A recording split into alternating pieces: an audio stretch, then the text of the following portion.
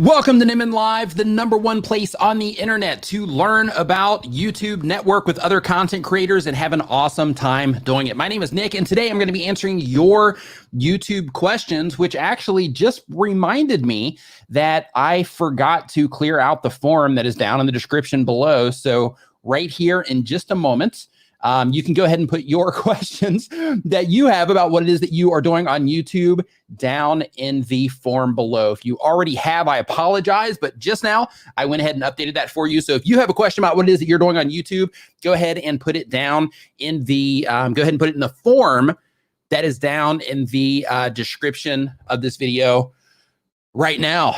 Now, I also want to let you know that basically the purpose of this live stream, if this is your first time joining, if this is your first time ever seeing this live stream, basically the whole idea behind this live stream is I'm trying to demystify YouTube because, you know, on the internet, just around, content and making content and YouTube and all this stuff, there's just so much just information out there. And what I'm trying to accomplish during these live streams is I'm trying to, demystify that information for you and let you know the things that you need to do in order to, get some traction here on YouTube, because ultimately that's what you want. You want to have more views, you want to get more subscribers, you want to get more watch time, you want to get the brand deals and all that good stuff too. So this whole live stream is for that conversation, so I can help you navigate some of that stuff that you might have questions about. So again, in order to get your question answered, it's 100% free, but you do that through the form that is down in the description of this video. Now, I also want to let you know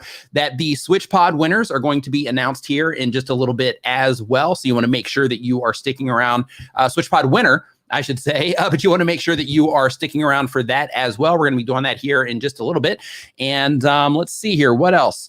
And so in addition to that, this stream is, of course, brought to you by TubeBuddy, the #1 browser plugin. How did I do this before? Did I do it here? Nope. There we go. TubeBuddy, the #1 browser plugin for YouTube content creators. TubeBuddy will help you tag your videos. It'll help you come up with awesome video ideas. It'll help you actually research the topics that you're making videos about so that you can make sure that the topics that you're going after, you actually have a chance to compete for those topics. It'll help you optimize your videos for discovery as well. They also have an A/B testing tool where they actually let you test your thumbnails so that you can make sure that what it is that you are doing with your thumbnails is effective. They even break it down by traffic sources for you. And this stream is co-sponsored by StreamYard, which is actually the live streaming platform that I stream this on every single Saturday. But StreamYard is an easy to use live streaming platform that lets you, the easiest in my opinion, that lets you multicast if you want to multiple destinations. It's as simple as creating a broadcast and then you come in and you're like ready to go. And then if you want to invite guests like we do here often here on the show, and I might have some people coming in later, then you just click on that little invite button, send them the link, and then you are good to go. But StreamYard also has overlays so that you can make your streams look professional as well, including countdowns and that sort of thing also. So you can give that a shot at StreamYard.com. All right. So let's see here. So what do we got? So, okay. So if you're just joining basically this week today, actually, so once this live stream is finished, and I actually should probably set my alarm, but once this live stream is finished, I'm going to be hopping on the Video Influencers live stream as well tonight. So we're going to be able to continue the conversation over there on the Video Influencers channel as well, so that we can, make sure that we are, just delivering you as much information as we possibly can on a Saturday, right? That's the goal. That's what we're going for. Let's get as much information out there as humanly possible. So without further ado, I'm going to go ahead here and I'm just going to hop into the questions here. And again, if you're just joining the stream, I'm pulling the questions from the form that's down in the description below. And right now we've only got 7 people. We've only got 7 questions in here, 8. So now you need to make sure if you have a question, you get it down there and it's going to get answered here on the show. So make sure that you do that. Really quick, generic B123. What's up? Nice to see you in here, Mr. Coder. What's going on? Nice to see you there as well. Fully Involved Media Group in the house. Sedu Barry. What's up? Urban Explorer Neil, Doug Hewson, YT, Beanie Draws, Paul Peck, Drywall Tube. What's up, everybody? Hope you're having an awesome week. You know what I did? I'm trying to think. I'm like, why does this seem awkward? It seems awkward because I normally do it on my tablet. And now I'm doing it here. And now instead of doing it on my tablet, I have to do it here where I have to look at the screen all the time. And now everything's going to be messed up because of my comments and whatnot, but it's okay. SMG123 is our very first question of the day. I'm also experimenting with a little side thing here. So basically, I upgraded my ATM Mini to an ATM Mini Pro ISO. And I got to show you this. I just have to show it to you. You know what? I forgot to turn the TV on too. We're just running all over the place today. So check this out. So in order to get this to work, really quick before I answer this question here, but in order to get this to work, check this out. So I have the ATM Mini Pro, but I have that routing through the ATEM Mini so that I can use this recording feature here so that I can make a better quality clip for the clips channel. A link to that is down in the description, by the way, but so that I can make a better quality clip for that. And basically it's recording, right now. And then the other one here is, this is HDMI out into that one in order to actually push the stream up to YouTube. So that's how we're rolling today, right? That's what's going on. So if there's any weirdness in terms of like glitchiness or anything like that, then it's probably, I would guess, it's going to be the fault of that. So, okay, let's get back into the question here. So SMG123 says, they've been on YouTube for less than a year. They have a comedy channel, and the goal of the channel is to make a living. And the question is, what % of views should you get per subscribers? For example, 20%. So it's going to vary for your content. So if you have like an informational channel, it's going to be different than a comedy channel. If you have a personality channel where people come just to watch you, it's going to be completely different than everybody else. So what you should do is just look at what your baseline is and try to increase that, whatever it happens to be. But keep in mind, like, your subscriber count isn't necessarily the thing that's driving, everything that happens on your channel, right? I mean, the subscriber count is the videos to where people have subscribed to those particular videos. So you want to make more of those.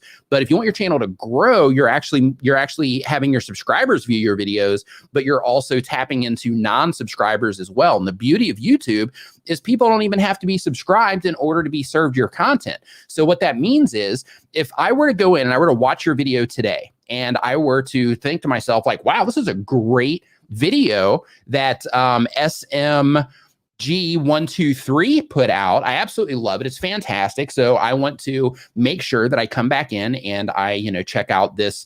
I'm not even going to make sure anything. I just enjoyed this video. I'm a consumer. I'm not a YouTuber. Let's just pretend I'm not a YouTuber. I'm just watching your video as a consumer, a civilian, I like to call them. So when it comes to that, the thing is if they just watch your video and YouTube can identify that they enjoy your content, then YouTube's going to continue to show them your content if they subscribe or not.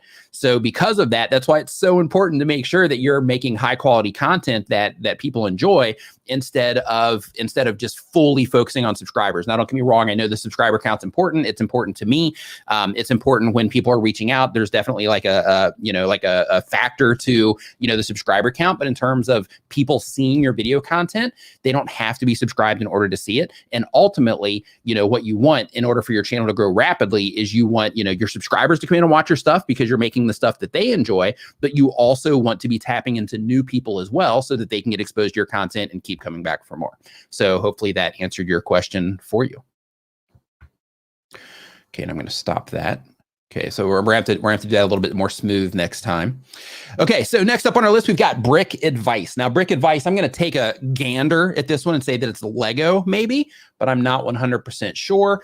And as we scroll down, we're going to see that it is a Lego advice channel. The goal of the channel is to help many people become Lego experts. And the question is, my channel is stuck at 227 subscribers. I'm trying to get to 300 subscribers and 1,000 subscribers. How can I get my viewers to help me get more subs?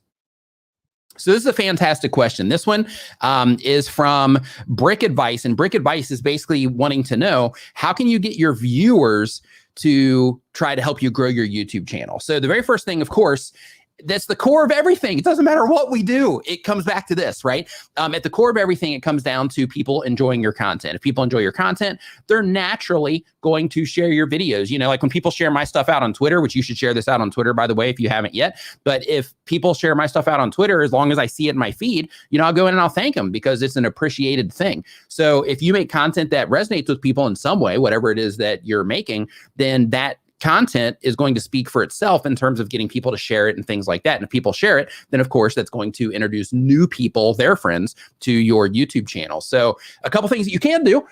So basically, when it comes to getting people to share your content more or to help you, spread awareness about what it is that you're doing, ask them.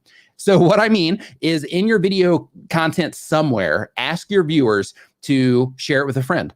Right. So like, as an example, in the description here, I'm pretty sure that there's language somewhere in my video description that says, if you're enjoying this video, share it with a YouTuber friend or something along that lines, at least in my video content. But the idea behind that is, one, I just want to put it in your brain, if you happen to be looking in the video description, to, share that video with somebody. In addition to that, every now and then I'll mention it in a video as well. And the whole purpose of that, again, is just to make somebody think like, oh, I wasn't thinking about sharing this, but now that it came up, this was a good video. I do know somebody that would be interested in this, so I'm going to share it with them. So, asking is going to make a big difference. Now, when it comes to asking your viewers to get more, to help you get more subscribers, it's not necessarily that you're asking them to get you more subscribers. You're just asking them to do you a solid by sharing it if your content resonates, right? The last thing that you want to do is beg. You don't want to be like, hey, I'm trying to get to 1,000 subscribers. Share this video with everybody that you know. I mean, technically, you could go that approach if you're, reaching like kids and stuff. But if you are, if you're reaching more mature individuals, then in that situation, just say, hey, if you know somebody that you would enjoy this video, I would appreciate if you would share it with them. Just keep it simple and give them that reason at the beginning in terms of, if you know somebody that would enjoy this video, then do the call to action, then share this video with them, type of thing. So that's how you get your viewers involved with what it is that you're doing. But another thing as well is, just one more thing before we move on, is to make sure that you are involving your viewers as well. Answer your comments, interact with them on social media and all that good stuff, so that you can make sure that, you're creating that community around what it is that you're doing also. All right. So very first super chat came in for the day, says, just because you rock, thank you for all you do, Salty Pirate TV. Thank you for the kind super chat words and for the super chat. It is appreciated. I was going to say appreciated. It's appreciated. Thank you. Ross Baxter says that they upload 1 time per week or more. It's a art podcast channel, and the goal of the channel is to help artists find their dream job. How many people here would like to, how many people here are currently working their dream job? I'm just curious. How many people are working your dream job, or how many people are working towards working your dream job? Just give me a hashtag me. I'm just curious. Okay, so the question is, thanks for another amazing stream. My question is, how often should you add something new to your channel, or is it better to keep with what your audience expects? So this question is from Ross Baxter, and Ross is asking how often you should add something new to your channel, or is it better to just or is it better to keep with your audience, with what your audience expects? So I recommend experimenting, but make sure that when you do experiment, that you do it within the interests of your audience. So what I mean by that is, if I were to experiment on my channel, which I do from time to time, if I were to experiment on my channel, then in that situation, I would think, okay, the people that are watching my YouTube videos, you are content creators. You're people that are interested about YouTube. Since you're people that are interested about YouTube, you're interested about growing your YouTube channel. What other things within that might you be interested in? Well, some people do content on their phone. So I've experimented with that content and it's done well. Some YouTube content creators, they do a lot of live streaming like this right here. And because of that, that live streaming content tends to do well also. YouTube content creators want to know how to grow their channel, how to do small things like get more engagement or get more comments. So I make content about that.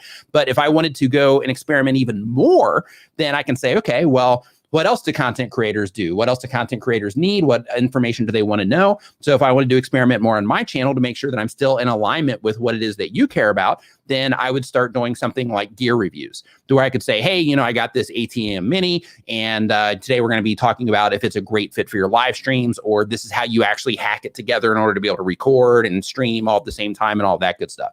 So basically the idea is that I just need to make sure that it's in alignment with what you care about. So when it comes to experimenting on your YouTube channel, you should do it all the time.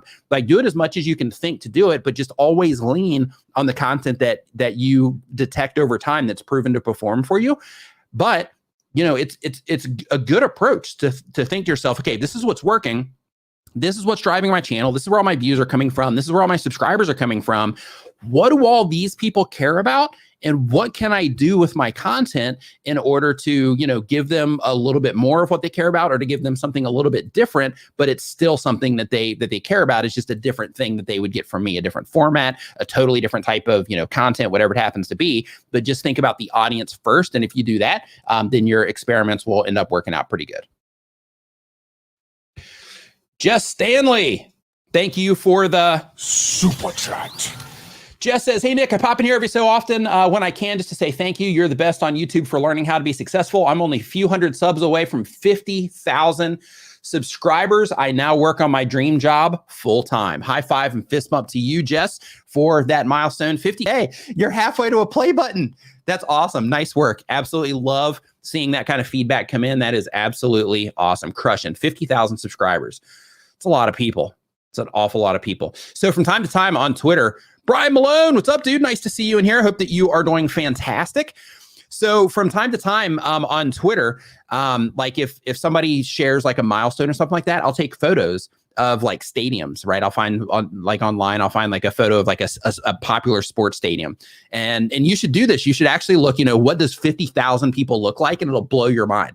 So one of the things that I share on Twitter is if somebody shares a milestone, sometimes I'll grab one of those pictures and I'll be like, just think about it for a second. Like, this is the amount of people that are, watching your videos or subscribe to your channel. Because if you've got 50,000 subscribers, you've got a lot more people actually watching the videos also. So, that's a pretty huge accomplishment. So give yourself a big pat on the back. Most people that start a YouTube channel don't get there. A lot do, but most do not actually hit that milestone. So you're rocking right now.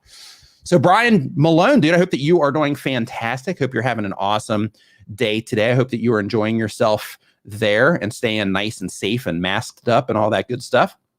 Next question is from Numita. Classic World of Warcraft, I think is the WOW there.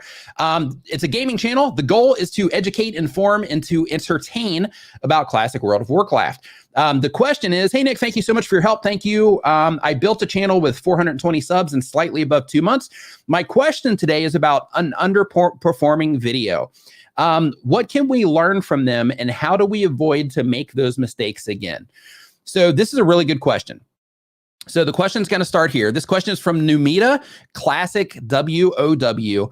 And the question is, what can we learn from underperforming videos, and how do we avoid making those mistakes again? So this is a great question. So when it comes to videos that underperform on your channel, you have to think of the different variables involved of what causes a video to underperform. So typically it'll come down to the topic, title, or thumbnail, or the actual video content itself, because those are the things that drive the channel. So in that particular situation, you have to sit back and you have to think, okay, this didn't land, or it didn't land yet. It might end up picking up later, but like right now it's underperforming. So why do I think that might have underperformed? Was the topic, right? Was the topic solid for the people that I'm making content for? If so, was the timing of that video good for the people that I'm making content for, in terms of, was I behind a trend instead of in front of it, or, riding the hump, so to speak. Also, you have to always look at your title and thumbnail, because your title and thumbnail, like, that's where people actually click at. So because of that, once you identify, hey, is this the right topic for my audience? Did I release it at the right time? Then start thinking, okay, is this title, is this the best possible title that I could put out on this video? Is this the best possible thumbnail that I could put out on this video? And if you can identify like yes or no, for those questions, it's going to help you navigate why the video underperformed. But in addition to that, you also have the actual retention of the video. So let's say that your topic was okay, right? It's a good fit for your audience. Let's say that your thumbnail and your title did an okay job, but then they get to your video content, and your video content itself underperformed in terms of the audience retention, which then reflected on YouTube system as a non-satisfactory experience for the viewers. So then YouTube says, hey, we're not going to show this video to that many people, because people aren't responding positively to this video when we do. So what you have to do at that point in time is just look in your stats and say, okay, where in this chain does this break down?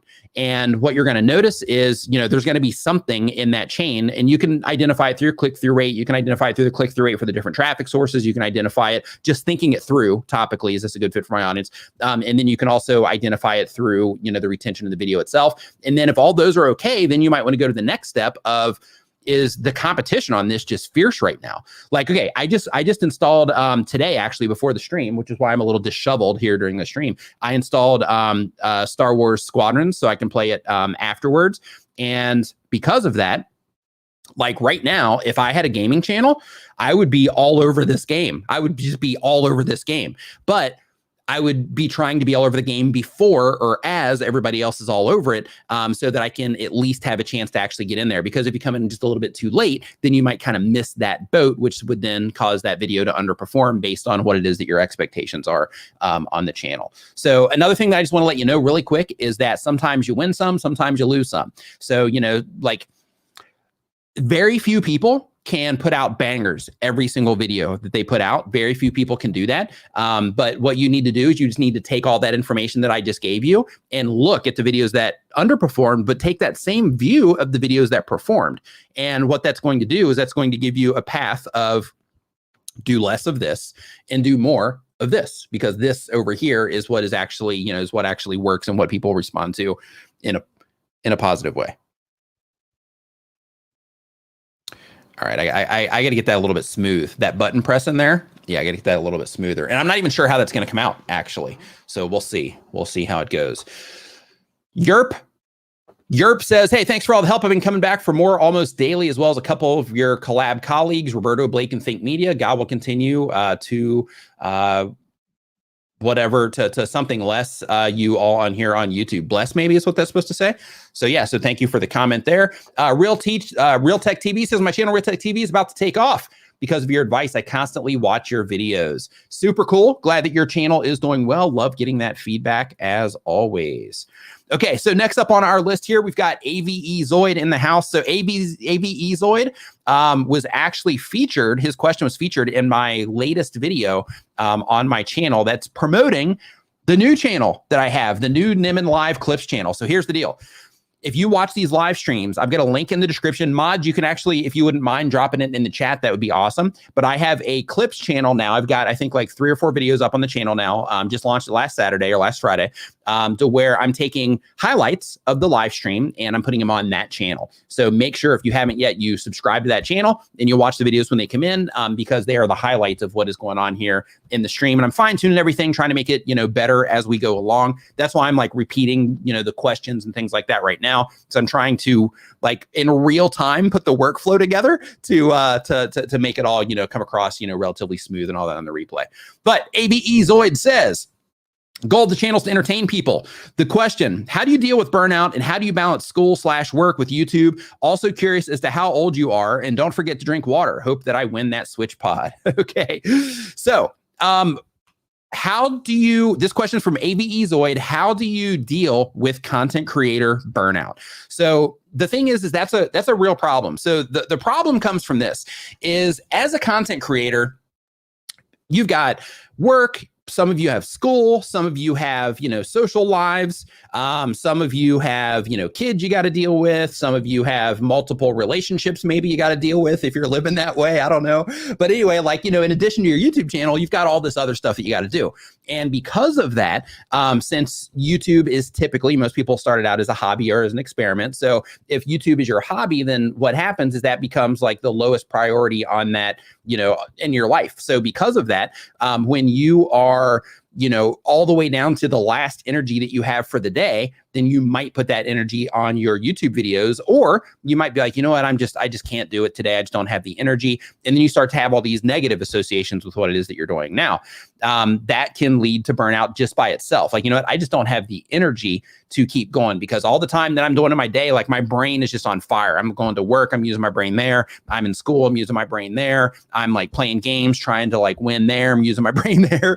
So, when it comes to my YouTube channel, that's like a whole different, that's a whole different energy set that I have to make sure that I'm bringing to the table. And it can be tough, sometimes. When I was first starting my YouTube channel, I was in a similar boat actually for a while when I first started, to where I was doing my YouTube channel. I had my design business as well, plus a girlfriend, all that good stuff. And, it's a lot.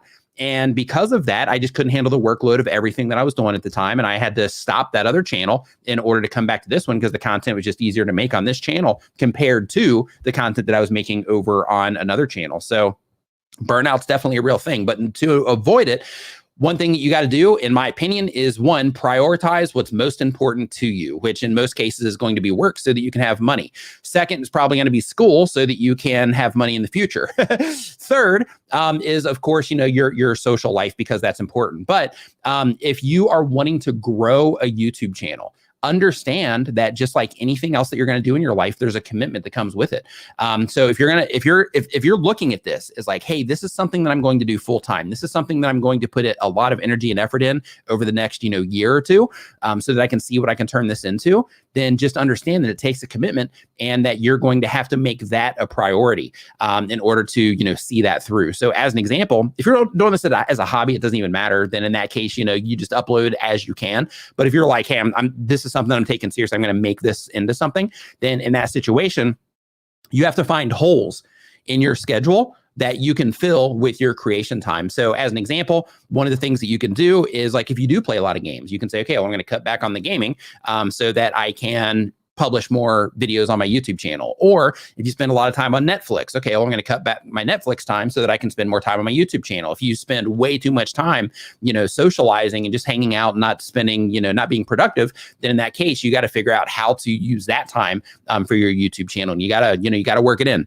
somewhere, because if you do want it to move forward and you do want to grow it as a thing, you want to turn your channel into something substantial, then in that situation, like, you have to dedicate to it in order to be able to see that process through. Just like if you were playing an instrument, just like if you're playing a sport, just like when you get a game, just like when you get a new game, right? When you get a new game, you have no idea how to play it. You turn it on, you have to fumble through the controls for a little bit, and then, you figure it out. And then you get good at it, and you get better at it. And then before you know it, you can just go through it with your eyes closed, and you dust most of your friends that you play with. So, the same idea applies to YouTube in terms of the commitment and just coming in and recognizing where you're at in the process. Like, hey, I'm just getting started, or hey, I'm kind of intermediate, or hey, I've been doing this for a while, and just identifying where you're at in that process. And then saying, okay, what is it that I need to do to level up, but in a healthy way, so that I don't burn myself out. And in a lot of cases, that just comes down to commitment and time allotment or time management when it comes to, putting that effort toward your YouTube channel.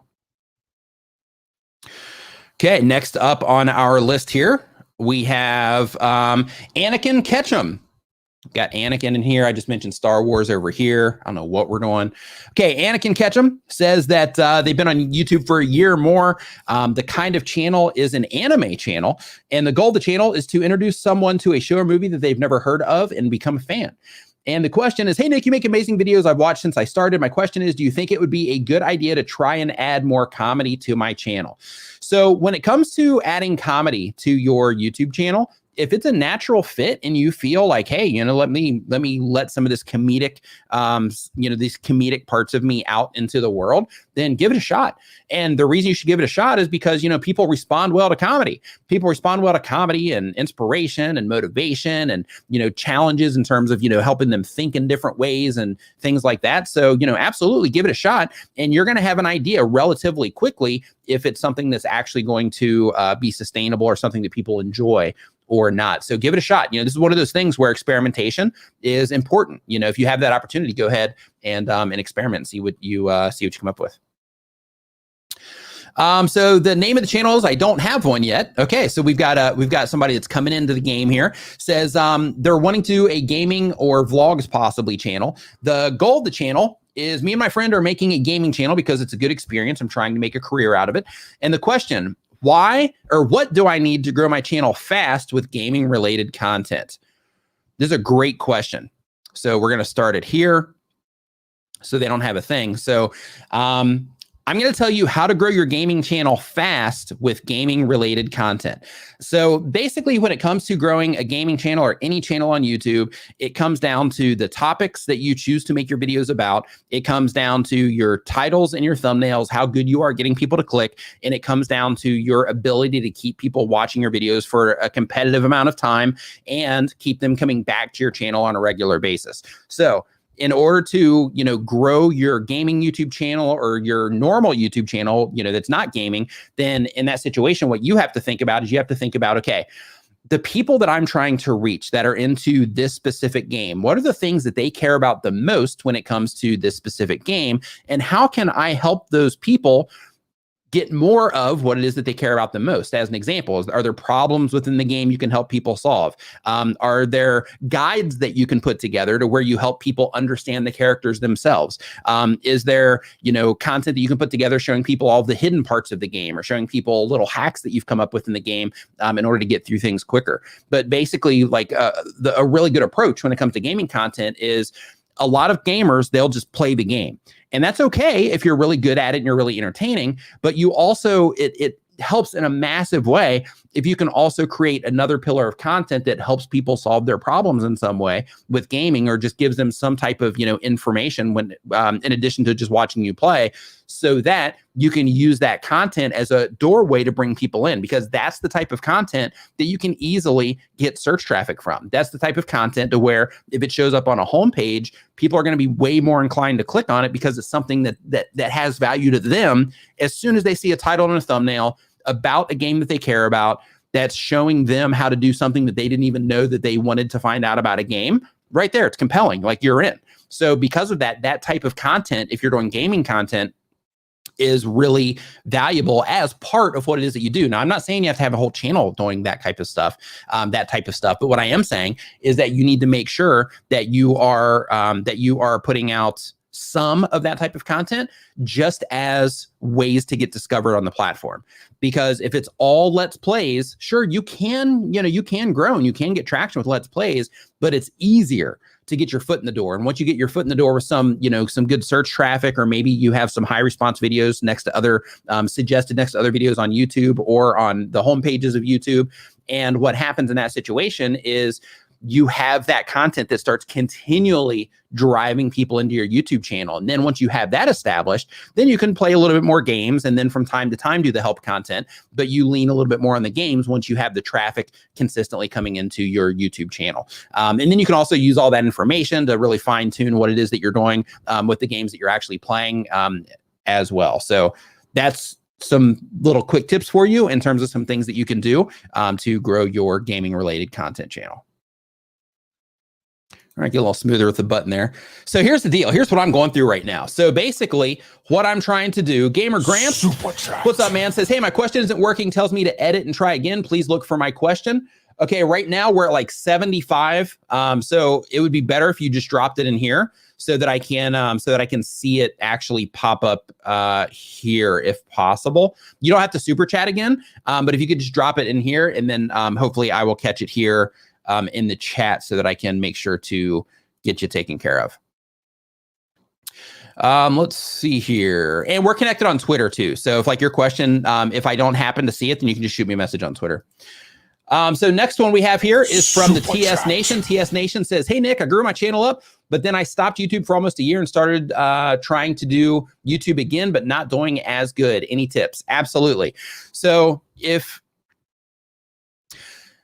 if you have a YouTube channel where you are trying to get it all restarted, and you're saying to yourself like, hey, I was on YouTube before, it was great, took a break, came back a year later, and now I'm trying to get my YouTube channel restarted, here's what you got to do. So the very first thing is go into your analytics right now, or when you get the chance, go into your analytics and look at the videos that YouTube tells you is driving the most views to your YouTube channel over the past 28 days, 60 days, 90 days, so that you can use that information to see the most recent activity on your YouTube channel. Now, sure, you probably have views coming in, from everywhere, but you want to look at what those top videos are about, because those are the things that the people most recently interested or interacting with your content have been watching. So because of that, you want to use those kind of as a guide. So you want to say, okay, if one video was on, making shoes, then in that situation, if that was getting, a lot of traffic and people were still coming into my YouTube channel over the whole year,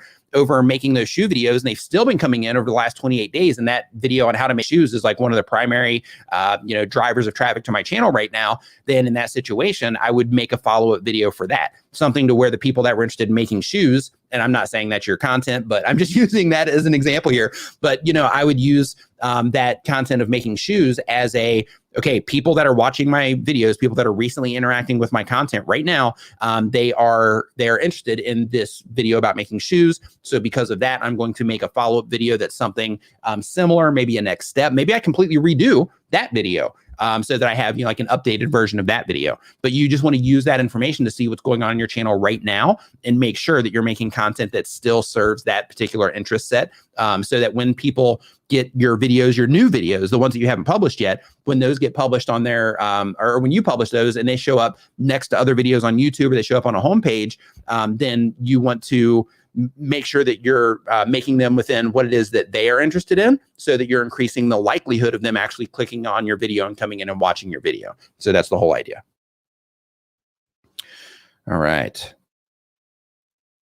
This is actually kind of fun here, doing the trying to do this and that and all of that. It's going to be great when D gets back. Okay, Fight Training, thank you for the super chat. It says, hey, do you know why some small YouTubers get their videos put on short stories, but I don't have the option to do that yet, but I have more subscribers than some of them. So right now, Fight Training, right now it's fully rolled out, or they're rolling it out in India, and some select content creators in the Western world and other countries have it as well for experimentation purposes. It's not fully rolled out to everybody yet, so just hang tight. It'll be coming to the rest of us soon. I don't have it either. MMA with Friends says, hey, Nick, keywords and titles important in 2020. Oh, yeah. I had 5,000 subs quick, only 1,000 more last year. Views are down 50%, but minutes per view are double. Yeah, so here's the thing. When it comes to keywords and titles, they are always important. Keywords and titles are always important. Here's why. When it comes to keywords and titles, basically, those are the things that help people identify that is what your video is about. And it's also the things that help people, push them over the edge to actually click on your video. So of course the thumbnail, that's a major part of that equation too, but you want to think of the title and the thumbnail as as a package, right? Because they work together. So you want to think of the thumbnail and title together, not just thumbnail, not just title. You want to think, okay, does it make sense for how these two, how my thumbnail and title are being used, so that it would be compelling enough for somebody to want to click on and come in and watch. So absolutely. Also, when it comes to your keyword, per YouTube's recommendation, but I'll tell you why this is, but per YouTube's recommendation, they actually recommend that you put your main keyword towards the very front, or as close to the front of your title as possible. The reason for this is because, again, this is about people being able to identify that the content's for them. Now, in some cases, the thumbnail is going to help, right? To where it might not need to be as obvious, but if it's not, then in that situation, moving that keyword towards the front protects you in the event that YouTube cut your title off somewhere. So let's say, for example, if I was making a video about SwitchPod ball heads, then in that situation, I would make sure that I would put SwitchPod ball head towards the front of my title, because if it was towards the end of my title, then I might have something really compelling, but by the time it actually gets to the end of my title, or to where I would mention the SwitchPod ball head, then in that situation, YouTube might actually truncate the title and they cut it off, which means that the people that I'm trying to reach that care about this are going to be less likely to be able to identify that particular video, unless, of course, I had a thumbnail that looked like this, to where I was showing, this in the actual thumbnail itself, and I had some way to highlight that. But the idea is simply to just make it easy for people to identify. Now, of course, it also gives YouTube context when the video first goes out, and just in general also. So there's a podcast that I listen to. I mean, I've had 2 different YouTube people, like employees, tell me this, plus in a podcast that I listened to recently. It's an AI podcast, artificial intelligence podcast. And in there, they also had one of the search and discovery people from YouTube that he was interviewing. And he straight up said in the podcast, use keywords, give us context, use keywords, use tags, use your video descriptions, use it all. Give us context, give the system context, because that helps the system know what the video is about. So he says in this podcast, their systems are not smart enough, like we all think they are. Their systems are not smart enough yet to have a deep understanding of everything about the video. So because of that, when you're using your keywords and you're using your descriptions, your tags, all that good stuff, then what you're doing is you're just giving their system context. But at the higher level, the most important level, you're also making it easy for people that care about that particular thing that you've built your title around with that keyword. You're making it easy for them to identify that your content is for them. So again, if it was on the switch pod again, another bonus with putting that towards the front of the title is in English language, we read from left to right. So since we read from left to right, that also gives us the opportunity to catch their attention quickly. Because look, here's the thing, when we're on YouTube, we're just like scrolling through. Right? If we're on a phone, we're just like scrolling through, and something has to grab our attention. And that thing that grabs our attention is typically something that we're interested in. It's typically something that's like outrageous in some way. But the idea is that keyword and the imagery that you use in your thumbnail, of course, would be the thing that would make it to where it's like, hey, this is something that I care about. Right? So this keyword is in the title, and that keyword is simply just letting them know what the video is about. But the keyword's in the title, and then you have the thumbnail there with proper imagery that lets that person know, like, this is the video, you care about this video, right? That's pretty much what you're doing with your keywords and your thumbnail. So yeah, absolutely still matters, and it's going to matter for quite some time. Okay, next up. Let's see here. Gaming 24/7 says, I was wondering how attracted more viewers and subscribers. How to attract more viewers and subscribers to your YouTube channel. So if you want to get more, just in case, so who here is new? Who here has never been in this live stream before? Just give me a hashtag new. I just want to see. But basically, when it comes to, because this comes up in every live stream, and I just want to make sure that I address this because I know that there is new people here. So if you've been in the live stream a lot, then you've heard this question answered, but I just want to make sure that I get it taken care of for the new people. We've got a nice amount there. Okay, cool.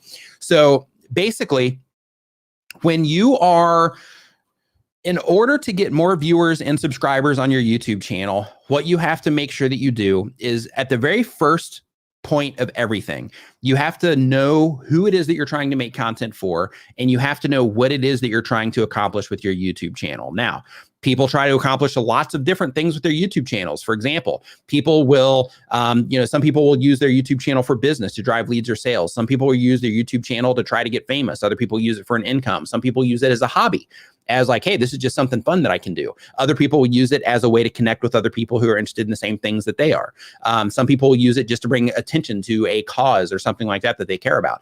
But the idea is to think about, okay, what is it that I'm trying to accomplish with the channel, and who is it that's actually going to help me accomplish that thing? Who is it that I can add value to that's going to help me accomplish whatever it is that I'm trying to do? If it's building a community, who do I need to make content for that would want to be a part of my community, right? If I'm trying to spread awareness about a cause, who is it that would care about this cause? What type of content do I need to make that would get in front of the right people that would care about this cause? If you're trying to drive leads or sales to your business, same exact thing applies. If I'm trying to drive leads or sales, then I got to think of what type of content do I need to make in order to get in front of the people that would be the most interested in buying from me or my company or my service or whatever it happens to be. So at the core of it, you got to know that, and then you got to know who it is that you are making content for. The reason that you know who it is that you're making content for, we'll go ahead and move the goal out of the way, is because one, when you know who you're making content for, you can structure everything it is that you're doing on your YouTube channel around who it is you're making content for. That comes down to the music that you're using in your videos, how your videos look, the language that you use when you're communicating in your videos, the language that you use when you communicate in your titles and thumbnails, the imagery that you're using in your thumbnails is also going to be at play in that situation. It matters within the actual video content itself. So for example, if you are reaching like a younger demographic, then your editing speed, you're going to want your editing, to be all over the place, right? You're just going to be wanting to cut all the time. If you're reaching a much older demographic, then in that case, like a much older demographic, they're not a good fit for my stuff because I talk too fast, right? So what you got to do in that situation is you got to say, okay, if I'm reaching an older demographic because I know who it is that I'm trying to reach, then maybe I got to slow things down a bit. Maybe I don't cut as much. Maybe I don't use, EDM as my intro music because I'm trying to reach an older crowd. But basically the idea is when hey, I'm trying to reach, Sally, who is who just graduated university, And Sally, who just graduated university, is trying to learn how to, get more out of her university degree. So since she's trying to figure out how to get more of her university degree, then what type of content could I make to help people like Sally or Sally? Did I say Sally or Sarah? I'm not sure. But either way, Sally and Sarah, what is it that I could make that would resonate with them or that would actually help them because I know who they are, right? And then when you know who it is that you're making content for, that also, and this is a long one, but this is all really important if you're trying to grow your channel quickly. But another thing when you know who it is that you're making content for is you know where they're hanging out on the internet.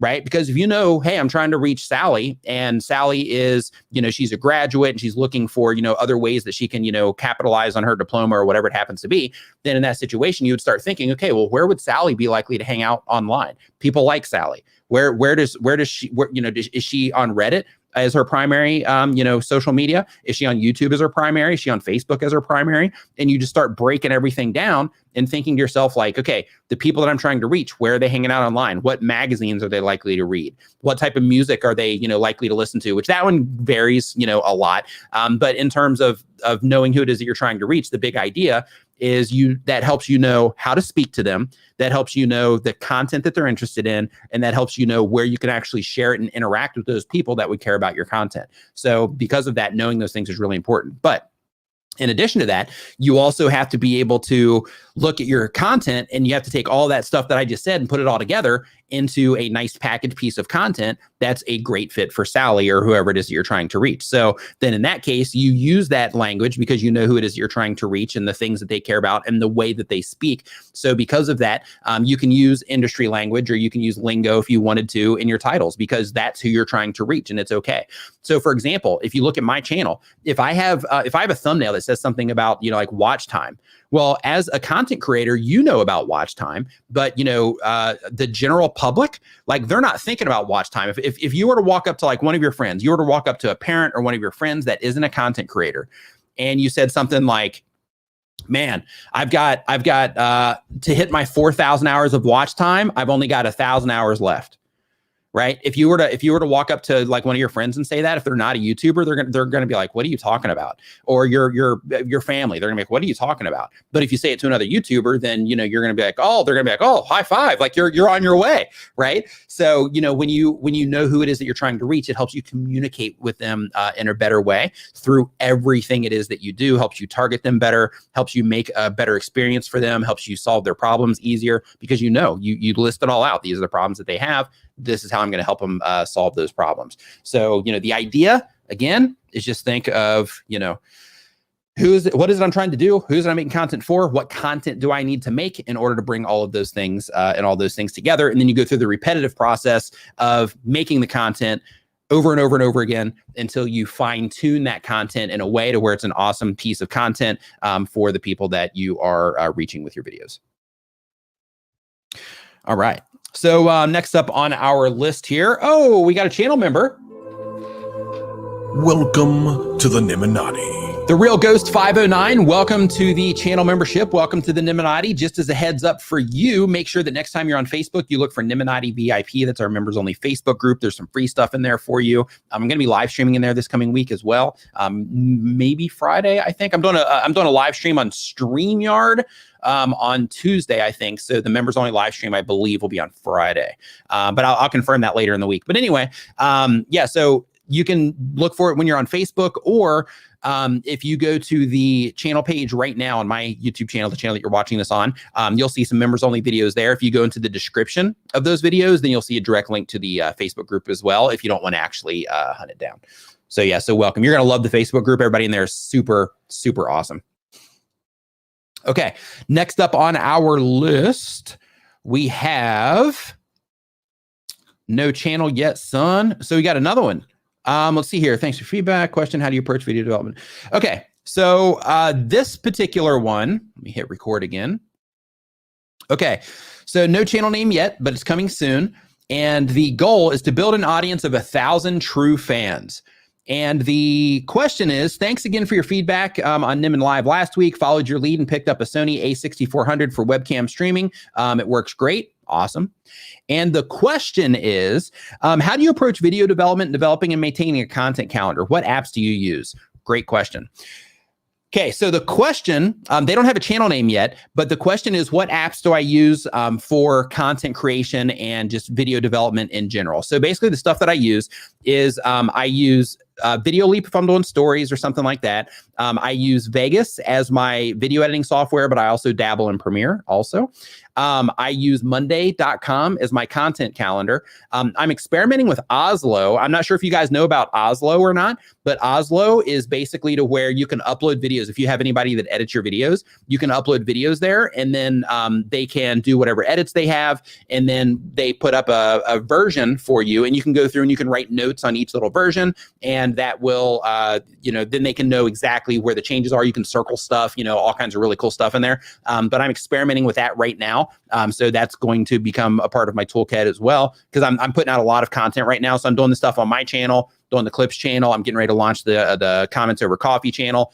My brother and I are going to be doing a podcast soon as well. We're going to be doing some test recordings this coming week. So yeah, it's getting crazy. So because of that, I'm kind of trying to streamline everything the best that I can. But Monday.com is what I use primarily for the content schedule, but I'll also use Trello and Airtable as well, just for some other side things. Let's see here. What else? In terms of tools, of course, I use TubeBuddy, when it comes to, batch coming up with like video ideas and stuff like that. And off the top of my head, that's all I can think of. Of course, the YouTube Creator Studio app is a game changer for YouTube content creators. If you're a YouTuber and you don't have the YouTube Creator Studio app, you're missing out. So of course you can get stuff on desktop mode too, but in terms of just quickly answering comments and all that good stuff, it's just great. So yeah, off the top of my head, that's where I'm at for the apps and tools and whatnot. But I have a whole website called bestcreatortools.com. That website actually has like lists of all the different stuff that I use. Super chat. So that you don't have to waste time using stuff that sucks. Stephen Beaver, welcome to the channel membership. To the Niminati. Welcome to Niminati. Next time that you are on Facebook, make sure you look for Niminati VIP as well. And with that, also make sure that you just look in the description of the members only videos, and then that's going to have a direct link over to that Facebook group as well. And fill out everything on the way in, because that's how I verify everybody on the way in. Verify. Okay, the Artistic Purr says it's an art channel to share more information about art is the goal. And the question is it better to upload more videos per week? So the Artist Purr asks, is it better to upload more videos per week? So here's the thing. When it comes to uploading more videos per week, some things that you got to consider is, one, your actual workload, because depending on what's going on in your YouTube channel right now, it may be a lot of work. It may not be a lot of work, depending on the type of content that you put out. But if you upload more, it's going to create a lot more work for you, because just the process of like titling a video and, making a thumbnail for it or coming up with the ideas, like all of that stuff, like when you're first starting a YouTube channel, it's not that much because you're just like fired up and you're inspired and you have just this seemingly endless ideas for what it is that you're going to make videos about. But then as you start going and things start, working well in your YouTube channel, you start noticing people respond to this. They don't respond to this. They respond to this. They don't respond to this. So then it starts kind of cutting down some of those ideas and things like that. Of course, you want to experiment, but one of the things that happens is you're like, okay, well, I have all these different ideas that I want to make content about, but now like I have like some sponsor videos I got to make. Now I've got, my own videos that I want to make for like affiliate stuff or whatever it happens to be, or, just to, whatever, this collaboration video, whatever the thing is. And because of that, all of a sudden you start stacking up a lot of time that you're doing this stuff. And if you're putting out way too much content that you can handle, it's great for a time, but then you end up burning out because there's just a lot of work. There's just so many moving parts to it. So in terms of you have all of that worked out, right? So let's look at it from the other perspective. If you have all of that worked out and like editing's not a problem, video ideas are not a problem, you can whip through thumbnails and you can whip through like really good titles and optimizing your videos just in general for discovery, and like you can whip through all that stuff relatively fast, or you have the time that you can allot to it, then in that situation, uploading more, as long as the content that you're putting out is effective content, then it can be beneficial for you, because when you're uploading more, then what's happening is, one, you're giving yourself more more opportunities for videos to perform better. But in addition to that, as people are coming in for each individual video that you're uploading, YouTube is identifying, hey, this person had a good experience. So now next time they're on YouTube, let's show them another video from this channel. And then you start creating this backlog of content if you don't have it already, but you start creating this backlog of content to where you have all of these new videos. Let's say you go from like 1 video a week to 3 videos a week. Then you have all of these 2 videos per week that have that new tag on them in addition to the other video. So those just naturally get more promotion on YouTube anyway, as YouTube tries to find the right audience for them. But then you have all those new people that are coming into your YouTube channel that also get served some of that older content as well. Now, if you have a search-based channel and the only thing that you're targeting is search, then in that case, you're just cranking out opportunities, because in that situation, then it's like, okay, every video that I make, then I'm optimizing it for search. And then of course, if it performs well in search, then it'll get recommended elsewhere. But in that situation, it's like, hey, I'm just going to crank out search-based content. And I'm just going to optimize everything for search so that I can just create this, massive influx of traffic all the time. Or you can say, instead of making 3 videos a week or 4 videos a week or 5 videos a week or 7 videos a week, I'm just going to make like 2 really good videos that I know for a fact my audience is going to love. Right. So if you do that, then those particular 2 videos, will probably end up doing okay, to where that 1 video may or may not have made, a difference. So definitely different factors to consider when it comes to uploading more, but uploading more can without question help your YouTube channel.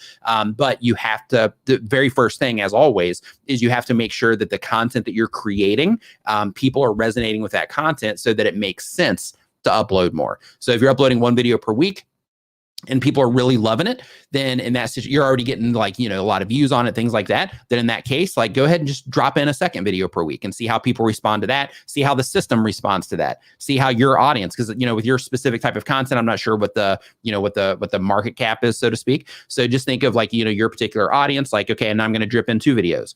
Okay, they responded to that. Things are going well. Let me do a 3rd one and see how people respond to that. And then you'll be able to notice, everything that's happening with your channel, good or bad, based on taking those particular actions.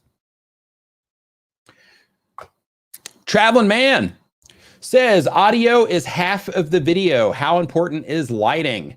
Super chat.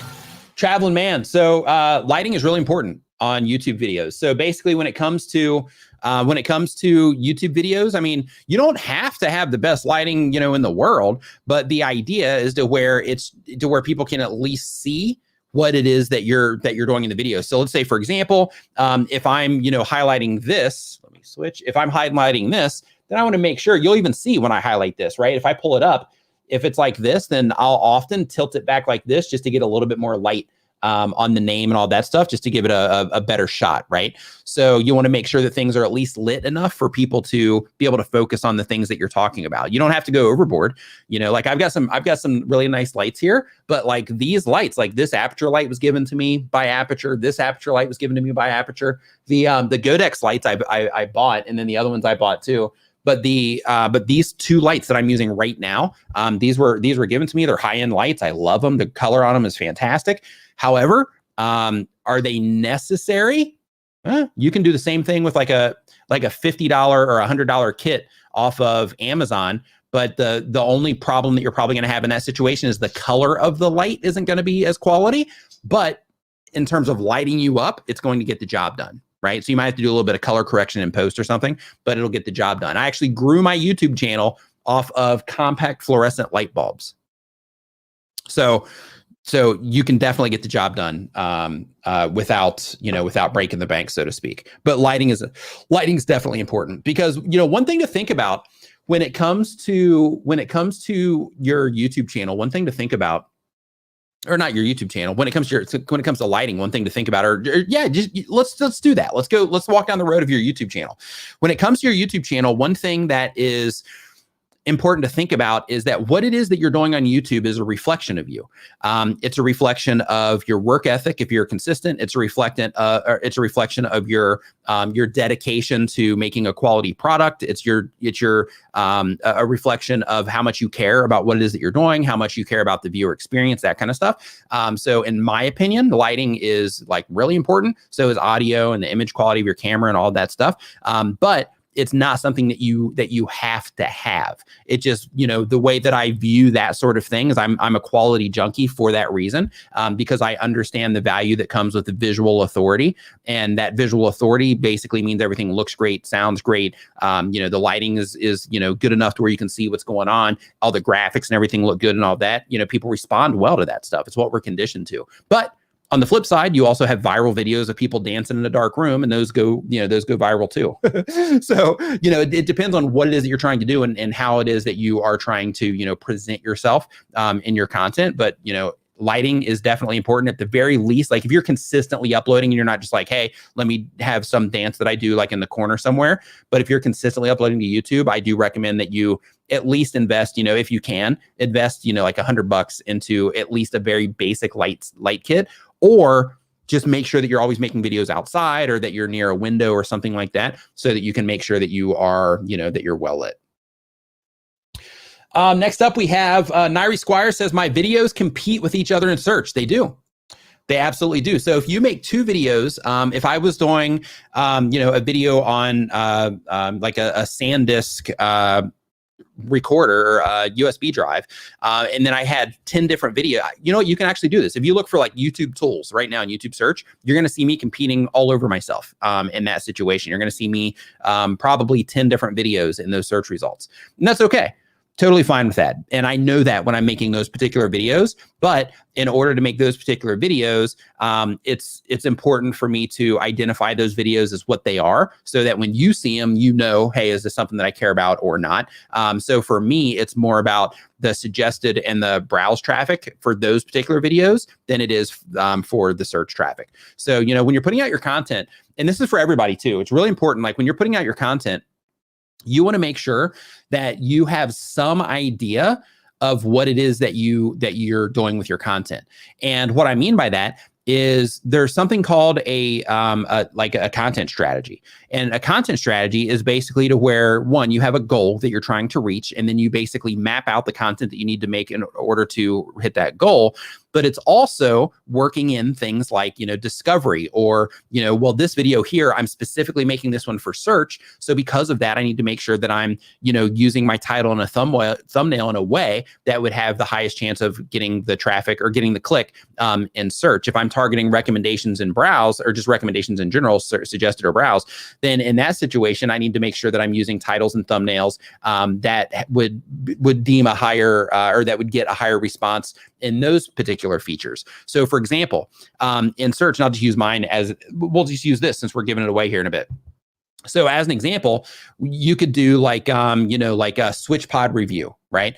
Switch pod review hyphen, is it worth it? Right? Like that's your video title if you're going for search, right? Now, if you're going for suggested or browse, in contrast to that, then it would be something like, this tripod is going to change the way you vlog.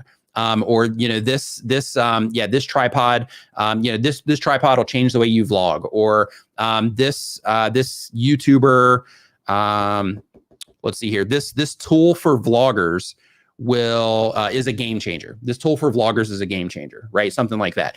Because then in that particular situation, what you're leaning on is you're leaning on your ability to craft a good title and put a good thumbnail together, put that package together in a way to where when that content shows up on home pages, it's not necessarily like, hey, I'm looking for a review of this. It's like, oh, hey, I'm a vlogger, or I make videos, and this thumbnail and title right here that's on my homepage is telling me that this thing, whatever it happens to be, is going to be a game changer for me. So I'm going to click on it, right? But you have to think about that with your type of content. And you have to think about, when I'm putting this out, how do I do it in a way to where it's titled or packaged well for search, or it's packaged well for recommendations, because it matters.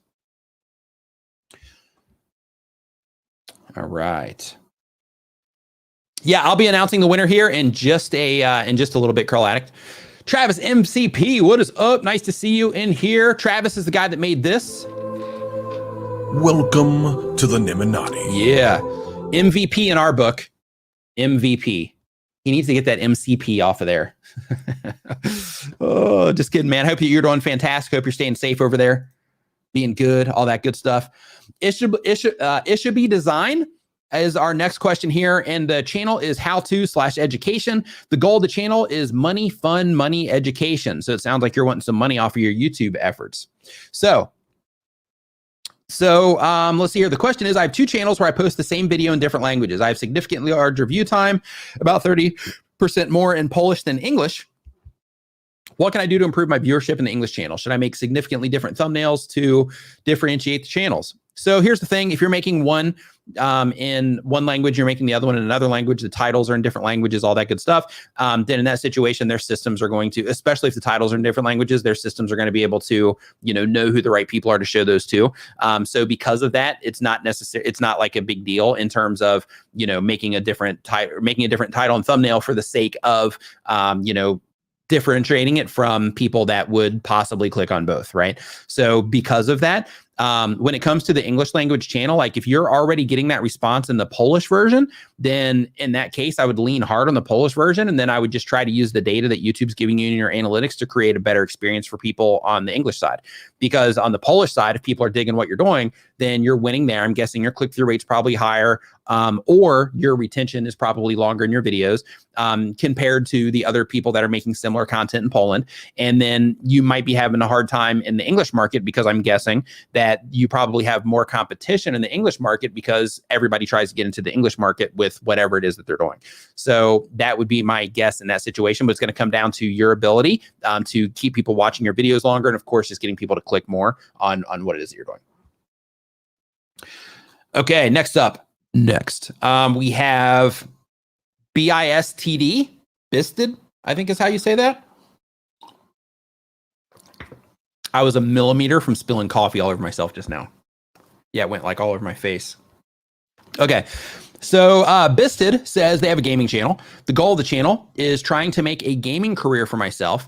And the question is, can you hit algorithm with a video that is not popular at the time that you post it? So the question is from Bisted, and the question is, can you hit the algorithm with a video that is not popular at the time that you post it? So I'm understanding this question as, if you publish a video, it doesn't do great, is it possible that video will do better later? Absolutely it is. So in a lot of cases, when you publish a YouTube video, their system is going to try to find out the right people to show it to right out of the gate. But sometimes what will happen is that, their system just can't find the right people that are going to respond to that video. But the people that do respond, maybe they come in and they, watch the video for a fair amount of time or something, and then the video just kind of, the traffic just kind of goes away, it seems. But then you'll notice, you'll check back into your channel 30 days later, 90 days later, 6 months later, and then out of nowhere, you have this video rising up out of the ashes, so to speak, and it ends up driving a lot of, traffic, a lot of views, a lot of subscribers, a lot of ad revenue to your YouTube channel. So that definitely does happen. That is a thing. And don't expect it to happen with every video, but it does happen. So your question is like, is it possible? So the answer to that is yes, it is. But just because you have a video that didn't perform well doesn't mean that it's just going to magically perform well. But you will have videos that you put out that might not do that great at first, but then end up driving a lot of traffic down the road.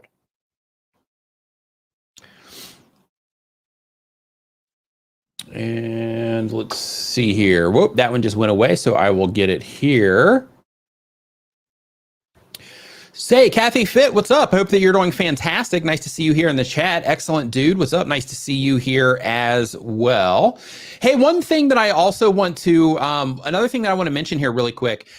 For everybody that is, because we've had like a handful of questions here where people are talking about making money.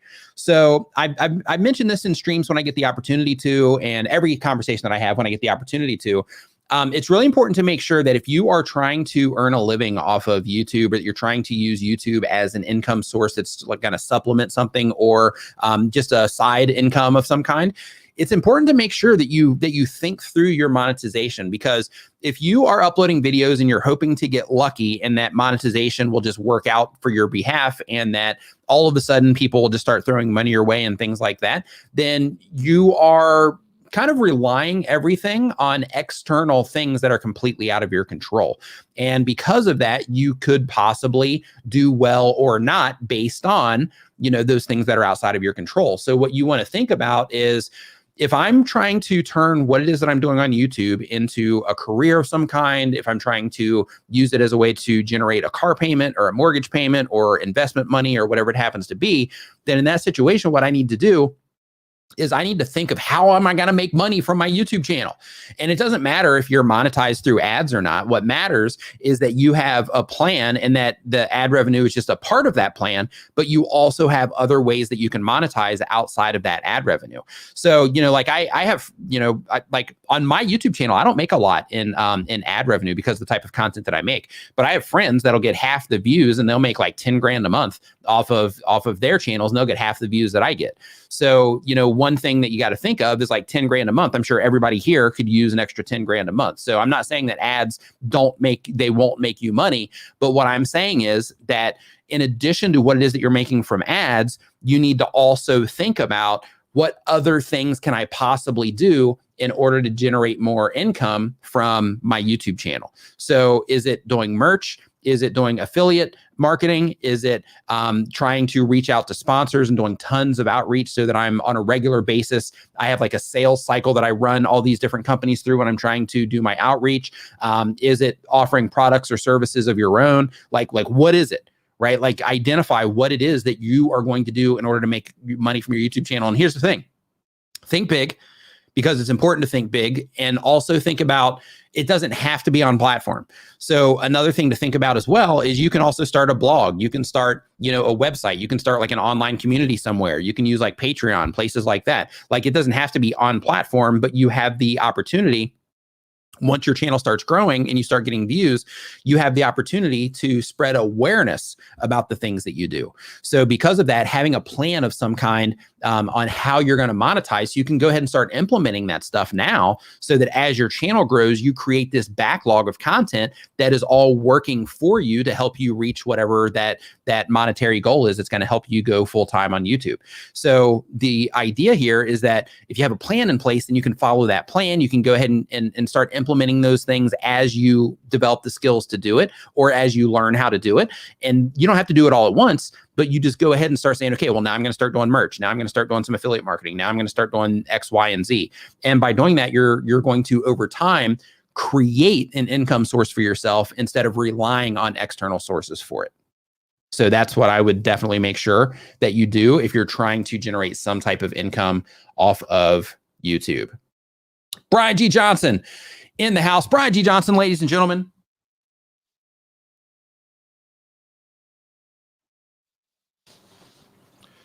Get that one out later for when I'm on the Video Influencers channel, but you should get this one too. But Brian G. Johnson, author, Tube Ritual, Volume 1. The guy right there, his chat's on the screen. Tube Ritual Volume 1 helps you go from 0 to 5,000 YouTube subscribers and more on your YouTube channel. It teaches you the best practices, right? All the stuff that you need. That's why it's 5,000 and more. Teaches you the best practices for growing a YouTube channel. You can get that down in the link in the description. Always love to give Brian those shout outs. I just picked those up from the live studio yesterday because I was like, you know what? I need to get these books in here now because I'm not, the studio obviously isn't happening for a while. So I'm like, yeah, I need to get these in here. So Alex Gear in Tech says, my best performing video is my first ever, but not really in my tech niche. Do I remove it or leave it there for the watch time and remove it later?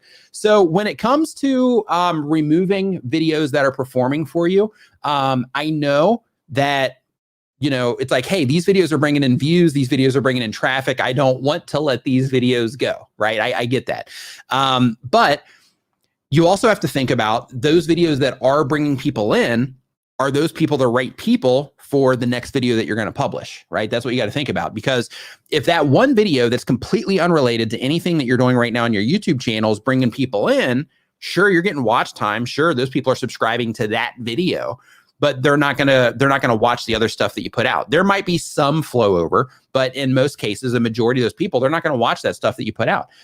So because of that, if it was me, I would remove that. I've actually done that on the channel that you're watching right now. So basically, when I first started this YouTube channel, I wasn't doing YouTube tips because I didn't know about YouTube at the time, right? I didn't know the stuff. So because of that, it was like how to overcome camera shyness, how to stay productive when you're working in a coffee shop, how to stay motivated, how to stay productive in general, like that kind of stuff, how to name your next project, like videos like that.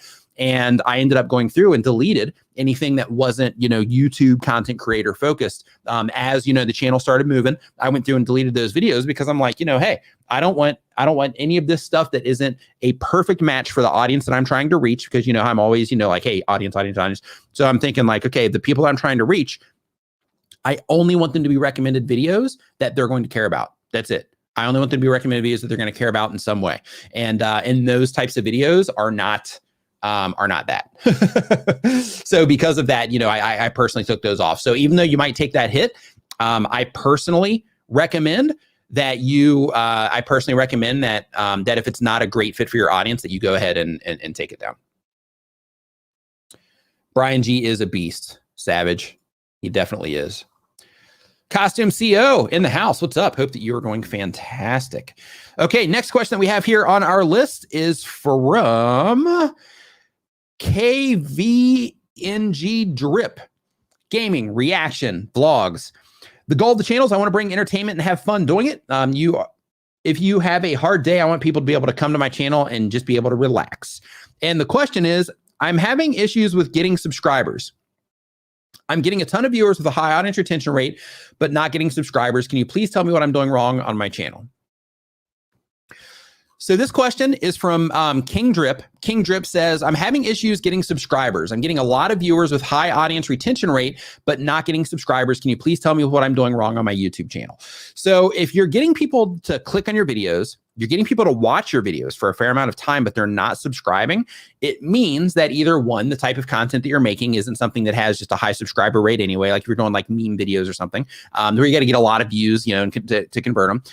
But it could also be that the people watching those videos don't get a clear value out of those videos. So you have a high retention, but I don't know in terms of, is that like a 10-minute video, 5-minute video, like what, 1-minute video, like what's that retention on?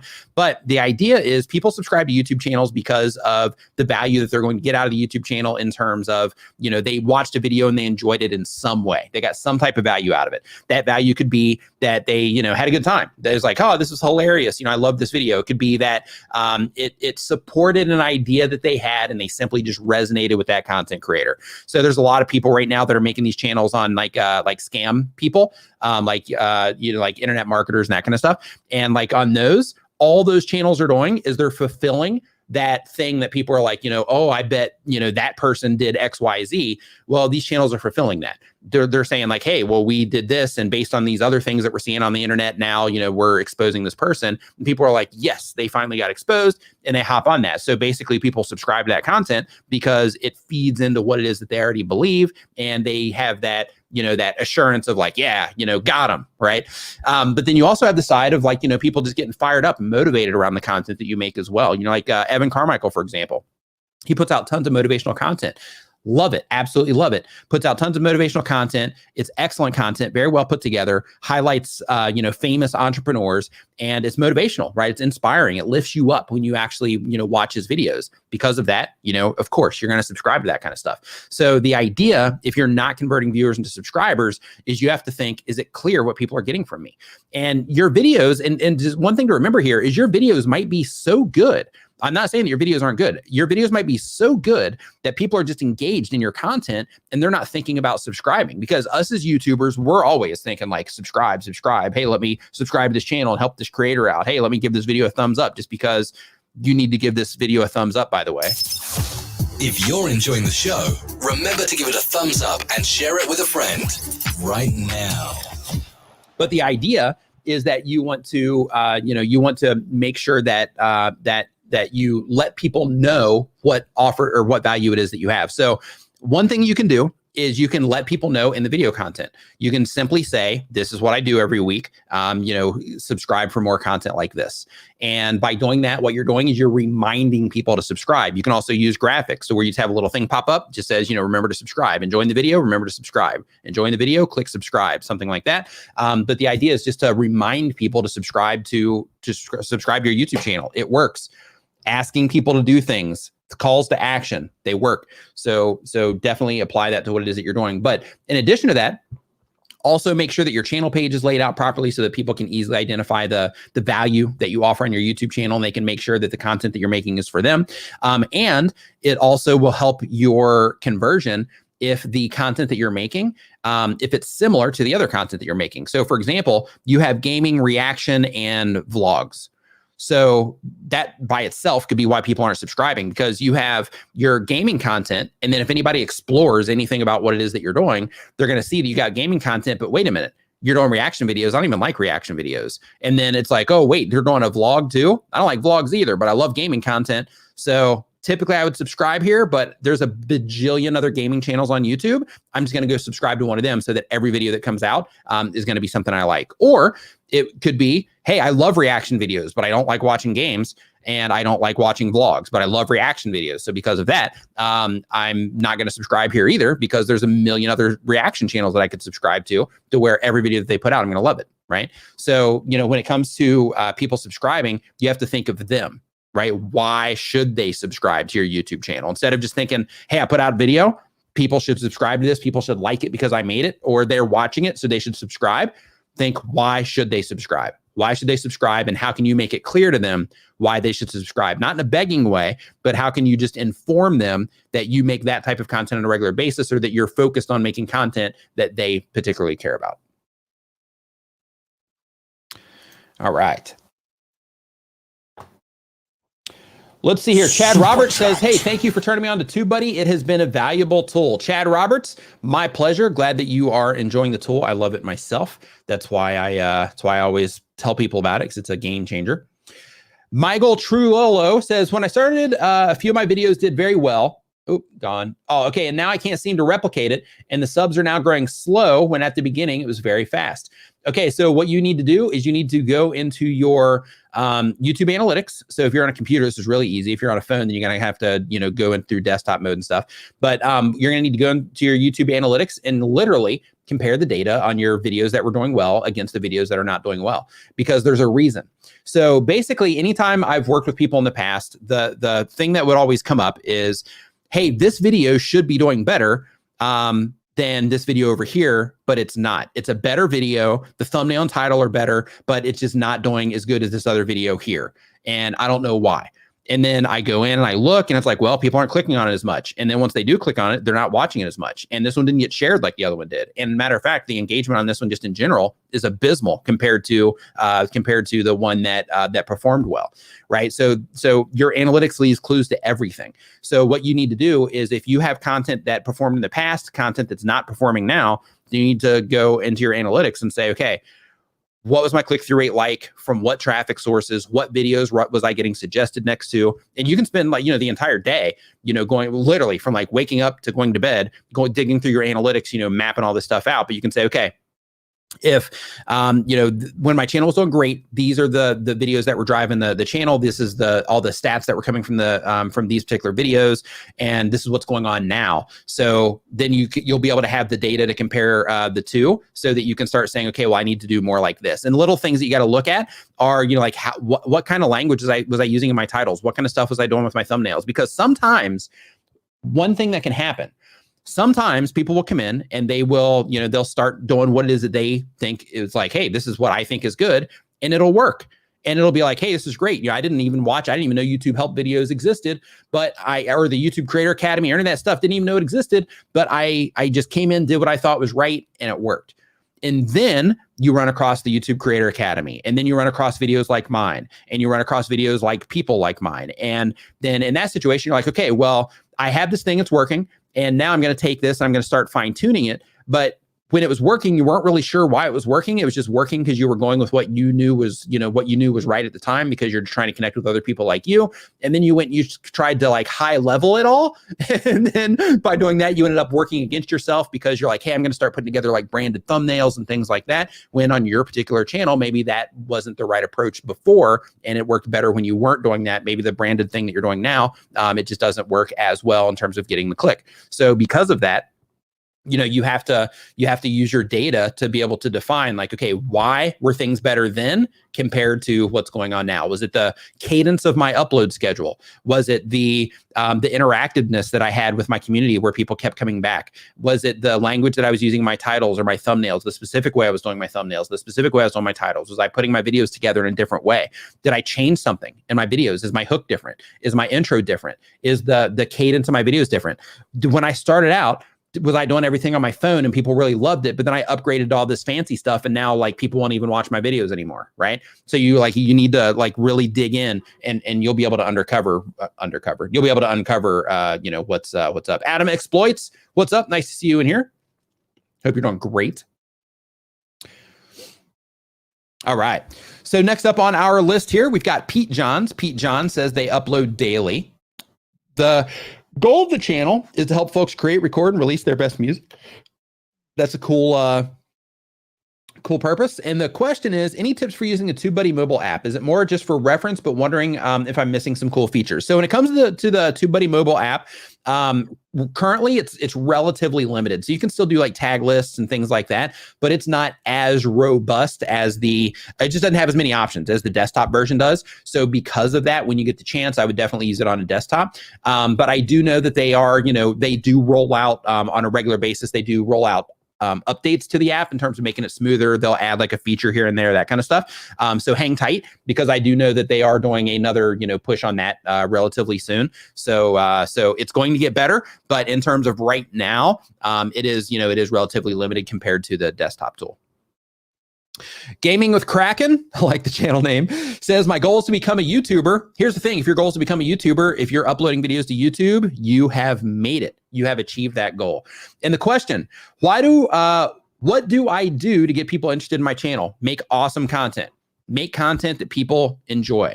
Make content that you care about, and make content that other people enjoy as well. And make content that also like hooks people up. So like, for example, because you have a gaming channel, and I mentioned this earlier, but just in case you weren't in here for it.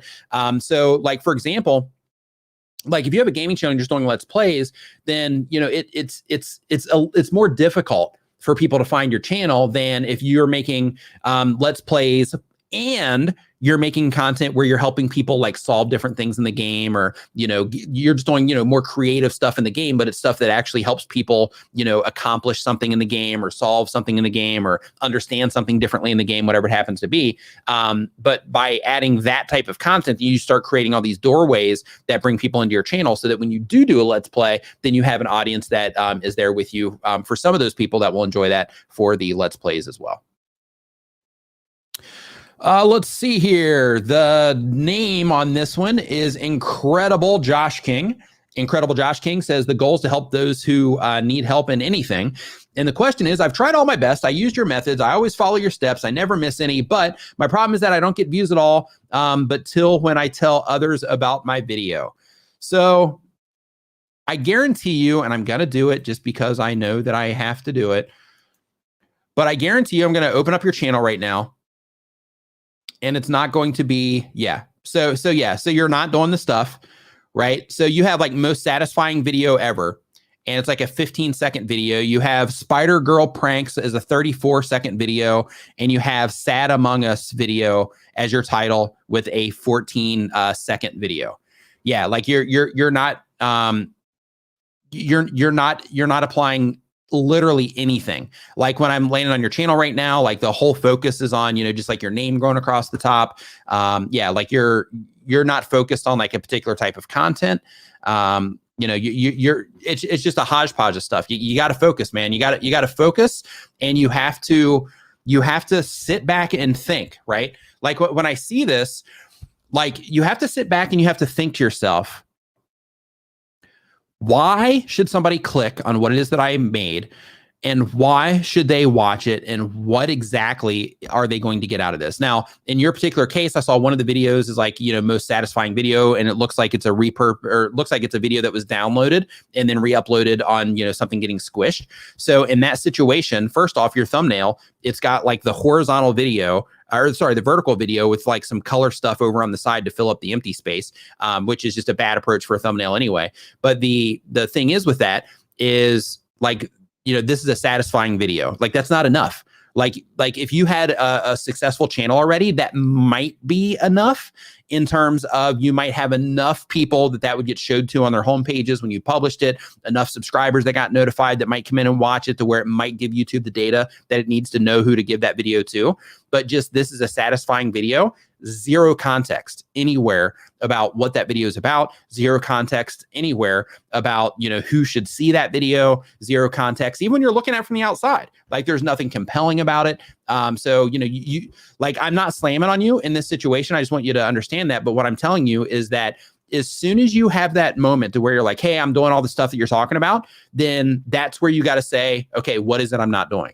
Because like in that situation, every single time without fail that somebody, says that, I look at the channel and I get the same exact thing happens. So when you say I'm doing all the stuff, then what you're doing in that moment is you're creating this wall, because you take the blame off of yourself and you're like, okay, well, it must be YouTube because I'm doing all the things that I'm supposed to be doing.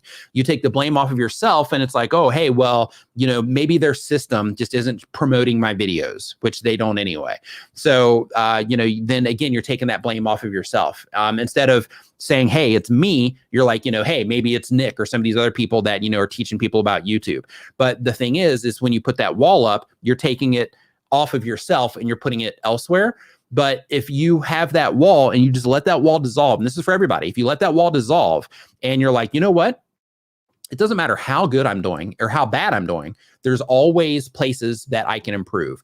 There's always a next step that I can take to level things up. There's always a thing that I can understand in a better way in order to help me excel. There's always a way that you can resonate a little bit deeper with the people that you're making content for. There's always a rework on a title that you can make that might make your title a little bit more clear than the titles that you've been writing previously. There's always a way that you can do that you can improve on your thumbnails or the skills to make your thumbnails. Like there's always improvements.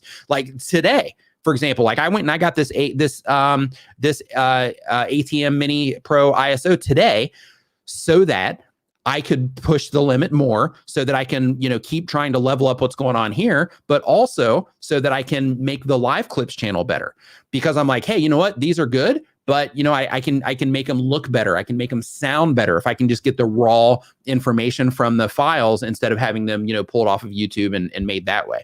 So, like there's always places that we can improve. And as soon as you put up that wall and you're like, yeah, I'm doing all this stuff, then what you're doing in that situation is you're basically just tying a rope to your waist and you're trying to run, but that rope is just not letting you go anywhere. So you got to cut that rope and you got to say, okay, I got work to do. I got skills to learn. I have effort to put in. I'm going to upload videos that are more than 14 seconds long. And I'm going to make original content as well. And again, that's not picking on you. Like the reason I just went through all that is because I just want you to know that, that as soon as you think that you're doing all those things or all the things, that's when you like really need to start examining what's going on. Because, there's people in this chat right now that do all the things and they're doing great. Right. So it's not that the stuff doesn't work, or it's not that, it's wrong information or that it doesn't apply. Because, the stuff that we talk about here, it's mostly just best practices stuff in terms of the things that, all content creators need to do. Okay, let's see here. So next up on our list is SMJ, the gaming beast. And right here in a second, just as a heads up, we're gonna do this actually live. So basically, like I'm gonna drop the names in there, and then I have like a website that just kind of randomizes it and it picks the winner. So we're gonna be doing this like right here live, like straight up, pulling it in here on the show, so you get to watch it happen in real time. Benji Travis in the house saying, whoever that channel is, just got an audit, is so fortunate. That was thorough.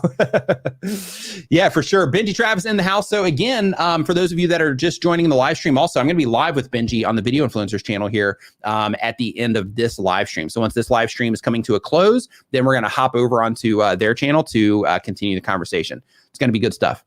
SMJ, the Gaming Beast says, the goal is to earn money and do more funny videos so that people could love my video or my personality. It gives me respect, but now the present time, no one respects. So I'm doing videos for my YouTube channel to make me feel happy and feel like I have a bit of respect. The question is, I wanted to know how I can grow a YouTube channel without using any website, and also how to get views and promote my channel more. When it comes to growing your YouTube channel, you do not need to use an external website in order to grow your YouTube channel. In fact, a lot of the places that offer that type of service, they actually work against you because they are typically like bot services and things like that, or it's just people that are not interested in your content. They're just, those services are made for the purpose of generating money from people that don't know better. And you see your numbers inflate for the time being. And then as soon as you stop spending that money with them, then everything kind of collapses. And then you have this hole that you have to dig yourself out of. So in terms of using a external service, you definitely do not want to do that under any circumstances anyway, no matter what.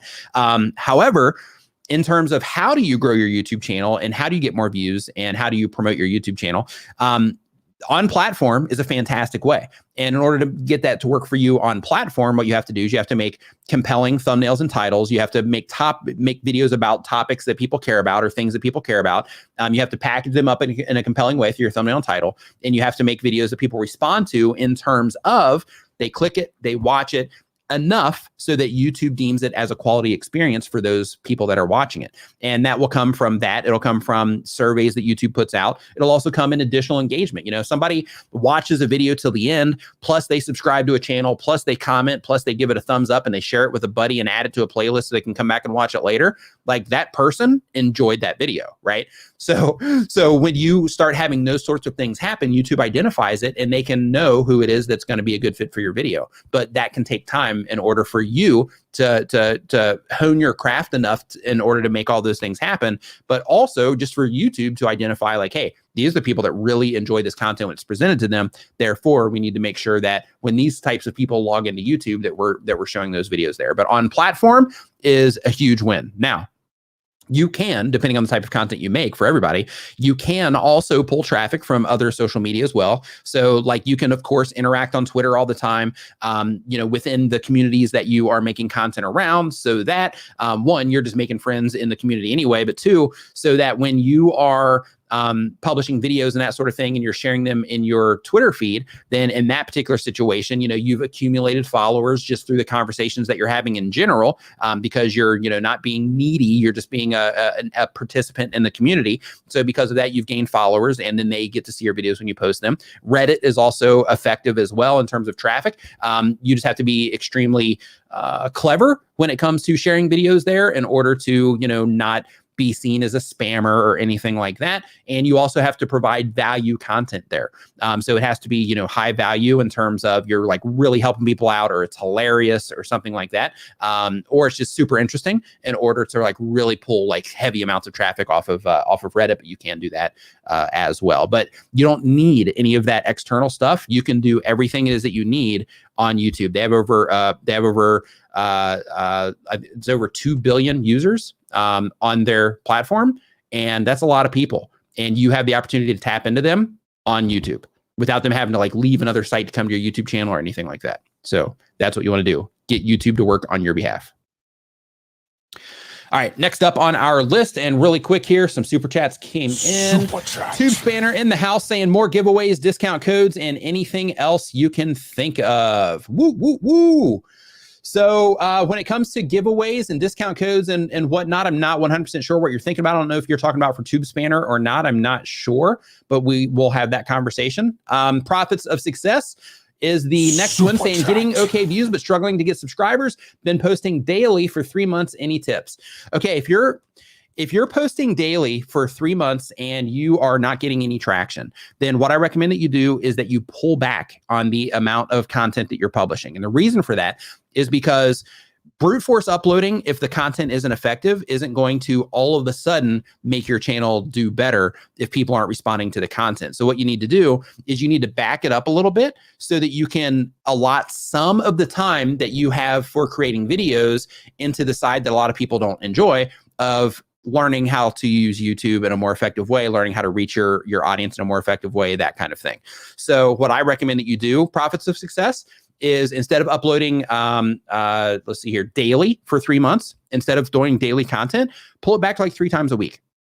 Spend those other 2 days, the time that you would typically make the content, spend those other 2 days in like the YouTube Creator Academy. It's 100% free, provided by YouTube. I have a link to it in my description. Watching my videos, watching Brian G. Johnson's videos, watching Roberto's videos, watching video influencer videos, watching Tim Schmoyer's videos, Daryl E's videos, watching Content Bugs videos, watching Annie's videos, watching all the people that talk about YouTube, Matt Geelan, Little Monster Media Company, like everybody that makes videos about YouTube, like watch their stuff, because we all have like different approaches that we take to this stuff, but at the core, it's all the same. But we all have, our different ways of explaining things. So because of that, I just recommend that you spend some of that time honing your skills. And it doesn't necessarily need to even be around like YouTube content. It could be, around like watch videos and read blogs on like how to write headlines, copywriting videos and blogs.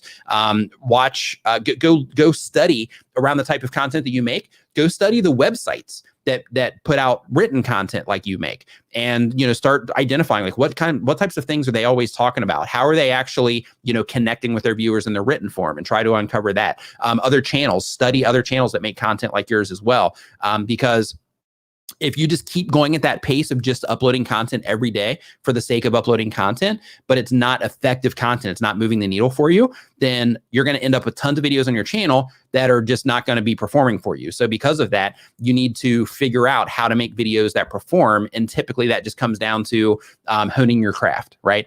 Getting that extra knowledge of, writing, learning how to write good titles, how to make good thumbnails, how to, put your content together in a better way that people respond to.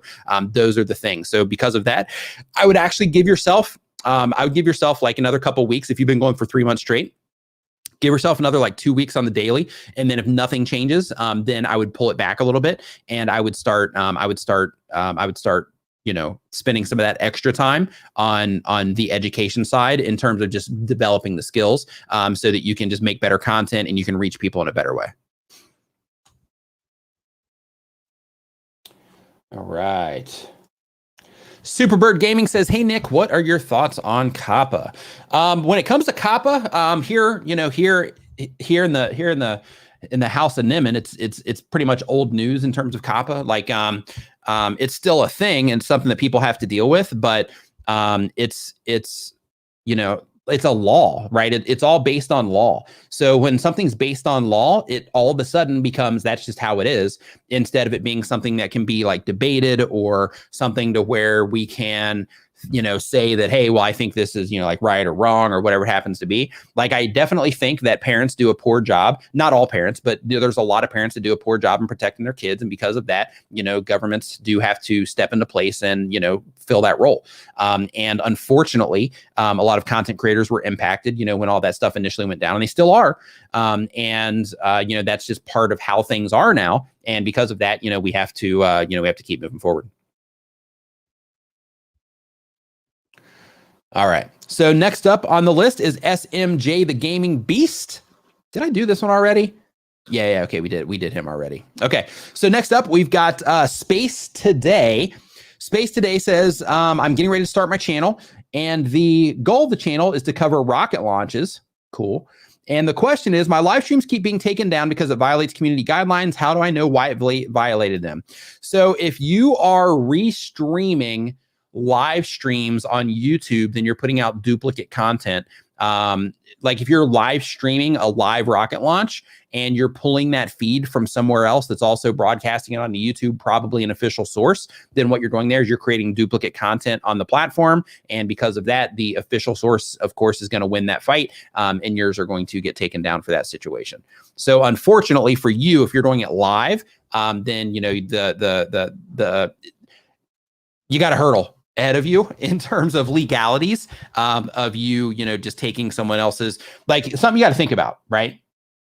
Is, these places where you're live streaming their content from, like these places, they spend, millions of dollars by, sending like news van. I mean, maybe not millions. They spend a lot of money sending like news vans and camera crews and all this stuff. And, the satellites that they have to like ping things from in order to get them into the newsroom and all of that good stuff. Like you're really, like they invest in it. And since they invest in it, then of course they're going to protect that content as much as they possibly can through YouTube systems. So because of that, that's why you're having to deal with that problem. Okay. So who here wants to figure out who the winner is on the SwitchPod? So basically, when it comes to SwitchPod, for those of you that do not know this already, so we're giving this away right here in just a minute. And when we give this away, hold on, let me make sure that I have this in the right thing here. There it is. Okay. So basically, when I give this away, if you're not familiar with the SwitchPod, just to give them another plug here really quick, basically what this is, and you can see I've got this camera sitting on one right back over here too. But basically with the SwitchPod, what this is this is a it's a tripod for vloggers, but I mean, you can use it for, anything like around your place or, whatever. But basically with this, what it is you can hold it like this, right? So you have a camera on it. You can hold it like this if you want. If you want it closer, of course, you could hold it like that. But it's angled so that it's more, ergonomic or whatever. But basically, the cool thing about this is, let's say that you're walking around, you're vlogging. Hey, everybody, yeah, this is great, blah, blah, blah.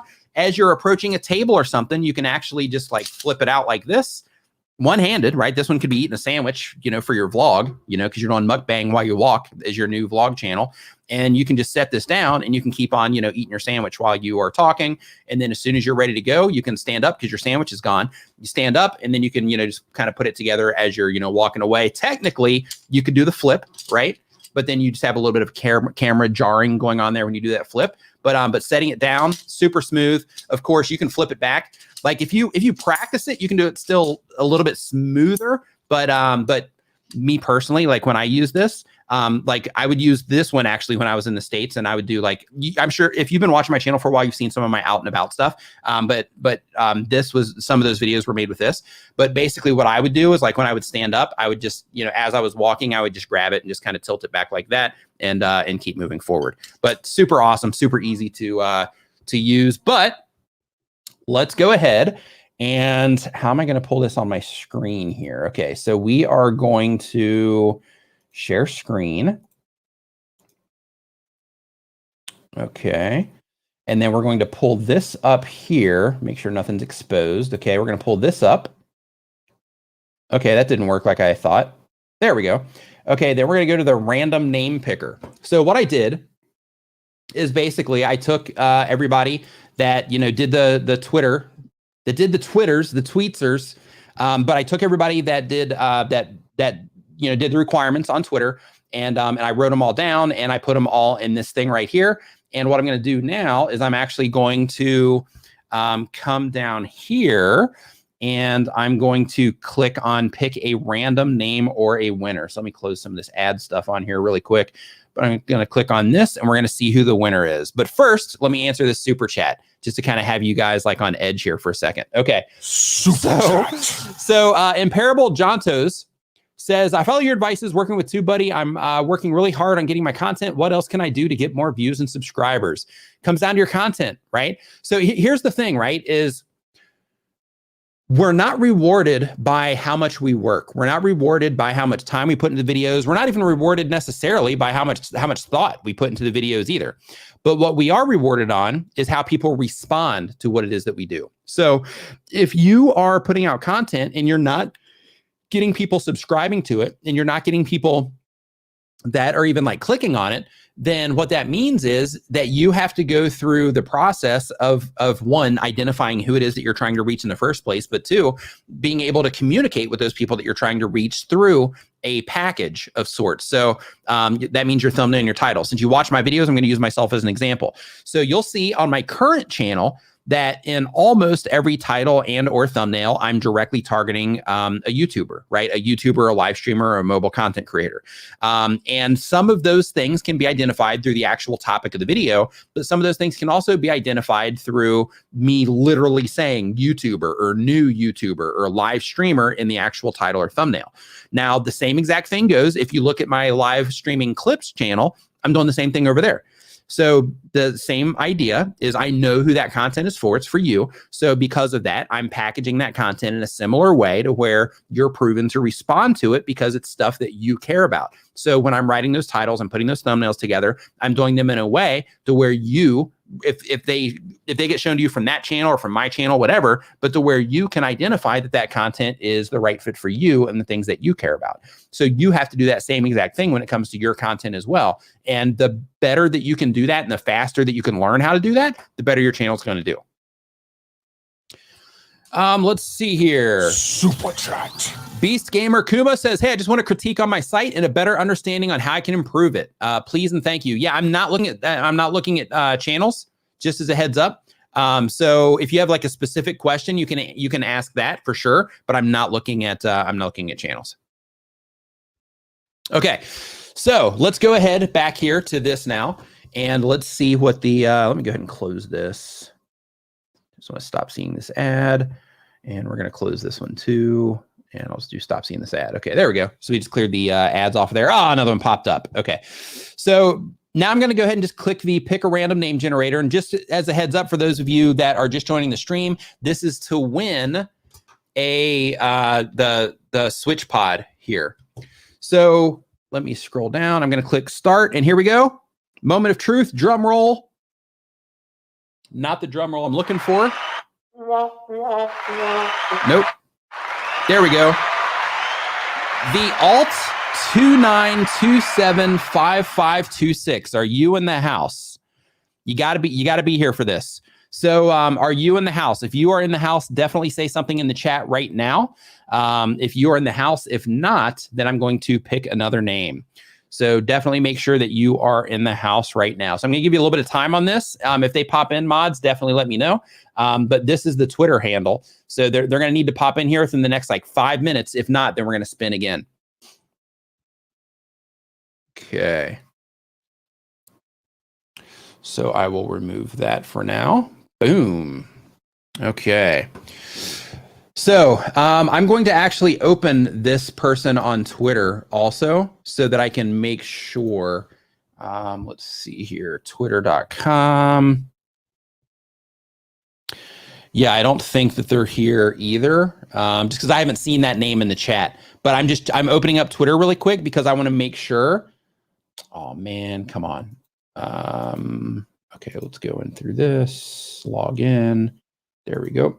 Okay, so I'm going to search here just so I can see their YouTube channel, and then that will let me know if it's the same one or not.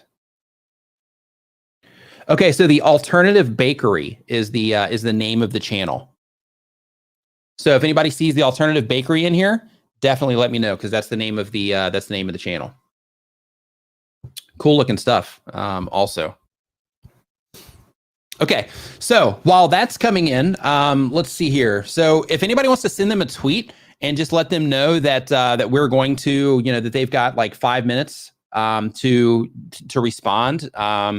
See here, 9:46. That's 10. If they were in like California, then they would still be asleep technically. So we'll give it a little bit longer. Actually, let's give this until 10 o'clock local time. Yeah, not here. Yeah, so let's give this until 10 o'clock local time, just to give them time, just to get up. If anybody wants to send them a tweet, let them know, because they need to be here for this. Okay, so next question that we have here while we're waiting for that is from Keith John. Keith John, they have a gaming channel, and the goal is to possibly make it a future job and show my love for gaming. And the question is, I've been stuck at 80 subs for over a year, and I just hit 90, but somebody unsubbed. So how do I keep people subscribed and gain subscribers? If you're losing subscribers on your YouTube channel, the thing that you got to think about is that people unsubscribe for a lot of different reasons. They unsubscribe because they found another content creator who makes similar content, but they resonate with them more. They unsubscribe because you make different types of content that they care about. So for example, you have a video about this game, and then you change and you make a video about this game, and they come in on that game and they're like, I don't even play this game. I'm going to unsubscribe. People unsubscribe to where they don't even have anything to do with it. YouTube will delete their account, or they'll delete like a bot account that might have swung by your channel and subscribed, that sort of thing. So people unsubscribe for that reason. People unsubscribe because they're simply just not into that type of content anymore. Maybe instead of playing one game, or instead of making cookies, depending on the type of channel, instead of making cookies, maybe now they know how to make cookies. So they're like, you know what, I actually don't even need this channel anymore because I've learned how to make cookies. So, because of that, maybe I'll unsubscribe, or maybe I'll just stay subscribed and not watch the videos anymore, just so that they still have that subscriber. But basically, people subscribe for a lot of reasons, or unsubscribe for a lot of reasons, and they subscribe for a lot of reasons. But because of that, if you lose subscribers, don't take it as a big deal, especially if it's one. I've lost almost 200,000 subscribers on my YouTube channel since I started it. So just take that into perspective when you're thinking about how many subscribers you've lost. But basically, the thing that you got to think about is you want to be mindful if you're having like big losses. And the reason that you want to be mindful when you're having big losses is because you might put out videos to where your viewers are just like, hey, we're not feeling this. We're not connecting with you on this, and we're unsubscribing in mass. And you can use that as like, hey, I need to stop making those videos because people just aren't digging those. But you can also switch your mind, and instead of looking at the losses that you're taking that are happening behind you, look at the gains that you're going to be getting in front of you, which brings me to the next part of your question. You had mentioned that you've been on YouTube for a year, and you have 80 subscribers, or you've had over 80 subscribers, but you just hit 90. So if you have 90 subscribers on your YouTube channel after a year, if you're trying to grow the channel, which you are because you say, how do I keep people subscribed and gain subscribers? If you're trying to grow the YouTube channel and you've been on YouTube for a year and you have 90 subscribers, you really need to look at your content and you need to look at your thumbnails. I hate to tell you this, but if you are, I have to, like, if you are wanting to grow your YouTube channel, then whatever you've been doing for the past year, if you've been uploading consistently and you only have 90 subscribers on your YouTube channel, then you really need to roll up your sleeves and get to work on making it clear the value that you offer, making sure that you offer some type of value, making sure that you're making content for a specific type of audience. You need to work on your click-through rate. I'm sure you need to work on the audience retention of your videos, because that much effort and having 90 subscribers at the end of it, like, there's a lot of there's a lot of improvement that needs to be made in there to get more exposure on the platform so that you can get more views, so that more people can convert over to subscribers, but also so that you can just make it clear the value that you offer for the people that are watching the videos so that you can convert those into subscribers as well. So because of that, don't worry about the people that are unsubscribing. Focus really hard on, okay, I need to change something up here so that I can start getting more views, so that I can start getting more people watching, so I can try to convert more people into subscribers, because you got to get people watching in order to start trying to fine tune them to actually convert them into subscribers.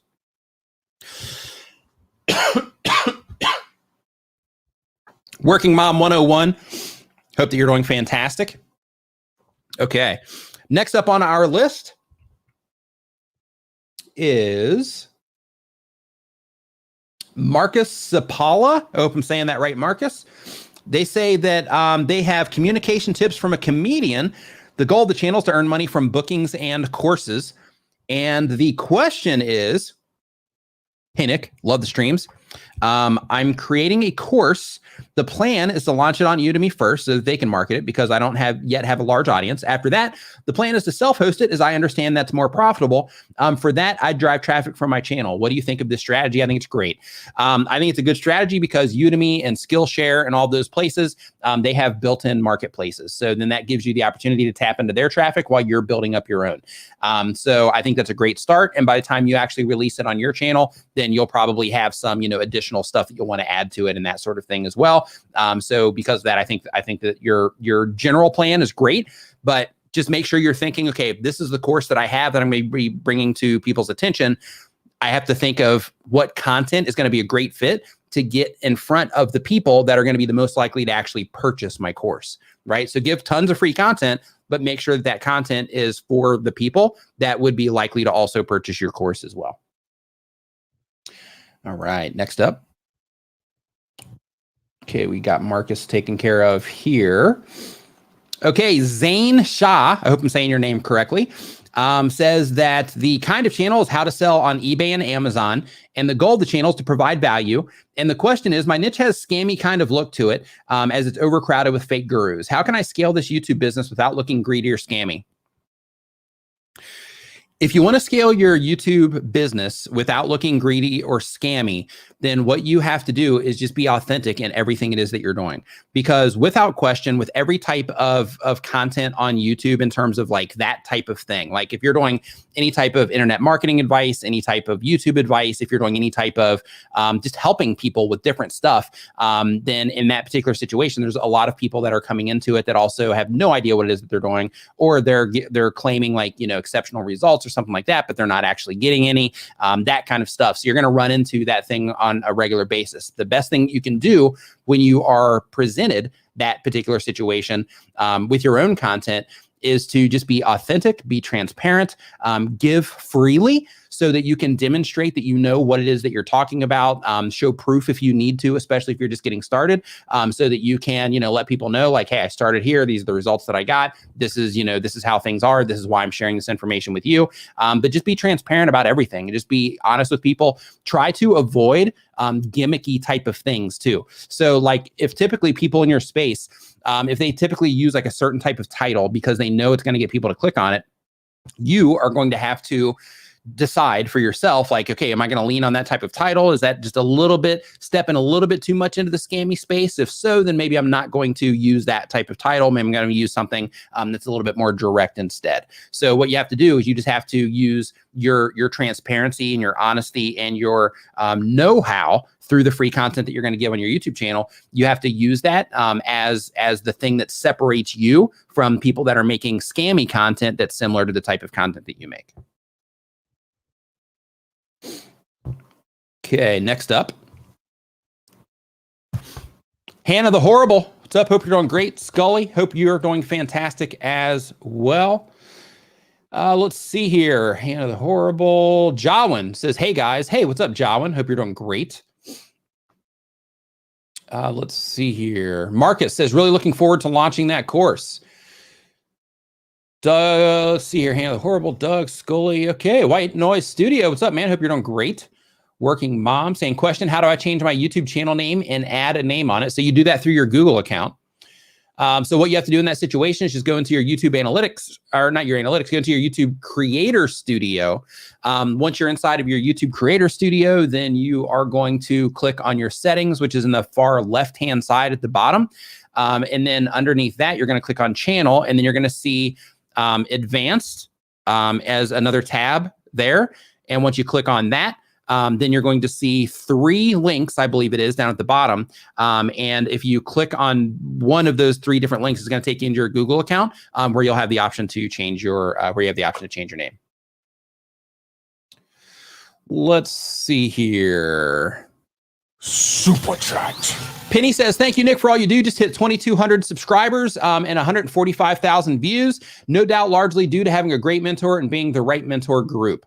Niminati, enjoy a Starbucks. High five and fist bump to you, Penny, for crossing that milestone, for hitting 2,200 subscribers. And, most importantly, just for, continuing to, grind it out and continuing to add value to your audience, because, you get those subscribers because people are digging what you're doing, right? So the fact that you are continually putting out content that a certain, group of people enjoys enough, at least 2,200 of them, right? And you've got 145,000 views, so at least 145,000 people have clicked on your stuff. It's a ton of people. But, the fact that you have 2,200 people that have subscribed to you, it tells you that you're resonating and that you're on the right path and that you're doing the right thing. If you can get 2,200 subscribers, you can get 220,000 or 2.2 million if you can get 2,200.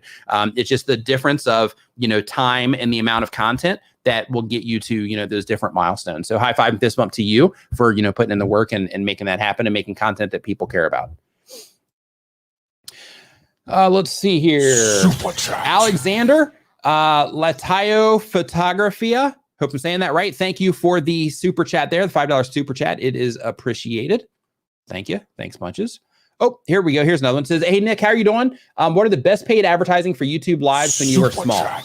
So when it comes to YouTube advertising when you're small, I actually recommend people don't do it until you learn how to get an organic response on YouTube. And the reason for that is because as soon as you stop spending money, then the traffic stops if you can't get people to respond organically. So what I mean is, if let's say you spend $1,000 on advertising, right? And you have all these people that are coming into your YouTube channel, and just based on the amount of people that you're being put in front of for $1,000, then you're going to have some of those people transition over into subscribers. Some of them are going to view, but the next thing that you publish, be it a live stream or a video, you're still in that same scenario to where if what you publish doesn't resonate with those people, and you can't get them to click, then you paying for them to get exposed to you for the sake of them subscribing to your YouTube channel or coming in and viewing, that money just got wasted because you still can't get them to click. But if you can get them to click, then in that case, then of course you can run discovery ads on YouTube. You can run in-stream ads, like whatever approach you decide to take for your live stream. Personally, if you're trying to do it to promote a live, man, that's tough, because if you do it to promote a live, then in that situation, you would need to actually drive people to your YouTube channel to a trailer of some kind, to where you're actually mentioning the regular live streams that you do. And then while you are doing that, then you would encourage them to subscribe. And then for the people that subscribed when you went live, hopefully they would get those notifications.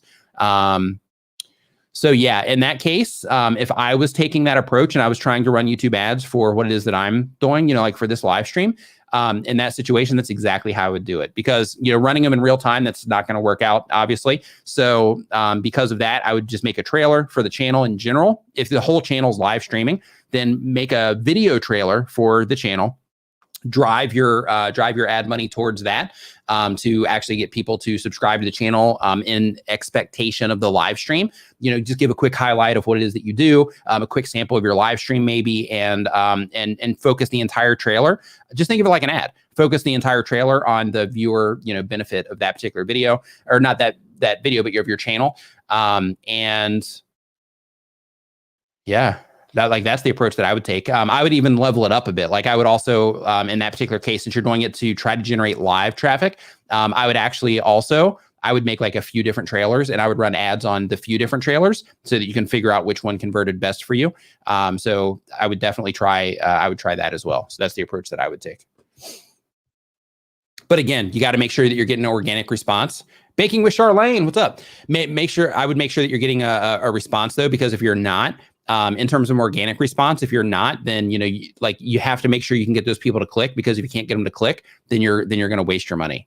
So you have to make sure that you can get some type of organic response before you spend a bunch of money on ads. Also, make sure that you target your ads correctly, because another mistake, and this is really important, another mistake a lot of people will make when they're spending money on ads is they will think, hey, I'm going to spend money on ads so that I can inflate my numbers. So I'm just going to go for the cheapest ads that I can get. And typically that will be in demographics that you don't want for your YouTube channel. So make sure when you're targeting your ads also that you are targeting the right people that you're actually wanting to reach, that you actually want to watch your videos.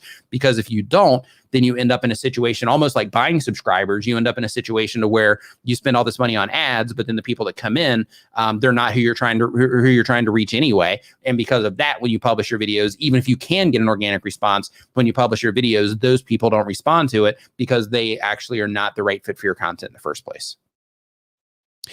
Manly Man TV, what's up, man? Nice to see you in here. Hope you're doing great. Says, hey, Nick, always love the content. So I just launched channel memberships. Any advice? Thanks. Yeah, absolutely. So when it comes to channel memberships, one thing that I personally really enjoy about the channel memberships is the groups. So the Facebook group, I love having that community because then it's people that are, into what it is that you're doing. In my case, like for the channel members here, it's people that are serious about, about their YouTube channel. I'm serious about my YouTube channel as well. So because of that, it's just a good match for, for the people that are in there. But for your community specifically, just I would personally make a Facebook group for it. And I would, in that Facebook group, I would try to grow that community, as much as you can as well, and just try to add value there.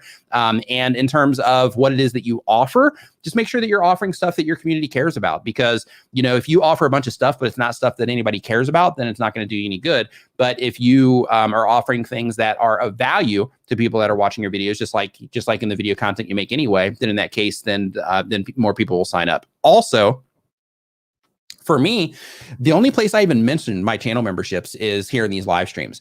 But it's best practice to make a video on your YouTube channel as well, letting people know that you have the memberships available also, so that you can, drive more membership. So if you're trying to use it as a way to monetize, then in that case, you definitely want to make a video about it. Maybe mention it in all of your videos as you're putting out content. Hey, become a channel member for these particular perks, whatever. Have a little graphic on the bottom of your screen or something, letting people know what they get, for the sake of trying to drive as many people into that as possible. Me, I just do it on the streams just because one of the things that I offer there is a live stream, so it just resonates in terms of the content, but also it just gives me the opportunity just to have people have their names green and all that good stuff as well, which is another bonus for the live stream part of it.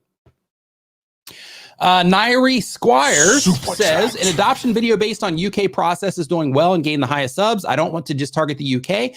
They make up 60% of my audience.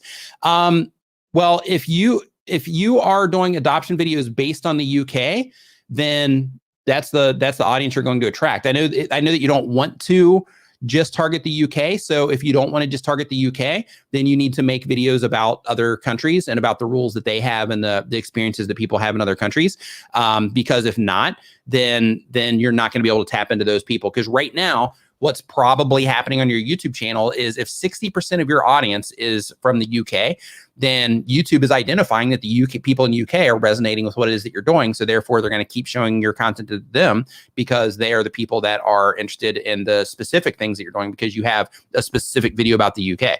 So what you need to do now is you need to say, okay, well, I have this one about the UK, and you're kind of in a pickle here because you're like, I have this video about the UK, but let's say that I make some for America. Well, in that case, when you start putting out the content for America, well, the people that are 60% of your audience aren't going to care about that content if it's talking about legalities and things like that based around America. If it's talking about just like best practices, raising kids, adopted kids, that kind of stuff, then it's universal. So in that case, then maybe make more of that type of content, but just be cautious about legal content that would be isolating a specific country, and lean it more on other issues that people have when it comes to adoption.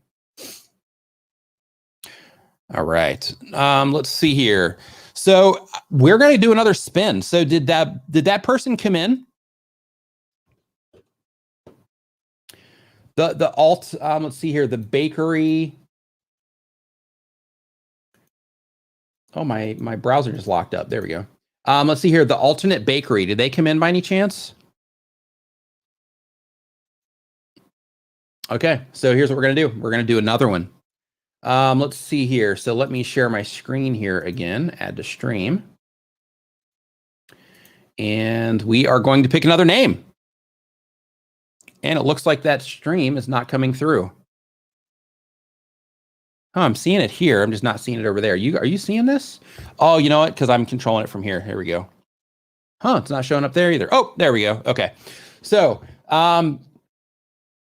let's see here. Do you guys like music? Question. Do they get swivel head with that? Yeah, Benji says, do they get the swivel head with this? Absolutely, they do. So yeah, so they're going to get the ball head and they get the actual tripod itself. So they win all the way around. So this is a sweet setup. And what's cool, and I'm not sure, do I have another one that I would be able to grab quickly? I'm looking for another ball head because I want to show you the difference on this one compared to like a typical ball head. But I'm not seeing anything within grabbing limit that within reach that I can show, but it's heavy duty, man. This is a sweet ball head. Okay, so here we go. Okay, so does everybody see the screen? No screen, so you don't have a screen. Oh, it looks like it's frozen. Okay. So let me refresh here. Okay, do you see that? I'm just going to refresh I'll refresh the browser just in general. Un momento, por favor. All right, give me 1 second here. Let's see, enter broadcast studio. And share my screen. Bear with me here. Of course, you're going to bear with me because you might be a winner. Okay, so now let's see if it pops up. Is everybody seeing that one? You do see a screen. Okay. So we see a screen. Yes, no, we see a screen. Maybe we see a screen. Maybe something here. Nope. Over here. Do you see a screen? Okay. So here we go. Picking another name, grabbing the right mouse. Here we go. Drum roll. The Sherry Show. Is the Sherry Show in the house? Paging Sherry Show. Paging Sherry Show. Sherry Show. Would you please come to the front desk? You have a prize waiting for you, Sherry Show, at the front desk. All right, so we're waiting for Sherry Show here, and we'll do it again. If we don't have Sherry Show in here, then we'll do another one. So hopefully we've got Sherry Show in here. Okay, so let's see here. So while that is coming in, and we're just waiting for Sherry Show. So Sherry Show, just let us know. Let us know. Yes, on Twitter it's the Sherry Show. So in terms of the channel name, let me make sure that I get this all right here. Let me copy this. Go to Twitter. Pop it in here. So on the Sherry Show here, Oz4R, I'm doing great. I hope that you are fantastic also. Let's see here. So the Sherry Show, I think the YouTube channel is the same name. Pulling it up now so we can see. Oh yeah, the screen is frozen, so I'll just take that down. Okay, so the Sherry Show. Yep. Okay, so that's the name of the YouTube channel, so I'll see them when they come in. Okay, so the Sherry Show. So somebody might want to send that tweet out too. See, this is why you got to hang out in the streams, right? When we're giving away stuff, got to hang out in the streams. Okay, so let's see here. So next question that we have here on our list is from Amy Louise Mua. Amy Louise Mua says that they do beauty and makeup content. The goal of the channel is teaching makeup and skincare knowledge. And the question is, best way to break through on an oversaturated niche. The beauty niche on YouTube is so saturated, it seems impossible to get noticed or grow your YouTube channel. To break through in a saturated niche on YouTube, here's what you have to do. You have to, one, be as you possibly can. And the reason that you want to be as the reason you want to be as you possibly can is because nobody, it doesn't matter how saturated anything is, it doesn't matter, how many people are making the same type of content, nobody's going to do it the way that you do it. Nobody's going to have your personality that they're going to add to it. So step number one is to be you. An additional thing to do is to do massive research on everybody else that's also doing makeup and beauty content, or whatever type of content it is that you're making that is saturated, and try to find a place to where you can slide in. So what I mean by that is if the general space of, makeup and beauty is extremely saturated, maybe you just want to focus on eye care, or maybe you just want to focus on, like that sort of thing, or maybe just hair or something along those lines. Or, of course you could fan out and do it, do all the stuff, but just to kind of get the ball rolling, focusing on just like a sub niche within it so that you can become the resource for like, hey, everybody does makeup, but if you want to learn how to do like your eyes in an awesome way, then you need to make sure that you go and you subscribe to this YouTube channel type of thing, right? Now, another thing is to have a different approach than everybody else that's in the space as well. So for example, if everybody in the beauty space is doing like the vlogger lifestyle type look and they've got the little sprinkly lights in the background and, they're trying to do that whole thing, then try to think of like, okay, how can I approach this in a different way that isn't tired? Because everybody's, they're all, doing these videos in this similar way. How can I do this in a more fresh way? And what you want to do in that situation is you want to start looking at other YouTube channels that are not in that niche and start thinking, the things that they're doing in their videos, could I apply that to what it is that I'm doing in the niche that I'm making content in? And then you start, trying to drip in some aspects of other ways that people are doing content into what it is that you're doing. So as an example, a lot of, beauty channels, I know that they level up too. Like they do, like a lot of really cool stuff. But just as an example, like a lot of, beauty channels will do the things that where, they're just doing it and then they'll like, pull it up and then they'll just show it on the screen and they get back to, doing their thing. So instead of taking that approach, maybe you go overboard and you're like, you know what, instead of just showing it on the screen, I'm actually going to go Michelle Fan style, and I'm actually going to shoot like B-roll, and I'm going to have everything just looking like super cool, kind of like the filmmaker channels or something like that, or like Michelle Fan. And I'm just going to go like overboard and try to make my beauty content something that would be like TV worthy. You know, it doesn't have to be like the highest end stuff, but something to where it's like, you know, I've got a lot of B-roll and I've got a lot of stuff, and I'm actually telling a story as I'm putting the makeup on and taking people through the process in a more creative way, instead of just do this type of stuff. Regardless of the type of content that you make, if it's in a saturated niche, like, you have to find those things that you can do in order to separate you from everybody else. And one of those things that you can do is also like a negative association. So you kind of draw that line in the sand. So as an example, when it comes to drawing that line in the sand, Roberto, Blake in the house, what's up, dude? Hope you're doing great. But when it comes to drawing that line in the sand, you know, it can be to where you make it very clear that the type of stuff that you're doing is opposite of the type of stuff that other people do. So like, your line in the sand could be that you only use things that are not harmful to animals, or your line in the sand could be that you do it faster than everybody else, or that you go more detailed and your videos are a lot more detailed than everybody else's videos are, right? So you just find different things like that you can do in order to stand out. And this applies to you, like, regardless of the type of content that you make. But the idea is to, you know, analyze what everybody else is doing, analyze what's working, what's not for other people, look outside of the niche to see if there's other elements of other niches that you could pull into what it is that you're doing, and then try to go way overboard or under, right, to where I'm doing things maybe a little bit faster, a little bit more, you know, succinct than people typically do, and, you know, with the type of content that you make. So that's the place that I would start when it comes to, you know, separating yourself in a saturated niche.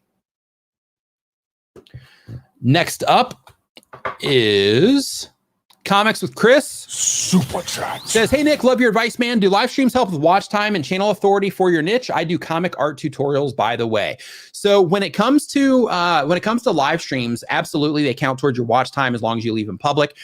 Same thing with like the authority of your channel, all that stuff, because it's all this activity happening on your channel. So typically, by the time we're done with these live streams, typically in that situation, I'll have, you know, anywhere from like 6,000 to 8,000 people that have been through the live stream, depending on how long I've streamed for. By the time the streams are finished, then it'll be, you know, somewhere around like 10 or 11, sometimes 12 or 13,000 people through the stream. And that's definitely a win in terms of YouTube seeing these live streams, their system, and like, hey, people are engaged in this, right? They watch this for a fair amount of time. So the same exact thing happens for every minute that people keep watching these live streams, then that's a win in terms of the watch time that I'm gaining on my YouTube channel. So absolutely. But the thing is, like, if you're doing comic art tutorials, then just think, okay, if people are subscribing to my YouTube channel for videos like this, then how can I make a live stream that they're also going to enjoy as much as they enjoy my videos? Super chat. White Noise Studios says, what would you recommend to learn how to write great, captivating titles? Look for anything on copywriting or writing headlines, because the whole idea with copywriting and writing headlines, just in general, copywriting more at a deeper level, but the whole thing is basically just leaning on emotion, leaning on triggers in terms of just psychological triggers with people, leaning on knowing who that person is that you're trying to reach with what it is that you're doing, so you can communicate with them effectively. In a nutshell, that's copywriting. So it's way more complex than that, but I mean, just nutshelling it, it's knowing who it is that you're after, and then you craft everything around, you know, making those people feel a certain way. But in our case, because we're doing it in a headline, it's a little bit different, but we have to make sure that we're nailing, you know, who it is that we're making the content for, so that we can make sure that we're communicating with people through our titles and thumbnails in a way that helps them understand that the content's for them. But you also, you know, you need to look at things like, you know, like what can I add to my title in order to make it more compelling, right? So, you know, if you start looking into copywriting and things like that, you're going to come up with a bunch of different ways to do that as well. But it really all comes down to thinking like, okay, the people that are coming in that are going to be watching my content, what is it that they care about? How can I package this in a way to where it's clear that it's for them, and it's clear that it's something that they care about, so that regardless of where it is that they see it on YouTube, they click on it, they come in and they watch and they hang out with what it is that I'm doing. So that's ultimately what you're trying to do. But basically, anything on writing headlines, anything on copywriting, watch videos about it, read blogs about it, grab some audiobooks if you want. But the idea is just to learn how to grab people's attention through written form. But your thumbnails also are, you know, going to be a part of that. All right. So let's see here. So it looks like we might have, let's see here. Kazuki says, is it better to be a vlogger or a gamer? It depends, right? If you love vlogging, then it's better to be a vlogger. If you love gaming, then it's better to be a gamer. So I can tell you one thing tonight. I'm going to be hitting Squadrons. I downloaded it earlier today. And I'm like super pumped. So basically, like the live stream here, after this live stream, I'm going to be live over on the Video Influencers channel. So you definitely want to make sure that you're hanging out over there. And then after that, then I'm probably going to spend like another hour or two inside of Star Wars Squadrons VR. Super pumped. So excited for that. So excited. I tried to do it last night, but I had trouble with my internet here locally. So because of that, I wasn't able to get it fully downloaded last night. Like my internet completely shut down last night. And I was like, oh, so happy I'm not streaming tonight. But it downloaded today, and I'm thrilled on so many different levels to play. Doug, Super chat. remind me to send that to you in PayPal. Doug says, Dora Martin's Kitchen OMG asks, I truly want to know how to create a better and catchy thumbnails to get more views. Okay. I do sleep, Nairi, but I just prioritize things like Galaxy, or not Galaxy, but like Star Wars. I was going to say Galaxy's Edge, but like Star Wars Squadrons. I keep thinking that it's named Galaxy's Edge, but it's not. So yeah, so that's just a priority. But yeah, I definitely sleep. But I'm just flexible on my sleep schedule and stuff. I don't keep like a really tight, like go to sleep at this time, wake up at this time schedule. I just try to kind of go with the flow on how I feel, what's going on, all of that good stuff. Okay, so let's see here. So to answer the question that Doug posted here, I want to know how to create better and catchy thumbnails to get more views. Okay, so first off, you are doing kitchen, Doc Martin Kitchen. So in your particular case, if you're doing cooking content, then you want to make sure that you are taking just awesome pictures. So it doesn't matter if you're doing it with your phone, the lighting that is on your images, you want to make sure that your food looks good and that you're taking really good images of it, because that's the thing that foodies are going to respond to when they see that. In terms of titles, you have to think of how it is that you can separate yourself from the other people that are also doing cooking content. So with every video that you make, before you make the video, you should research the other, like you should literally go to YouTube and type in like the recipe or whatever it is that you happen to be making, and see how the approach that other people are taking to get the click, and then sit there and look at that and break out a notepad on your phone, whatever, and start writing down different ideas of how you would actually be able to separate yourself from those. So if you have a bunch of videos about, how to make a delicious cake, then you have to think of, okay, if I have a whole listing of search results on how to make a delicious cake, then I need to think, what can I add to my title, or how can I make a different title or thumbnail or title and thumbnail combination that would help me stand out against all these people that have a title about how to make a delicious cake with an awesome cake video or an awesome photo, right? Like, what can you do to make yours more compelling? Is it faster? Are you making it faster? Is it more delicious? Does it not have sugar? Does it have extra sugar?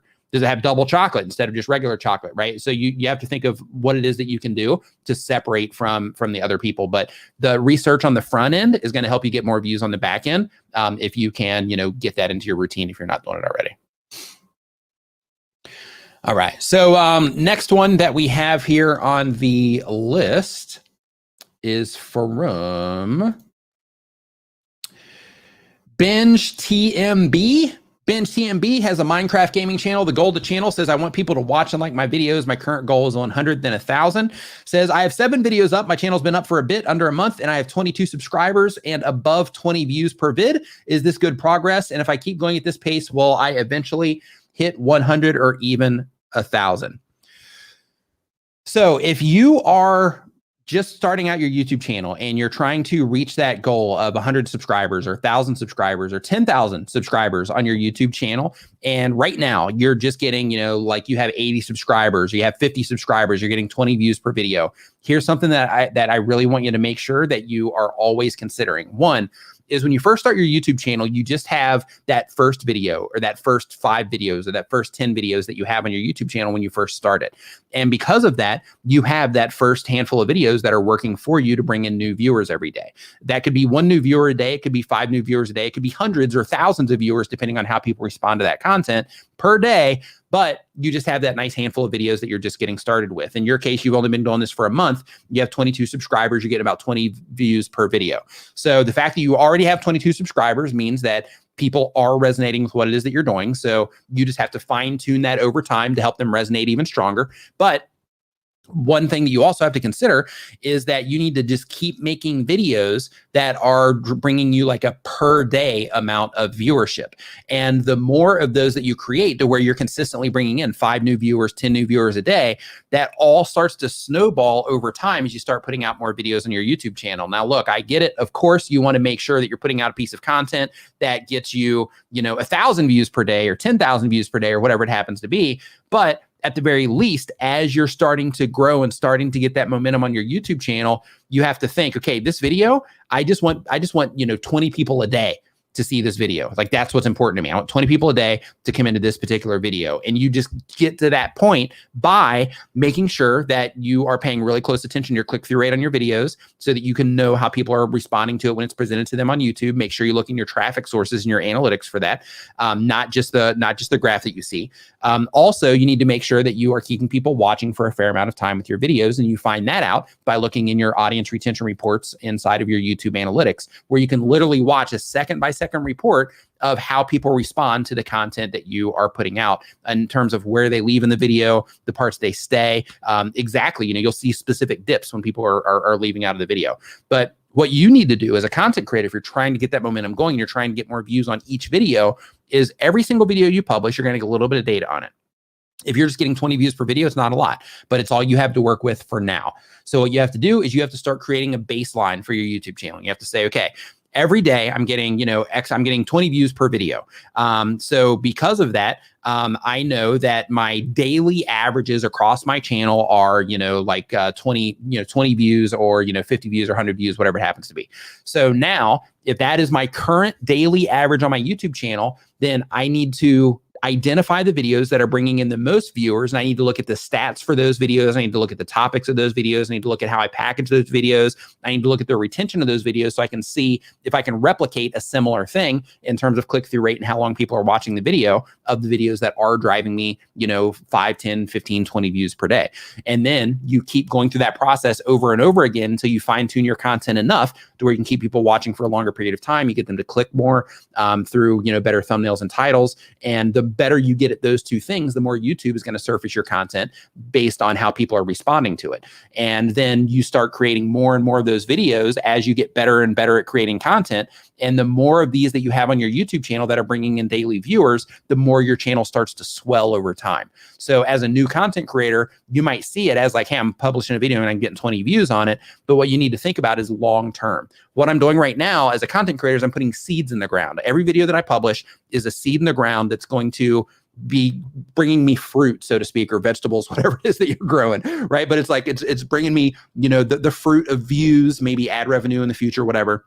But it's basically a seed that I'm planting that's going to continually bringing me a trickle of viewers over time, or a lot, depending on, how good you get at it. But then as you improve your skill sets on YouTube, and as you get better at resonating with your audience, then in that situation, it creates that snowball effect and it creates that lift that everybody's after because you create a strong back library of content that is continually bringing viewers into your channel every single day, 24 hours a day, 7 days a week, even on holidays, to where you constantly have people watching your YouTube videos and you have enough performing content. It doesn't have to be every video, but you have enough content on your channel that's performing well enough that YouTube continues to show that content to other people on the platform, and they continue to come into your YouTube channel over and over and over and over and over again over time.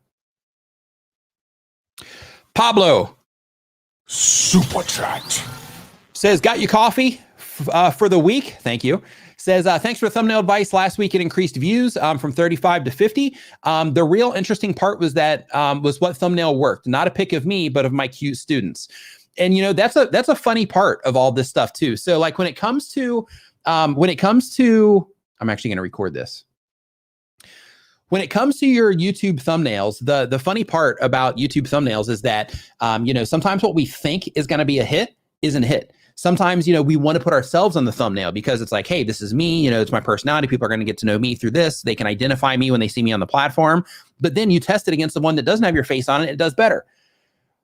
it's always good, right? Regardless of what it is, regardless of, how much you want a thumbnail to be a certain way, it's always good to lean on the winner, right? So if you want your channel to grow, if you find that, people are responding to the pictures of the students more than they're responding to pictures of you, then in that case, lean more on using the pictures of the students as long as it applies to the video that you're uploading. If you're a gamer and you find that, people are responding to a more dull thumbnail instead of, something that is just bright and vibrant and all this stuff, for whatever reason, how you're doing it, people are responding to it, doesn't mean that you have to do it the way that the other gamers do it. It means that what you're doing is effective and you need to keep doing that as long as people keep responding to it. And it doesn't matter what type of content that you're making on YouTube, as long as the thumbnails that you're putting out are getting a response. It doesn't matter if they're ugly. It doesn't matter if they have you in them or not. It doesn't matter if they have text on them or not. Whatever it is that gets your audience to respond, the people that YouTube is showing your content to, whatever it is that gets those people to respond to your videos, that's the thing that you have to repeat over and over and over and over and over again. And TubeBuddy, link down in the description of this video, but TubeBuddy can also help you test your thumbnails as well, so that you can make sure that you're making awesome thumbnails and you're making the decision based on thumbnails on which one that you should keep, so that you can know that you're doing the right thing that is effective for getting more views on your YouTube videos. I like this. Yeah. So when you guys see, when you guys see like some of the stuff on the Clips channel, you're going to be like, oh, that's why he restarted it. Oh, that's why he like hit the button again and reset the question. Oh, okay. So again, we're workshopping this workflow in like real time for this thing. So that's that. Okay. So let's see here. So really quick, the Sherry Show, did they ever swing by? Sherry Show, paging Sherry Show. Sherry Show, you have a prize to collect at the front desk as long as you're in the stream. If not, then we are going to pass it on to someone else. We're going to do it again. Lady and Dev says not everyone can afford stuff like TubeBuddy. Absolutely. Totally get that. And I totally understand that situation. However, once you start generating revenue from your YouTube channel, some of that should be reinvested into the business of growing your YouTube channel through using proper tools as well, just as a heads up. But yeah, I totally, I don't expect everybody to be able to get it. But they do have a free version, by the way, which will also get you started, help you in a bunch of different ways to where you don't even have to use the paid version. And if you're new on YouTube and you have under 1,000 subscribers, they even offer discounts for you. So they're trying to work it out. Kathy Fit, thank you for the super chat. Says currently making workout videos. I've done shorter videos, more like demonstration videos. I want to make longer follow along video. I'm just scared it might not get any views since it's a competitive niche. Here's the thing. Being afraid to upload content because you're afraid that people won't watch it is like the worst thing that you can do, because you might be sitting on the idea that is going to be a game changer for your YouTube channel, but the fear is keeping you from executing on that idea, which is going to cost you if you don't end up executing on that idea. Now, keep in mind, all ideas are not winners, right? But the fact that you have that video, you want to make that video, you want to make more follow along type content instead of shorter bite-sized videos, the fact that you're wanting to do that, but you're not experimenting with it, is you're just putting this roadblock in front of yourself. It might not make a difference. You're right. It might not, people might not come in and watch that video. However, they might. They might love that. They might love how you do the long form content compared to the shorter video. So because of that, I recommend that you not only do one, I recommend that you actually do a series of longer videos, and then you later go back in and you group those videos together in a group in your analytics, and you group the shorter videos together in your analytics, and you see which ones people prefer best in terms of which ones are driving more watch time to your channel, which ones are getting clicked on more, and that sort of thing, and use the data to let you know which ones that you should end up leaning on, and get that fear out of there, right? The only way that you're going to know is if you actually publish some of those videos and see how people respond to them. They might not like them, but they might. So because of that, don't let that fear stand in your way. Super chat. Let's see here. Demons Rose says, here's your management fee. I went live for the first time and did well because of your OBS studio video. Much love. My channel has grown a lot because of you. That's awesome, Demon Row. High five and fist bump to you. Thank you for the kind words that you said there. Thank you for the super chat as well. And congratulations on your first live. Live streaming is awesome. I love the spontaneous part of live streaming. That's one of my favorite things with live streaming is like sometimes things break, sometimes things go wrong, sometimes you forget what you're saying and you got to kind of like, pull it back somehow. Like, I love it. Absolutely love it. Sweet Kara Super TV chat. says, let's see here. Some people skip through videos to get the final result. How do I encourage others to watch a full video? I put so much hard work into making videos. Sweet Sierra TV. Here's the thing. When it comes to YouTube,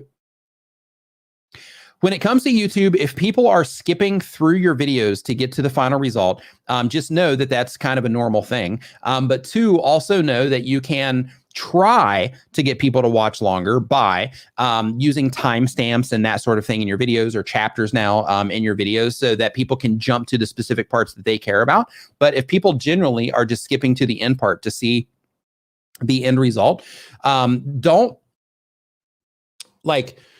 If let's say, for example, your audience retention is, let's say you're at like 70% for like the first like 30 seconds or first minute, and then it drops down to like 50% right after that, like a quick drop, and then you see it pop back up again at the end where they're skipping. Then in that situation, if you're still getting 50% of the people to watch, all the way to that end part, that's still a win, right? At that 50% level, then they scoop back up. Even if it drops down to like, 20 or 30, and then it jumps back up again to like a higher number at the end, like that's still okay. Like if you have them watch in the beginning, then they skip down towards the end and then they watch the end, that's still okay. So because of that, I wouldn't necessarily look at it as a huge negative as long as you're able to maintain, a nice fair amount of viewers that do watch the whole thing, even though you do see those dips. Now, a couple things that you can think about in this situation is if people are typically skipping to the end, is there anything that you can do with your content to just highlight the stuff that happens at the end? Because if people aren't caring, like if you do notice, if you're like, okay, everybody leaves at the very start, I get down to like 5%, and then it shoots back up, at the end where literally people aren't watching anything in the middle, like nobody's watching, then in that situation, try to think if there's anything creatively you can do to kind of fast pace through your videos to get them to the end quicker. Because like if they're not sitting around for the whole process and then they just jump to the end to see the final result, then in that case, maybe you just need to get them to that final result faster because their patience is wearing thin, waiting for you to get there while watching you do whatever it is that you're doing.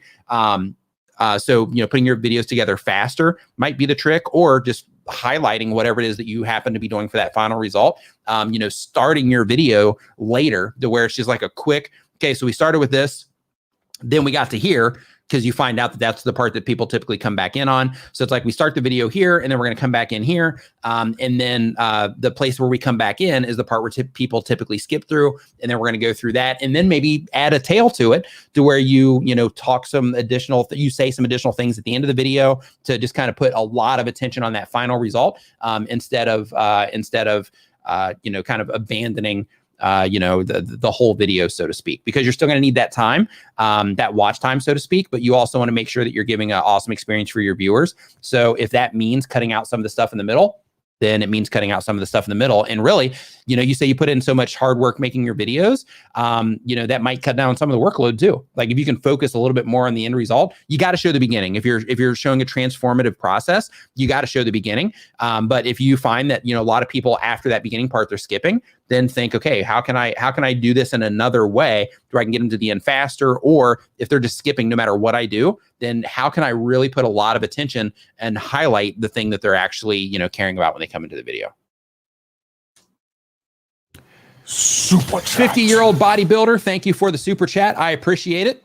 Tell you what, your channel name is like crystal clear, cut and dry. I bet you're a 50-year-old bodybuilder, or at least you were. Don't know if you still are in terms of being 50. Super Urban Explorer chat. says, I've just fitted a satellite phone antenna to the van for live streaming from Norway and Lapland non-cell areas. Would you recommend going live now or wait until we start traveling? I would go live now to see how people respond to it. Because like if with your content, it's about the van life and all of that. And some of that's probably coming in from the builds and that kind of stuff. So you could do a live stream from like in the van to where you can highlight, specific parts of the van. I'm sure people have a ton of questions to where you can answer, specific stuff live from inside of the van or outside of the van, either one. I would give it a shot and just see how your group responds to it. All right, let's see here. Okay, so we got Zero Encryption saying, I discovered this live stream by accident. Boy, did you just walk into the wrong room, pal. You walked into the wrong place. That's where you just walked into. No, I'm just kidding. Welcome to the live stream. We're a bunch of YouTubers here talking about YouTube, basically talking about all the different stuff around YouTube. So hope you enjoy the stream. Make sure you hit the like button on the way out.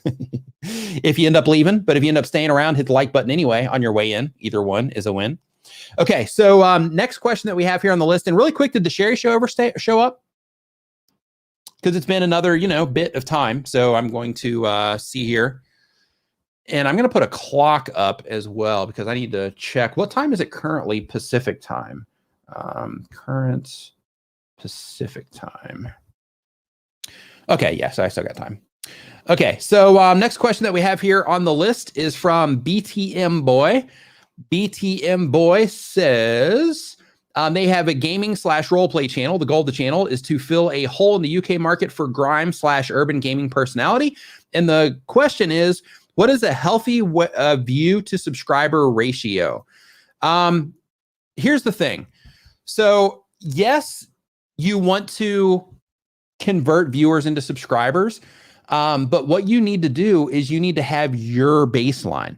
So basically whatever it is that you have on your YouTube channel now, like that's the number that you should be looking at. Like in terms of like a healthy number, there isn't one because there's just so many different variations on YouTube of the type of content and how people respond to it that there isn't like a, like, hey, it should be this. So what you need to do is you need to actually look at your ratio now, and then you can start, experimenting with how to improve it if you want to. But it's not even a requirement. Like, again, like getting subscribers is great. But when it comes to YouTube, as long as people are watching your videos and they're interacting with your content, they don't even have to subscribe in order for YouTube to suggest your content to them. If they do, it's another bonus, right? Because that's another level of satisfaction from that content. But like, you don't have to. But what you need to do is you need to look at what's happening on your YouTube channel in terms of the average views that you're getting and the amount you're converting viewers into subscribers from that, and then just try to raise that. And other things when you're doing that is you also need to look, because the amount of views that you're getting isn't necessarily reflective of the amount that you're converting into subscribers. The amount of non-subscribed views that you're converting into subscribers is the number that you need to focus on. So it's not just views to subscribers, it's non-subscribed views. How many of those are you getting that you're converting into subscribers? Super Twins, Bella and Gabby, thank you for the super chat. I appreciate it. And again, for those of you hanging out in the stream, I do want to let you know, just as a quick reminder, that this stream is brought to you by TubeBuddy, the #1 browser plugin for YouTube content creators. It'll help you tag your videos, help you optimize your videos for discovery, help you test your thumbnails, all types of amazing things. As a YouTube content creator, you should be using TubeBuddy. You can install it free at tubebuddy.com/Nimmin, and you can see, what the tool is, what it can do for you. You can just go to tubebuddy.com, because the /Nimmin, that's an affiliate link too. Or you can just go to tubebuddy.com. That's fine. You should be using the tool if I get a cut or not. So you can just go to tubebuddy.com, or if you want me to get an affiliate commission, if you do end up upgrading in the future, then you go to tubebuddy.com/Nimmin. A link to that's down in the description below. And I also want to let you know that I'm streaming this right now using StreamYard. StreamYard is the easiest live streaming platform I've ever used in my entire life. That's why I'm using it now. It's super easy to bring in guests. It's super easy to use. You literally just plug your camera in just like you would just to go directly onto YouTube. But then you can invite guests. You can add graphics to it and things like that. So for example, when I want to add, this thing right here, letting people know that, the show is sponsored by them, then, I can just click on that and it's done, right? So you can add, all kinds of different overlays and things like that as well. And my brother D actually has a website called streamertemplates.com. And on streamertemplates.com, he actually has overlays that you can get packs of for different scenarios for live streaming with StreamYard as well. So you make sure that you check that out also. Gambler's Mix Super chat says, when's a good time to run? It just went away. It was something about running an A/B test. It was when's a good time to run A/B tests. Hold on, I'm scrolling up looking for it. Okay, when's a good time to run an A/B test on TubeBuddy? Should we test it right away when uploading, or wait for after the initial spike in views level off? So if you're getting a lot of traffic, so for example, if you can drive 10,000, 20,000 views within the first 24 hours, then or more, then in that situation you can go ahead and test on the fly, right when the video is going out, because it's being sampled all over anyway. But if you are getting 1,000 views in the first 24 hours, then in that case I would let the video settle down first and then test your thumbnail. So I would give it I would give it past that, at least past that first 48-hour mark. But typically I would wait until after the 7-day mark as well, for the sake of just, letting the video kind of settle into where YouTube's going to put it, and then going through and making those changes. But if you are getting a lot of traffic, then in that case, you can do the test sooner because you're able to feed it more data faster. So as an example, you can run a test for 2 days or 2 days, I think is the limit, but you can run a test for 2 days if you're getting a lot of traffic where, and you can get enough data to make it statistically significant compared to if you're getting, 1,000 views over the course of the week, then that thumbnail is going to be switching a lot over the course of that week with that new video. But if you do it when you're getting a lot of traffic, you can just run that test for 2 days, bam, you're done. You have the data that you need and you're good to go. Technically, if you're getting lots of views, you can even do it when you first publish your video as well. And then as soon as the system kicks in on TubeBuddy's side to where it'll start swapping them out. Unfortunately, it doesn't swap them out, like this. It's on a, this day it's this video, this day it's this video. But the idea is to where you would be able to get enough data to know which one that you would go with. Didn't mean to click that. Okay. Scrolling down. Good morning. Glad I caught the live. Okay. So let's go back in and we're going to, since the Sherry Show didn't show up, we're going to go with another one here. Let me add this to the stream. Bing. Let me take the branding stuff off of here. There we go. Okay. So now we're going to do it again. So who here is wanting to win this Switch Pod? Because this basically from last week, all the people put your name in the hat, so to speak, on Twitter. We are in the process now trying to find a winner that's hanging out in the chat. I know they're going to regret this. Benji's like, oh my God, these people are going to regret this. Absolutely they are. Absolutely. And they're going to come at me about it too. Watch. Okay. I'll be on Twitter. They'll be on Twitter like, hey, but I won. Okay. So the next one on the list is Haas 4086. Haas 4086. Are you in the house? And I'm going to hop on Twitter here really quick as well. Let me take this down. Haas 4086. Let me take this out of here. And then I'm going to hop on Twitter and see who that Twitter handle is. Okay, Haas 4086 is Haas is the Twitter here. Hold on really quick. And the YouTube channel is also Haas. Okay, Haas. So you in here? Yours going to be easy to see. Kids Fun World, thank you for the super chat. I appreciate it. Okay, so we are looking for Haas, and yeah, Haas is not there. So we had Tim Wolf saying hashtag me. Yeah, so we have Haas, who creates YouTube videos. They have an Instagram account too. So yeah, looks like we are going to we might have to do it again, right? This is how it goes down, right? This is so funny. Okay, so next one, while we're waiting for Haas here, it's not that you have to have Twitter to win. It's just that with Twitter, the rules of the contest were that in order to enter, then you just had to @ me and you had to @ SwitchPod on Twitter so that I could just know who it was that was reaching out. Because in terms of the chat, it would be impossible for me to say, hey, if you want to enter, then just say me in the chat. Then in terms of me like finding all the names and all that good stuff, it becomes pretty much impossible. So because of that, I just did it through Twitter as just an easier way to do it. Clown House Production says Clown House, close enough. Love it. Love it. Okay, so next up on our list, we have, let's see here. Play Logical Sims says they have a Sims gaming channel. And the goal of the channel is to provide entertainment through challenges, answer popular questions about the game, and share tips. The question is, do you have any tips for streaming gaming content without an expensive setup? I only have a laptop, a headset, and my phone, but I want to try and live stream on my channel. if you are wanting to live stream, but you don't have all of the gear, you don't have, the cameras, you don't have the switchers, you don't have the lights, all that stuff, you have your laptop, you have a phone, you have a headset, and that's what it is that you have to stream with, then you got to work with what it is that you have, right? So because of that, what you have to do is you don't need an expensive setup. Like you can just use your phone, you can use your laptop. Either one of those can live stream directly to YouTube and Twitch and anywhere else that you're wanting to live stream to. So what I recommend in that situation is still try to find some way to light yourself. So if you are going to be in the video or in the live stream, try to find, even if it's a lamp, try to find a way that you can have at least a little bit of light on yourself. So as people come into your stream, then they can see you if you have the little window down there, showing yourself. Now, when it comes to the actual game, then in that case, it doesn't matter what you have. As long as the laptop is strong enough to actually send that signal through, then you're okay, because you can play the game on your laptop, and then you can just have the screen itself, and the screen is what you actually just send up as your signal.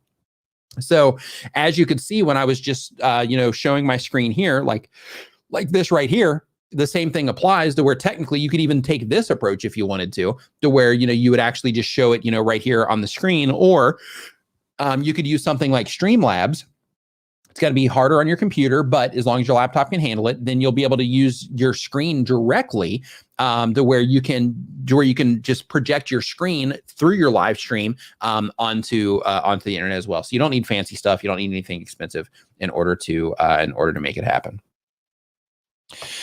Video influencers dropping $134. Thanks, guys. I appreciate it. Says Nick, love what you do for this community. This is also the exact amount for the SwitchPod bundle for another giveaway now or the future. Looking forward to interviewing you. Awesome. Thank you for that. And I'm sure Pat will also be thankful for that as well. So it looks like we're going to give 2 of these puppies away as well. So what we can do in this situation then, hey, why don't we give one away on the stream? Let me know if you're down for this, Benji. Let's give one away on the stream later too. So basically, I'm going to give this one away here. Let's give another one away on your on our conversation that we're going to have today as well. If you're down for that. If not, then not a big deal. We can just do it here. But if you're down for that, let me know and we can figure that out. Okay. So yeah, that's good. The exact amount. That's awesome. Love it. Okay. Yeah, he says he's totally down. So that's the thing. So basically what we're going to do, just as a heads up, is one, we're going to give away from the contest that we did last week. And then the other one, I don't know if we're going to pick this randomly on the video influencer show, the VI show that we're going to do here in just a little bit, or if we're just going to do it randomly, or if we're going to have some type of contest that we're going to put together. I'm not 100% sure, but you need to make sure that if you want the chance to win one of these, if you don't happen to win it here, that you make sure that you hang out in that stream as well, so that we can, possibly get you one there. Fantastic. Love it. Okay, 50-year-old bodybuilder. Thank you for the super chat as well, saying, I am 7 months on YouTube, 1,100 subscribers, just posted a 33rd video. I used Sprizzy for a few videos after seeing an ad on a video influencer's channel. Did I do anything wrong using that service? Still learning here.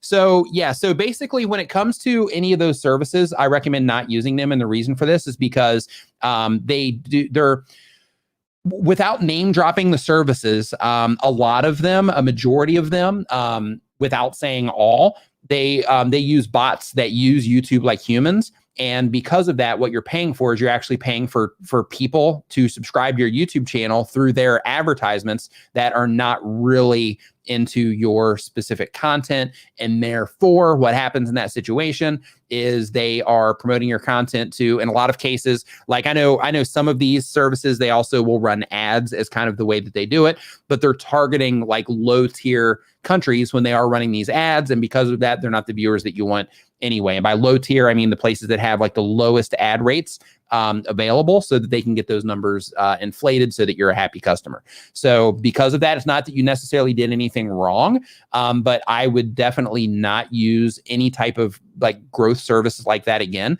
And the reason for that is because it's just not legitimate growth, right? Like what you want to do is when you're making videos for YouTube, it's really important to make sure that the people that are coming into each and every video are a good fit for what it is that you're doing. Because how YouTube works is, I'm not sure if you've ever done any type of advertising or anything like that, or if you're familiar with the idea of just audience matching. But basically the idea is, when YouTube identifies that certain people resonate with your content, they have over 2 billion users logged in. This doesn't even count the people that aren't logged in, but basically they have 2 billion users on the platform that they are running that they're running a match against. So if they're like, hey, okay, so this is a 50-year-old bodybuilder is the name of the channel. So if they notice, hey, the people that are watching 50-year-old bodybuilder are also watching some of these other channels, but a majority of those people are not. But when they do run across this 50-year-old bodybuilder channel, they're really resonating with the content on this channel. So because of that, what we're going to do is we're going to take the people that have already came over to this channel from some of these other channels, or they just clicked on it on their homepages or whatever, but they're a good fit for this content. They've had a satisfactory experience here in terms of they've watched the video for a fair amount of time, they've subscribed, they've further engaged and all that. And they are going to find other people on the platform that are also going to be likely to enjoy that content, because you're proving that it's content that people respond well to.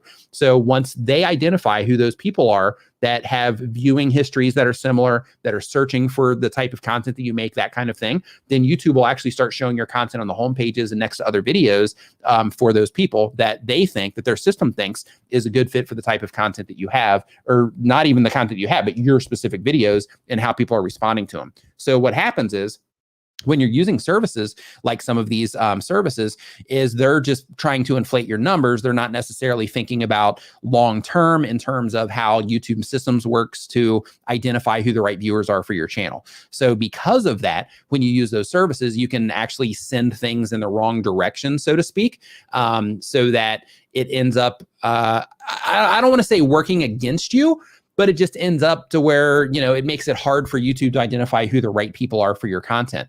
So because of that, I would just avoid doing that in the future. And I would make sure that you're getting an organic response before you do any type of advertising, even on your own, so that you can make sure that you get good at getting people to click on what it is that you're doing and enjoy your content. And the thing that's really important to always remember when it comes to YouTube is that it's better to have a smaller amount of the right people watching your videos, so that YouTube systems can identify who those people are and they can, match them against other users, than it is to have a bunch of the wrong people watching your content. Because the more of the wrong people that are watching your stuff that are not a great fit for your content, then that's more confusion, so to speak, for their system. So because of that, it's better to have less of the right viewers than more of the wrong type of viewers. Even though you might see those numbers go up, you still want the viewer to be a good fit for a good match for your content. Hopefully all that made sense. Welcome to the Niminati. Clown Hoss Productions. I know it's House, but you said Hoss before. Clown Hoss Productions, welcome to the channel membership. Welcome to Niminati. Make sure next time you're on Facebook, you look for Niminati VIP. Also, make sure that if you don't want to look for it on Facebook, that you check the members only videos here, and that you just hit the link in the description for those, and that'll take you directly to that Facebook group. There's some freebies in the community feed as well. You're gonna have to scroll for a while. There's also some freebies in the Facebook group, so make sure you dig around once you get there. From blue to green, says new YouTube channel, 3 months in, 38,000 subscribers. Is it possible for a video to pick up after slowing down and retank in certain tags using TubeBuddy to see tag rankings? How long is that time frame? First, 3 months, 38,000 subscribers. You're off to a fantastic start. I just wanted to let you know that in case you're not aware. So you're off to a great start. In terms of, is it common for videos to do well and then kind of go down, then come back up again? Absolutely it is. So different things can happen in terms of what causes a video to do well. Of course, it's always audience response, but it can be specific things. Like, for example, since video influencers, since I'm going to be going on their channel here later today, I'm going to use them as an example. And since we have a lot of crossover viewers, so like as an example, if I am pulling a lot of suggested traffic from one high performing video influencer's video, and then somebody comes along, like Catherine from Content Bugs, let's say she comes along and she makes a video that's similar to mine, and then it ends up competing with mine next to one of the video influencers videos, then if hers ends up it starts to get clicked on way more than mine, and they start accumulating way more watch time per impression next to that video, then what's going to happen is hers is going to move up and mine is going to go down. And as more and more people start responding to hers and less start responding to mine, then that's going to slowly demote my video as well. So because of that, what can happen is you can have a video doing great, pulling a lot of traffic from like a few different videos, and then somebody else comes in with another video that's similar to yours, but maybe it gets more clicks and watch time, and because of that, yours gets demoted from those specific things, which then causes a lull in that particular video. But YouTube then later will show it next to that video, or maybe other videos that those creators published, or just other channels on the platform. And then when people start responding to it there again, then that's where the video will start to get a lift. And then of course there's like seasonality in terms of like depending on the type of content that you make, because I like from blue to green, that doesn't give me any context, so I'm not sure what you make.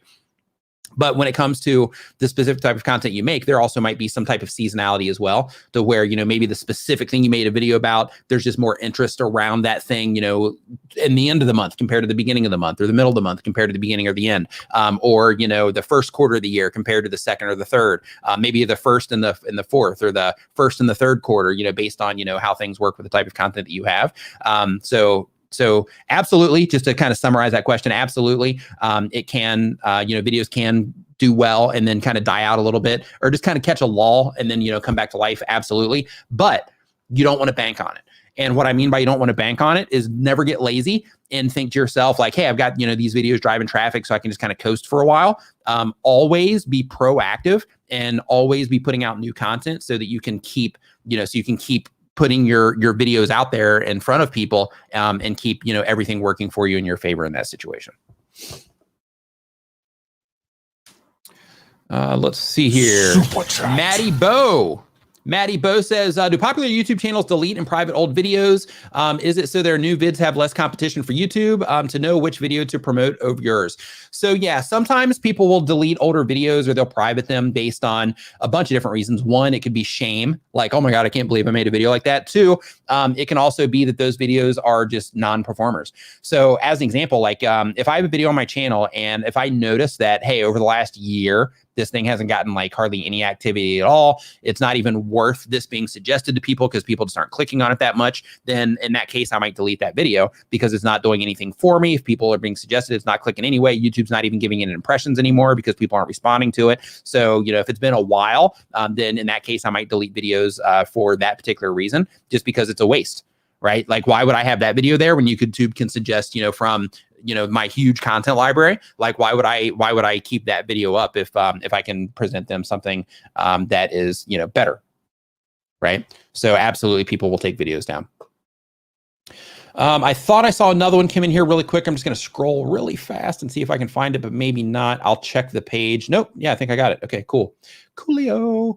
Okay, so next up on our list, and I'm going to, let's see here. Did Haas ever come in, Doug? If Haas is here, let me know. Paging Haas.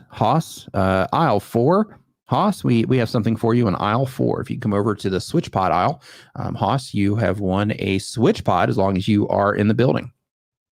So we'll see if Haas is in the building, and if he's not in the building, then we are going to go back into another one to see if we can catch another winner. Okay, so they are not. So let's pull this up on the screen, and we are going to do another one. So here we go. Okay, next up on our list is drum roll. If you're there, drum roll with me. Come on, drum roll. We need drum rolls here. Drum rolls. Cram 110. Cram 110. Anybody? Cram 110. Anybody? Cram 110. Are you in the house? Cram 110. Are you in the house? You can see what a nerd I am. I'm getting like Microsoft ads. Such a nerd. What's this one? Something with Thailand. I don't know, but that's the ad that I'm getting here. And some Creative Cloud stuff. Excellent. Okay, so it looks like they are not here either. Tell you what, man, people are missing out. They're going to be just salty that they are missing out on this. So I'm going to take this down here really quick, and then we are going to get going. AC World, I hope that you are doing fantastic. You are awesome as well. AC World, thank you for the kind words. Thank you just for being awesome. Okay, so I'm going to search on Twitter here for this one, and let's see if we see what we got. Let's see if we have anybody come up here. Cram 110. So this is Bob and Crystal, Life on the Farm. That's the channel I think that we're looking for. Bob and Crystal, Life on the Farm. So Bob and Crystal, Life on the Farm. If you're in here, definitely make sure that you, Bob and Crystal, Life on the Farm. If you see them come in here in the next few minutes, definitely let me know. Salty. Yeah, salty. So sprinkling it on, right? Salty. Woo. All right. So let's see here. So next up on the list here, gonna keep crushing through these questions, is from Renz Davis. Renz Davis says they've been on YouTube for less than 6 months. It's a martial arts and entertainment commentary channel. The goal of the channel is expansion of audience. And the question is, I want to continue subscriber growth, but most to expand my audience. I want to ensure that the videos I make are for the right audience. That's the question. So, okay, so if you are ensuring that the videos that you make are for the right audience, then you're on the right path for subscriber growth. Because if you are making content for a specific group of people or a specific person, then in that situation, you are on the right path and you are doing the right thing, and you're off to a great start. D Nimmin in the house. What is up, D? Nice to see you here. I hope that you are doing fantastic as well. Okay. Mr. Camera Junkie says my name was stuck on the screen. I thought I won. Yeah, it's got to come up in that little spot there. Okay, Mr. Doggo RBM says the goal is to, hey, you know what? I'm actually going to hop over here really quick. Let me change this up really quick. Travel Chili Walking Videos. Thank you for the super chat. Super kind of you there. So I'm going to hop over here really quick. Let me switch angles. Let me grab a mouse. It's going to get complicated. Okay. So I'm going to hop onto Facebook here really quick. And I'm going to... Weird. Why is it not pulling my screen thing up? Okay, let's do it this way, as long as you can't see my screen. I'm going to grab the invite link. Welcome to the Niminati. James Pruitt, welcome to the Niminati. Make sure that next time you are on Facebook, you look for Niminati VIP. That is our members only Facebook group. Also, I've a join link for anyone who wants to come in. All right, so I just dropped the stream link there. Benji, if you want to come in, D, if you want to come in, Roberto, if you're still hanging out, if you want to come in, anybody that wants to come in, feel free. I just dropped the link in the group. All right, there we go. So let's see here. Next up, we've got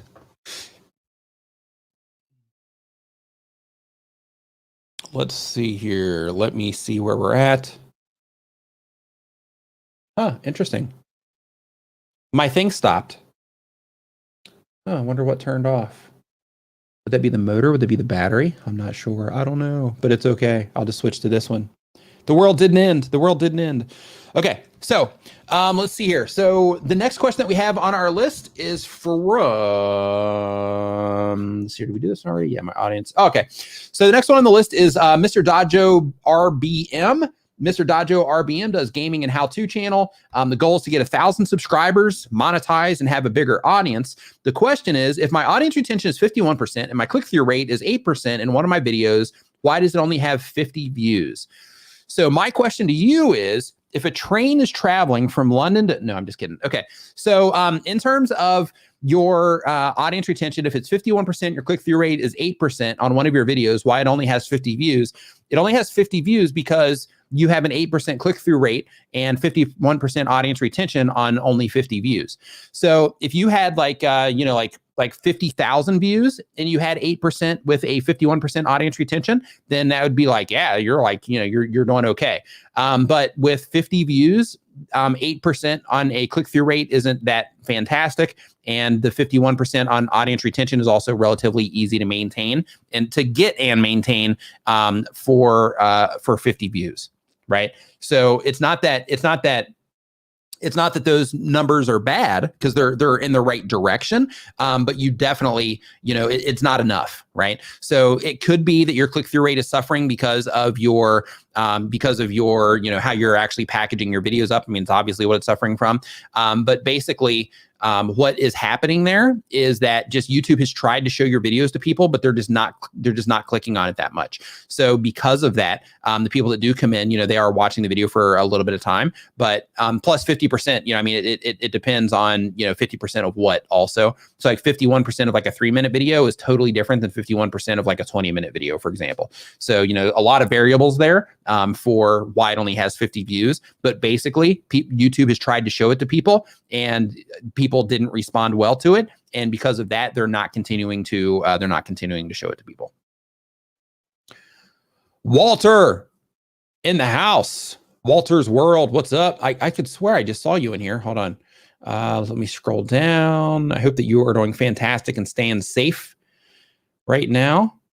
Let's see here. Where are you? There you are. It says, morning, Nick. Hope you and everyone are doing well today. I am doing fantastic, man. Hope that you are also doing well, staying safe, all that good stuff as well. Hope that you're doing great. All right. So next up on the list here, we have, let's see, waiting for it to turn. Okay. So really quick, Bob and Crystal, Life on the Farm. So they were not in here, correct? Beast Mode. So for the computers, for this right here, I have a MacBook that I'm basically using HDMI into the ATM Mini. And then the one underneath the desk, I don't know if you can see it from this view.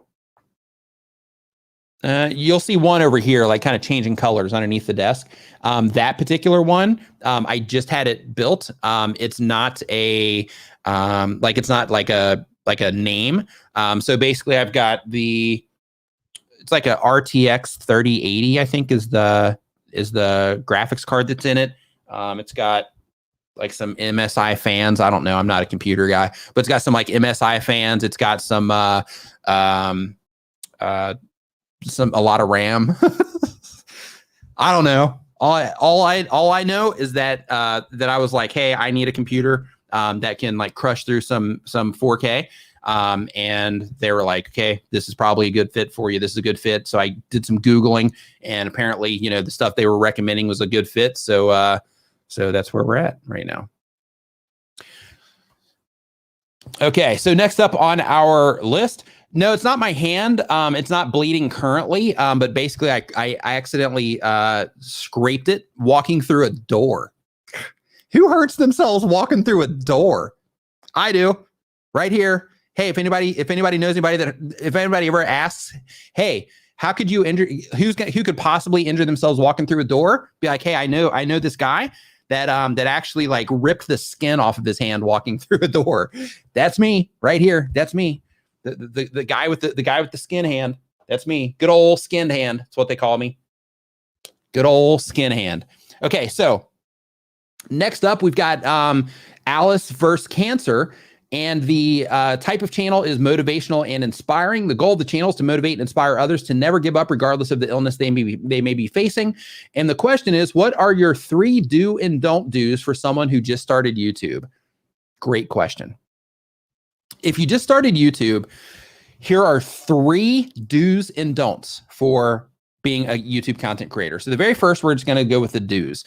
So what you do, actually, we'll wait for the do's. We're going to do the don'ts first. So don't build your expectations up too high just yet. The reason for that is because there's a lot to learn about YouTube. There's a lot to learn about making videos for YouTube. There's a lot to learn about all of this stuff, the tech behind it, the actual, platform itself, how to use the features, all that good stuff. Like there's a ton of information behind it. So don't build your expectations up too high, because if you do, I mean, of course, have goals, but in terms of your expectations, the reason you don't want to have those too high right out of the gate is because you don't want to get discouraged, because typically it takes time, which is another thing that you want to do, which is to be patient, because there are so many skills that you do have to develop along this journey, and a lot of content that you're going to have to make. Be patient, understand what it is that you want, understand the value that you offer, understand the value that you bring, but you need to make sure that you're also patient, because it can take some time. So as an example, it took me 5 months to get my first 150 subscribers on my YouTube channel, right? So it takes time. Now, another thing that you want to do is you also want to, as a new content creator, go through the YouTube Creator Academy. It's 100% free, provided by YouTube. It's kind of like my little thing that I say when I say the Creator Academy, but it's 100% free, provided by YouTube, and it teaches you kind of the best practice information about YouTube. Every content creator should go through it. In my opinion, I believe that YouTube should make it more clear and more obvious and mandatory for content creators to go through certain parts of the YouTube Creator Academy. Things like talking about copyright, for example, because a lot of content creators get in trouble because of it, because they don't even know about, copyright and all that stuff until it's too late. They don't know about the community guidelines until it's too late. So because of that, in my opinion, some of that should be more obvious, but it's not. And some of it should be mandatory, but it's not. But anyway, as a new content creator, you should go through the YouTube Creator Academy. It's free. The only thing it's going to take is your time, but you're going to come out of it knowing a bunch of stuff. Even if you have a successful YouTube channel and you're doing great on YouTube, I still recommend that you go through the YouTube Creator Academy, because going through the YouTube Creator Academy when you're first trying to figure things out, and going through the YouTube Creator Academy once you have an understanding of what's going on, you're going to have a completely different experience when you go through it again. So I recommend that you still go through it, even if you have a thriving channel. Now, the don'ts. When it comes to the don'ts, don't sub for sub ever under any circumstance. Don't share your content on like subreddits asking for reviews and feedback and things like that, because you're basically getting feedback from other people that are just trying to figure things out. And because of that, you're just kind of, it's kind of like the blind leading the blind type of things. Like some of the advice that's given there is just absolutely ridiculous. And it can get you into, a lot of just bad advice. Another thing as well is that don't use anything unless you make it yourself in terms of content, music, graphics, anything like that, images, B-roll. Never use it unless you buy it, unless you make it, or unless you in some way get the license to actually use it, and you have a license or some type of written permission to use whatever it is that you're using in your videos. Because using something now that you don't have permission on might seem like a great idea now, but when you have 100,000 subscribers on your YouTube channel, and then you start getting strikes, bam, bam, bam, because of something that you did today when you're first starting your YouTube channel, you're going to really regret it down the road once those strikes do start rolling in. So those are some things that you can do as a content creator. So just as a heads up, as you're editing this, right when I stop talking, that's where you want to cut it. When I say that's stuff that you want to do as a content creator, don't put that in there, because I want to get them to the end screen of the video. So basically, as soon as I stop sharing the info, then drop the end screen on that one, because I rambled a bit. That's an editor note, by the way, so that when those clips are being put together, people, or so that they know exactly what's up there. Ladies and gentlemen, boys and girls, families, pets. Let's see here. Birds out in nature. Everything else that we can come up with for this one. Ben Travis in the house. Birds out in nature. I am honored, because just too. I got to be specific. That's cage ones. Cage ones. I'm not talking to them. I'm talking about the ones that are out in nature. Those are the ones that I'm talking about. That's a lot of things that are living, right? I heard that there's a ton of birds in the world. So thank you for that. Yeah, I think so. And we want them all to listen. All of them. For sure. Yeah. Well, first off, thank you so much, Nick. I literally have been listening to you since about, I don't know, 7 a.m. my time. It's already 9 a.m. I have not put down my phone, right? Even Nice. in the bathroom as I was shaving everything, I was listening to everything. It's like you've been doing this for a while because you've been going for 2 solid hours without skipping a beat. And I've been learning so much. So thank you. Yeah, my pleasure, man. Glad that you're enjoying hanging out in the show. Also, thank you for coming on because I'm going to start throwing some of these questions your way. Sweet, yeah. I'm ready. I'm ready. Yeah, that's what I'm here for because I know it's a grind and your bro's not in the studio anymore. So hey, throw some questions at me. And by the way, to the Niminati community, thank you so much for letting me be on here. It's an honor to add value to you. If you don't know who I am, my name is Benji Travis. I do have a channel called Video Influencers, but I've been a YouTuber for over a decade with my wife, and I love this platform. And one of the things I love about Nick, your channel, is you really do focus on YouTube, right? I was just thinking there's all kinds of experts and they're putting out so much valuable content, but you're one of those rare ones that really kind of doubled down on this platform. And so I just want to thank you because I've learned so much from you. And yeah, hit me. Let's do this. All right. So so the next one that we have here in the list is from let's see here, we got that one already. So let's see here. So the next one, let me get this thing loaded. It's from 46 Gang. 46 Gang on YouTube for a year or more. It's a gaming channel. The goal of the channel is to make people happy and help others and turn the hobby into a career. And the question is, what's up, Nick? I've been getting success with one of my Madden tip videos. It's at 1.3 thousand views right now, but with my edited gameplay videos, they struggle. How can I get the same success on my edited gameplays like I do on my tip videos? Great question. Benji, take it away. So first off, literally when you said the second half of that question, I was still thinking about the first half. He said his channels to help people make them more happy and healthy. And what was the third part? And just repeat the second half. The goal of the channel is to make people happy and help others and turn the hobby into a career. The struggle is they have gameplay videos and they have tips videos. The tips videos get traffic, but the gameplay videos don't. So they're trying to uncover how they can get traffic to the gameplay videos like they do the tip videos, because the tip videos typically perform better for them. Well, without even looking at your channel, one of the difficulties, especially when you're first starting out, you said you're in your first year, right? It's so important to stay focused because your first base of subscribers are there for a specific reason, and they're your tribe that's going to help you with success in the future. So if you mix it up with tips videos or gameplay videos, it's like mixed, I guess, messaging, because people are subscribing for one thing and then they're getting another thing. And what could be happening that you might not even realize. And, you know, I'm just assuming that you don't know a lot about how the algorithm works, right? You may or may not. And one thing I want to disclose, there's not really any rules. So if something works, you should go with it. But one of the rules is if you aren't getting the audience retention from the people watching your videos, then YouTube might not suggest your videos as often. One of the great things about the algorithm and YouTube as a platform, and I know a lot of people would probably argue with me on this, is YouTube does try to promote new creators. And so in the beginning, especially if you're putting out dope content, whatever it might be, they're going to give you chances. Have you ever done a search, Nick, for something, and then you see just some random little channel with like maybe not the best thumbnail? It's just in there in search. By the way, it happens all the time with us. Like when we're experimenting, it's because YouTube wants to promote new channels to help you get started. If you don't make the most of those opportunities, the algorithm's going to see that lower audience retention. So people watching less. So going back to your point, right? Like just literally, I'm trying to break this down step by step. If you're putting out different types of content, different formats, that's going to potentially hurt you in the beginning. Now, if you're like Nick Nimmin, right, who's been on this platform for 6+ years and added massive value, the subscribers here, the viewers here, literally will eat up anything he's putting out. So the rules are a little bit different for him just because he's already built his authority.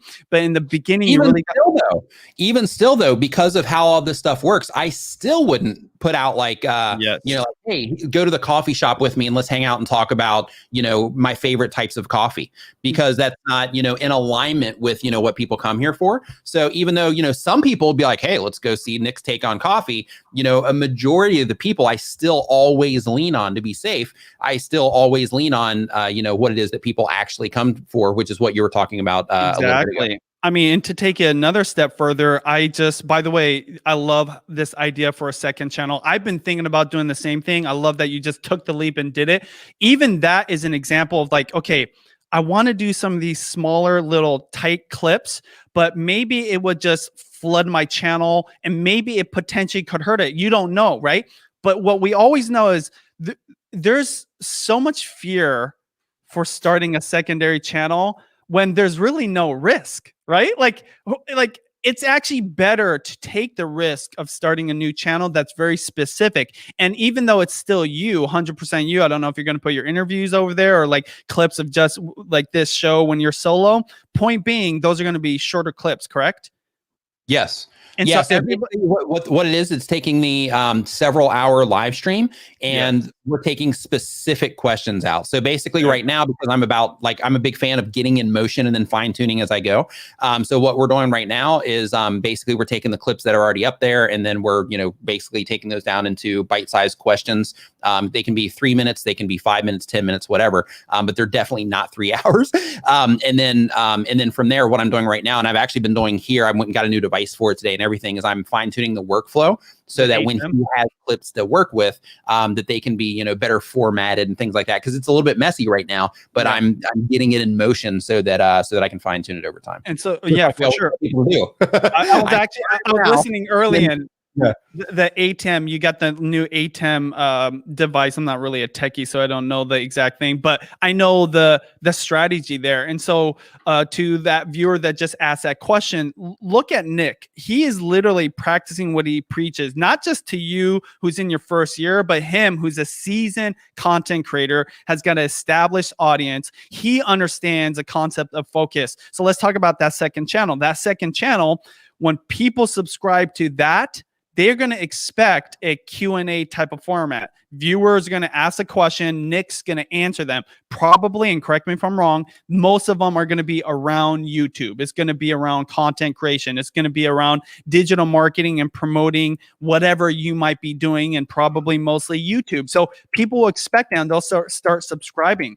And that's another thing too. Nick's not afraid to kind of split the attention, because what he realizes it's two hooks in the sea, number one, right? Yeah. And secondly, people that subscribe there, they may never subscribe to, I have a great example for this. Okay. And then we're going to get back to the viewer and really bring it home. But I love Joe Rogan's podcast. I literally, after listening to him for 3 years, finally subscribed to his main channel with his 3-hour broadcast. I'm telling you something that I think is going to work for you, Nick. But I've been subscribed to his clips channel forever, right? I'm watch his videos, whatever, they come up, and then I still listen to a 3-hour broadcast. I just realized I was never subscribed to it. So it's a great strategy. But the thing is, in the beginning, I wasn't really a fan of his show as a 3-hour conversation. I was more a fan of I don't know if it's Jamie, his broadcast operator, or another channel, but they would take very focused pieces of the conversation around a topic that was hot, right? They would comment on politics or some kind of health strategy or whatever. And then you would listen to it. You would listen to an expert have a conversation around that specific thing. And that's what I wanted. And I probably only listened to 1 out of 20 of those clips. But what would happen is if I got sold on that person, I would go and listen to the 3-hour broadcast. So going back to this viewer, right? That's a lot of work. That is a lot of thought. That's a strategy that's so comprehensive, and it takes a long time to get there. In the very beginning, it's better to be very focused. And so it's not just your niche. This is something I learned from, what is that gaming channel? Remember that gaming channel that had the format where they would have a handicap? What was that guy's name? I know what you're talking about, but I can't remember. Where it'd be we're going to go through this whole game with an axe. Yeah, that's it. Exactly. Okay? Let me know. Skip the tutorial. skip the tutorial, okay? And I don't know if I'm able to do screen share initially, but there is a channel called Skip the Tutorial, and the reason I'm bringing up is he's a gaming channel, so that is his niche, right? And he's also a kind of teaching you how to play the game, but his format, this is the thing I want to really come home with. His format is he is like a handicapped like player of games, right? And that is his format of how he delivers his niche content, right? So we've got that. Go check this out, because gaming, you want to talk about the most competitive niche, gaming's got to be up there. I mean, I don't know, Nick, if you know of any other niche that's even nearly as competitive, but that channel takes his niche, which is a niche on niche, and takes a certain format and he just sticks to it. In fact, he was struggling for years, right? He's been a viewer of ours, video influencers, followed Sean on Think Media, and he just wasn't getting any traction. He met Sean at a VidCon where you and I actually met. And at VidCon, Sean was looking at his channel and literally just said, you know, you really need to just stay focused on like one specific, I don't even think he said format, but he's like, you just need to stick to like one thing and just commit to it.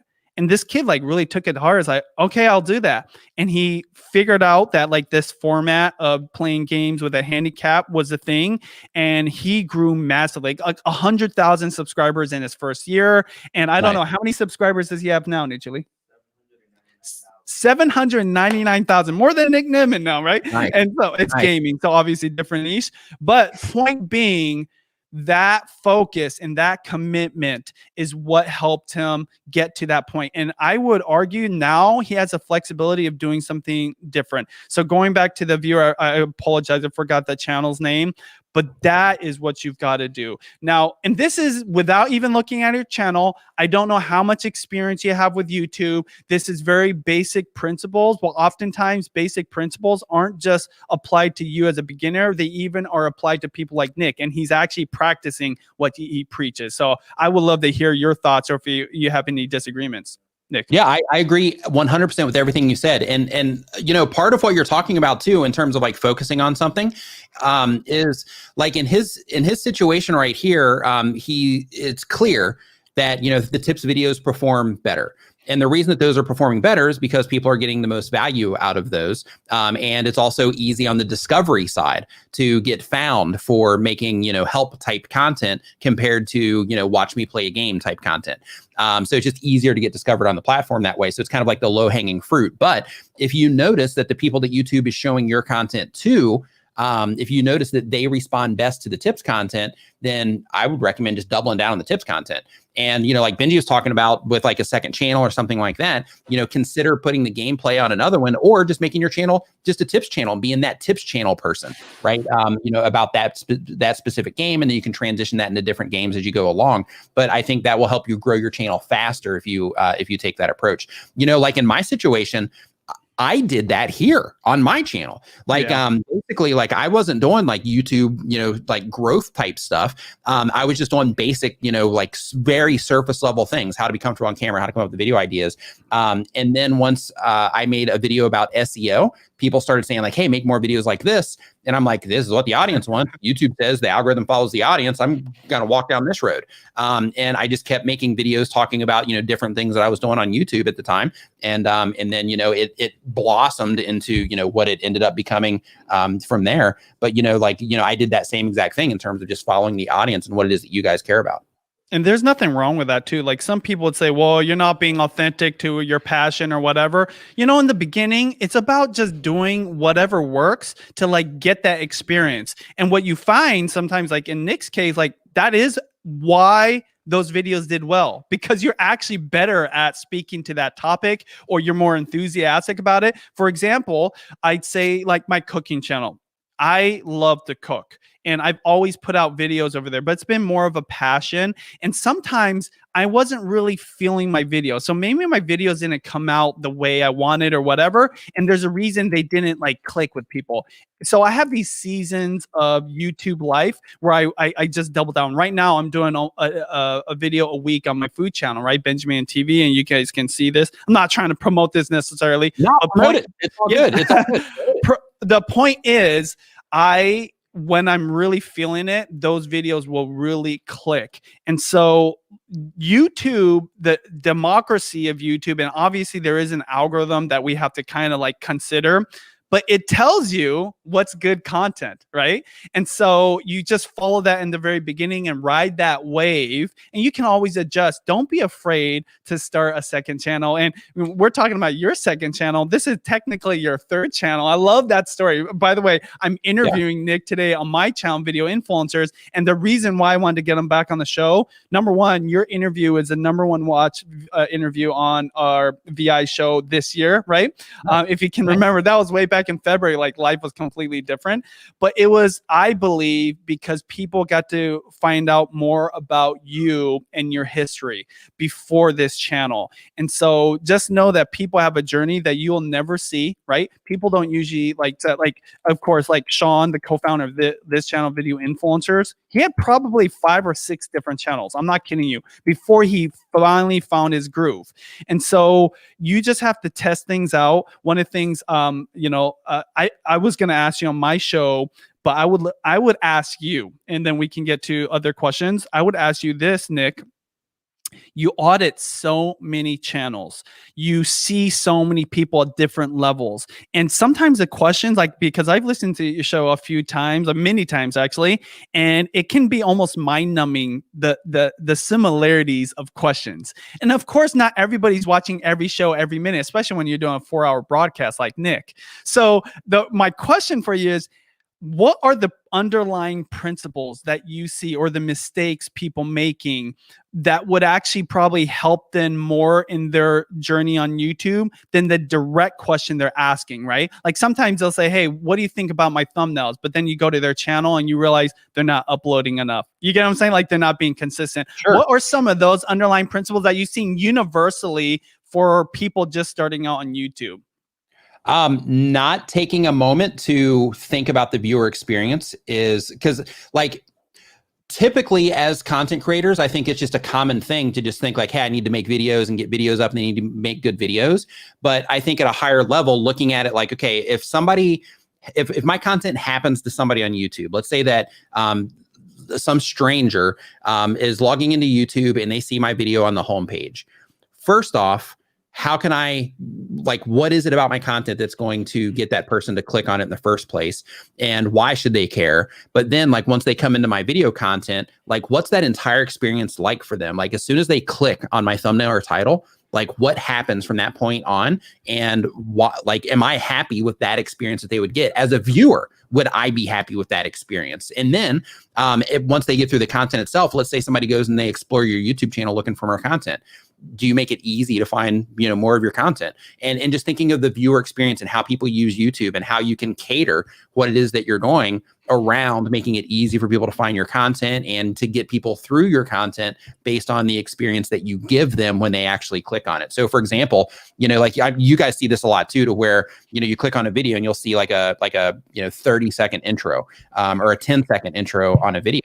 And, like, as content creators, we think that's cool. And, I did that for a really, really long time. And I actually had it as part of my branding. I had the song. And then as I stopped using it, people are like, hey, where's the song? What's going on? But now it's starting to fade away to where that's not even like a thing anymore. And I'm just getting more and more and more focused on the viewer experience as time passes, and it works, right? Yeah. And I think that as content creators, we're just thinking so much about the creative side and the video side and all that, but we're not thinking about what is the people that are actually watching this content. What are they going through? What are they thinking about? What value are they getting out of what it is that I'm doing? Why should they even care about what it is that I'm putting out? And how can I make it as awesome as possible for them?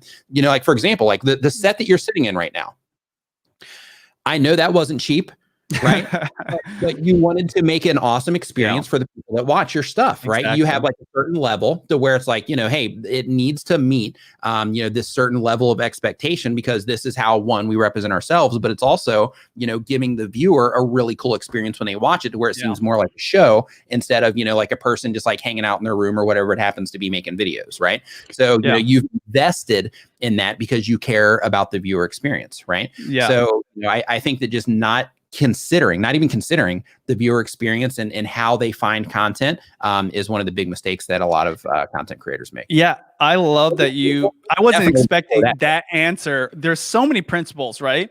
But that answer, 99% of people on YouTube creating content could literally just take that and they could succeed on YouTube with that mindset. Because we put on so much work into the video. By the way, we edit food videos right here in this studio. And sometimes my editor, Chris, right, he'll say, hey, this is amazing. And I agree, it's amazing. But I'm like, but what would the user on the other side think?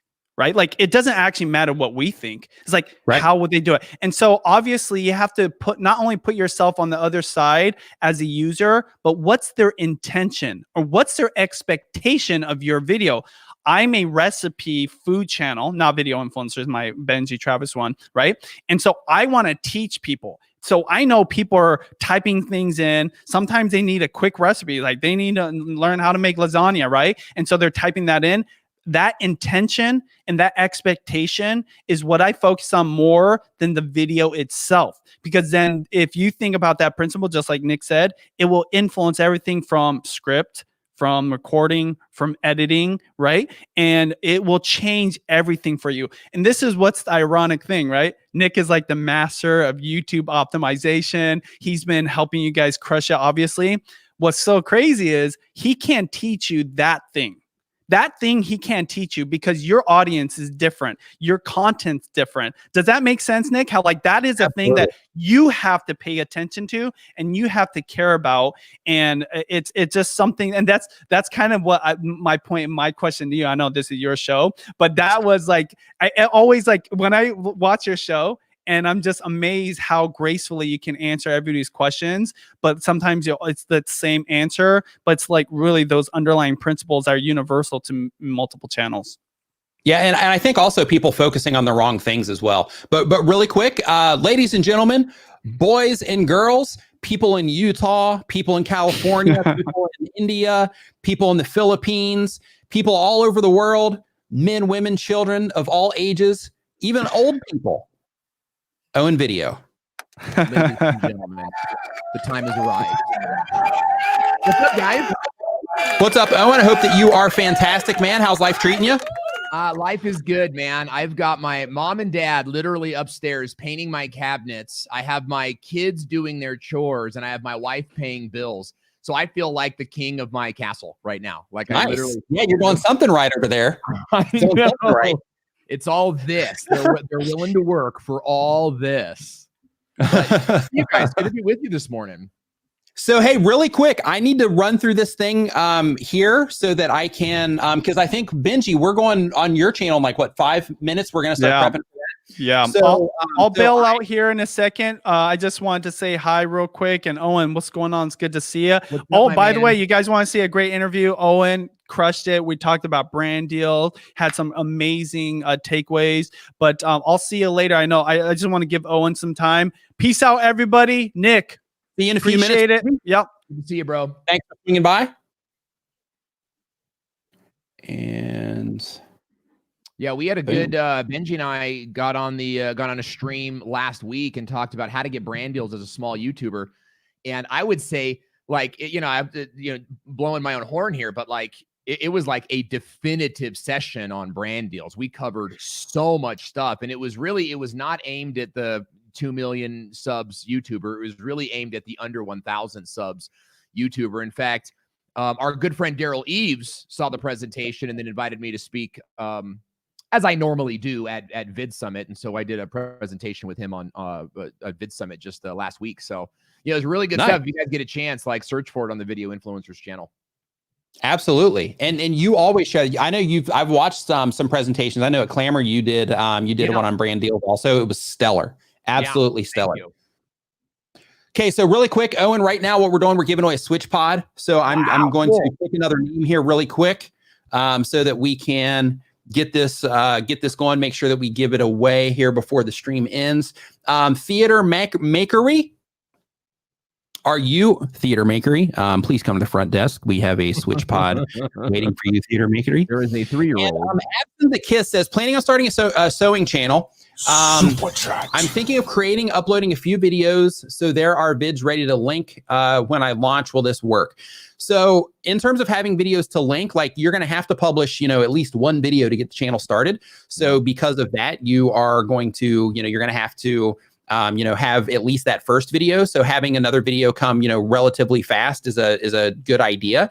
However, you can link directly to an unlisted video if you wanted to as well, or you could just publish two at the same time. But here's the thing. Instead of thinking like, hey, I'm going to publish this video and then I need to make sure that I have a video to link to, just think of it in terms of like, okay, I'm launching my channel right now, but it's going to like this launch process is going to happen over the course of like the next few months. It's not going to be something that I'm going to, expect like a ton out of for like my first, 5 videos as an example. So like when you're taking that approach, just think like, yeah, I need to make sure that I have, that I need to have content at a relatively fast pace. If you start getting crushed with views on that first video, then yes, publish another one relatively fast so that you can link to it. But if you get, like 50 views or 100 views on it, something like that, then I wouldn't worry about, rushing that second one out yet. Yeah. Yeah, it's really good. Was Theater Maker IE still in here? Or were they in here before, Doug? No, I think I just saw a comment from them just a second ago. Oh, nice. But like that's such a great channel. Like, riches are in niches. I don't know if you guys have heard that before, but the more niche your content gets, really the better it is. And here's sort of a case in point, because if you guys don't know me, I work with a lot of sort of like business YouTubers, right? So my clients are sort of like real estate agents or like business owners, and they want to start YouTube channels. So, we've got real estate agents are a big part of what we do. And so when we tell these real estate agents, look, you got to do something like a YouTube channel, not just on like, Cincinnati real estate, but like gated communities in Cincinnati, right? Or like I've got a client in Canada and we're working on lakefront property, like specifically, you know what I mean? So you've got this theater maker. That to me is like so wonderful. Like that is so niche. And there are millions of people in this country alone, that would watch that content. And so when I hear the question, like, will it work? I think it'll work really well if you stay in the niche and avoid chasing views, and like, because then the tendency is like, well, I'm going to do this bigger video, this bigger topic.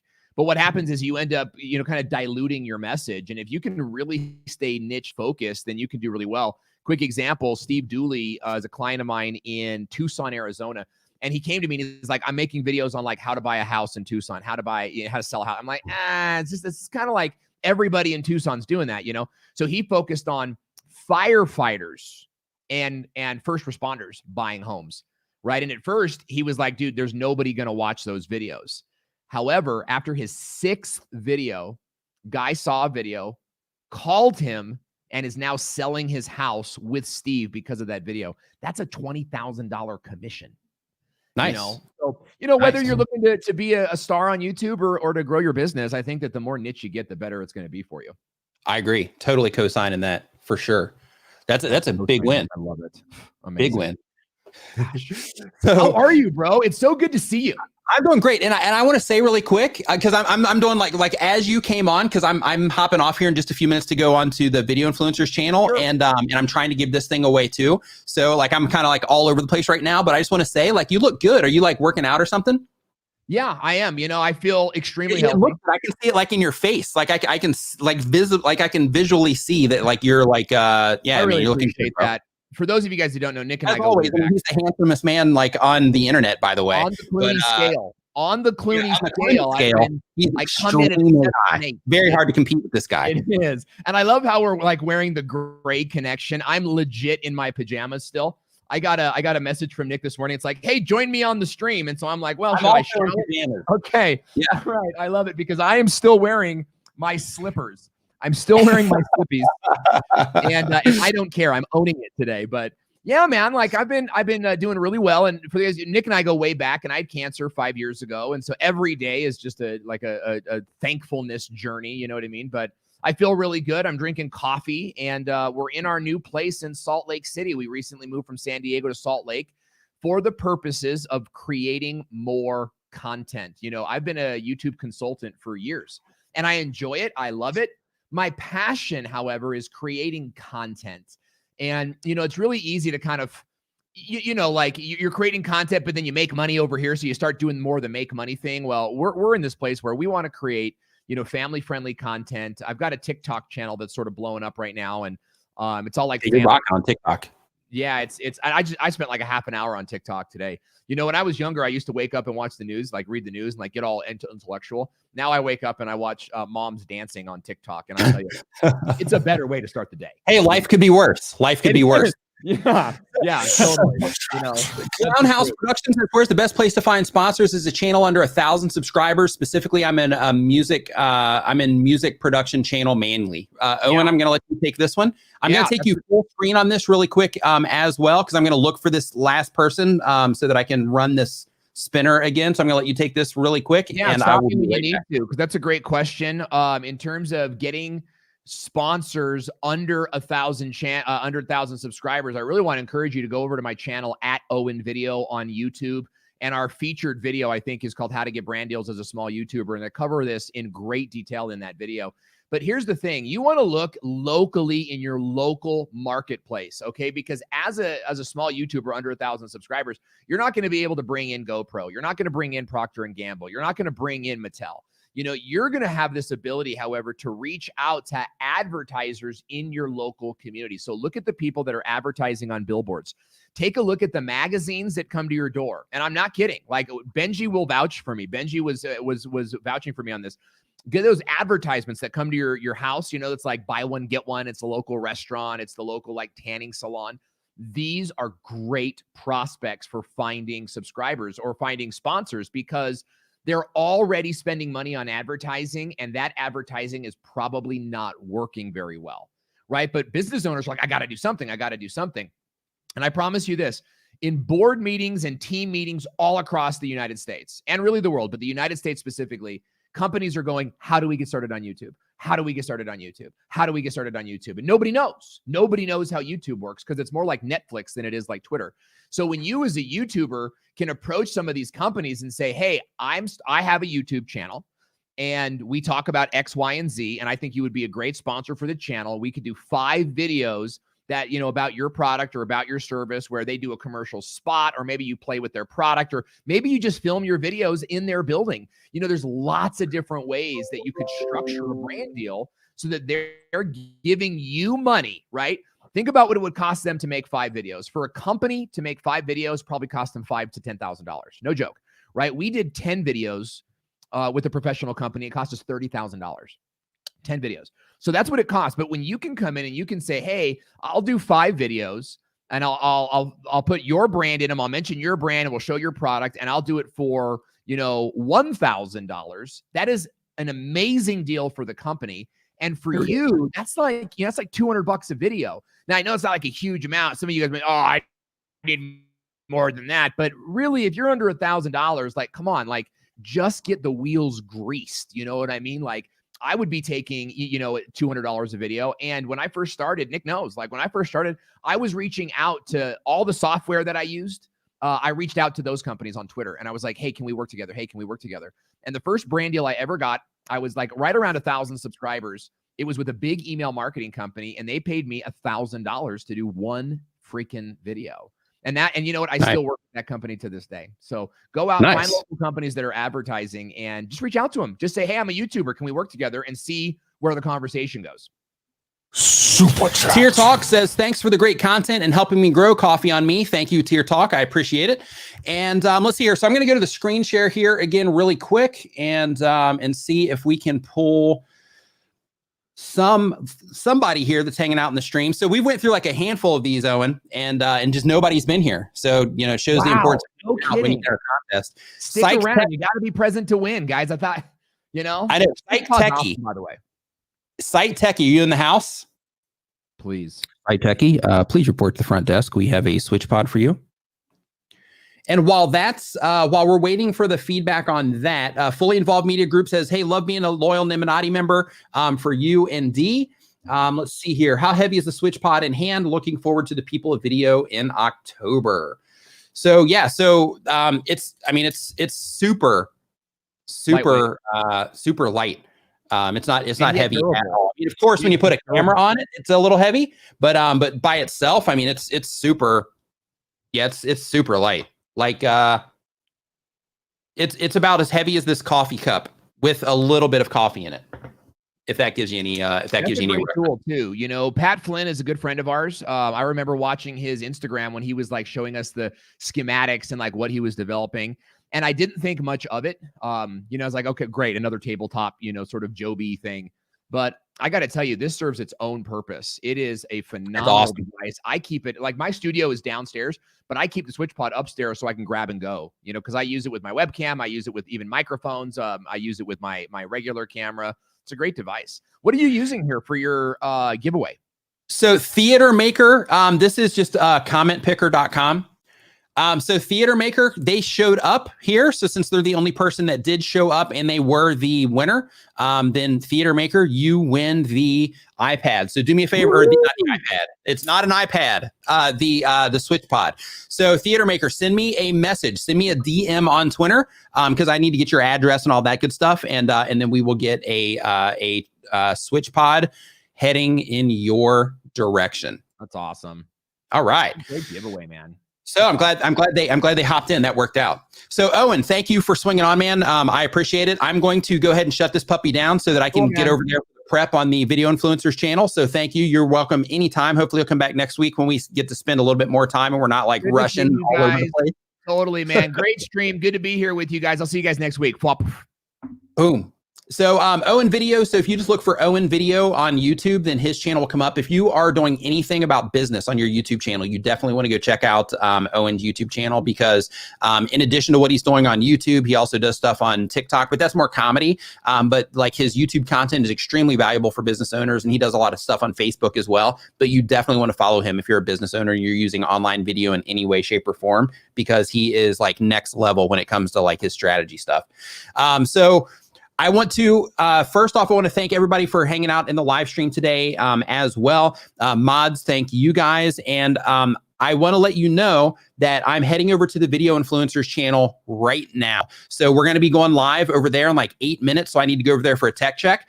So head over to the Video Influencers channel. Mods, if anybody wants to put a link to the Video Influencers channel, I would appreciate it.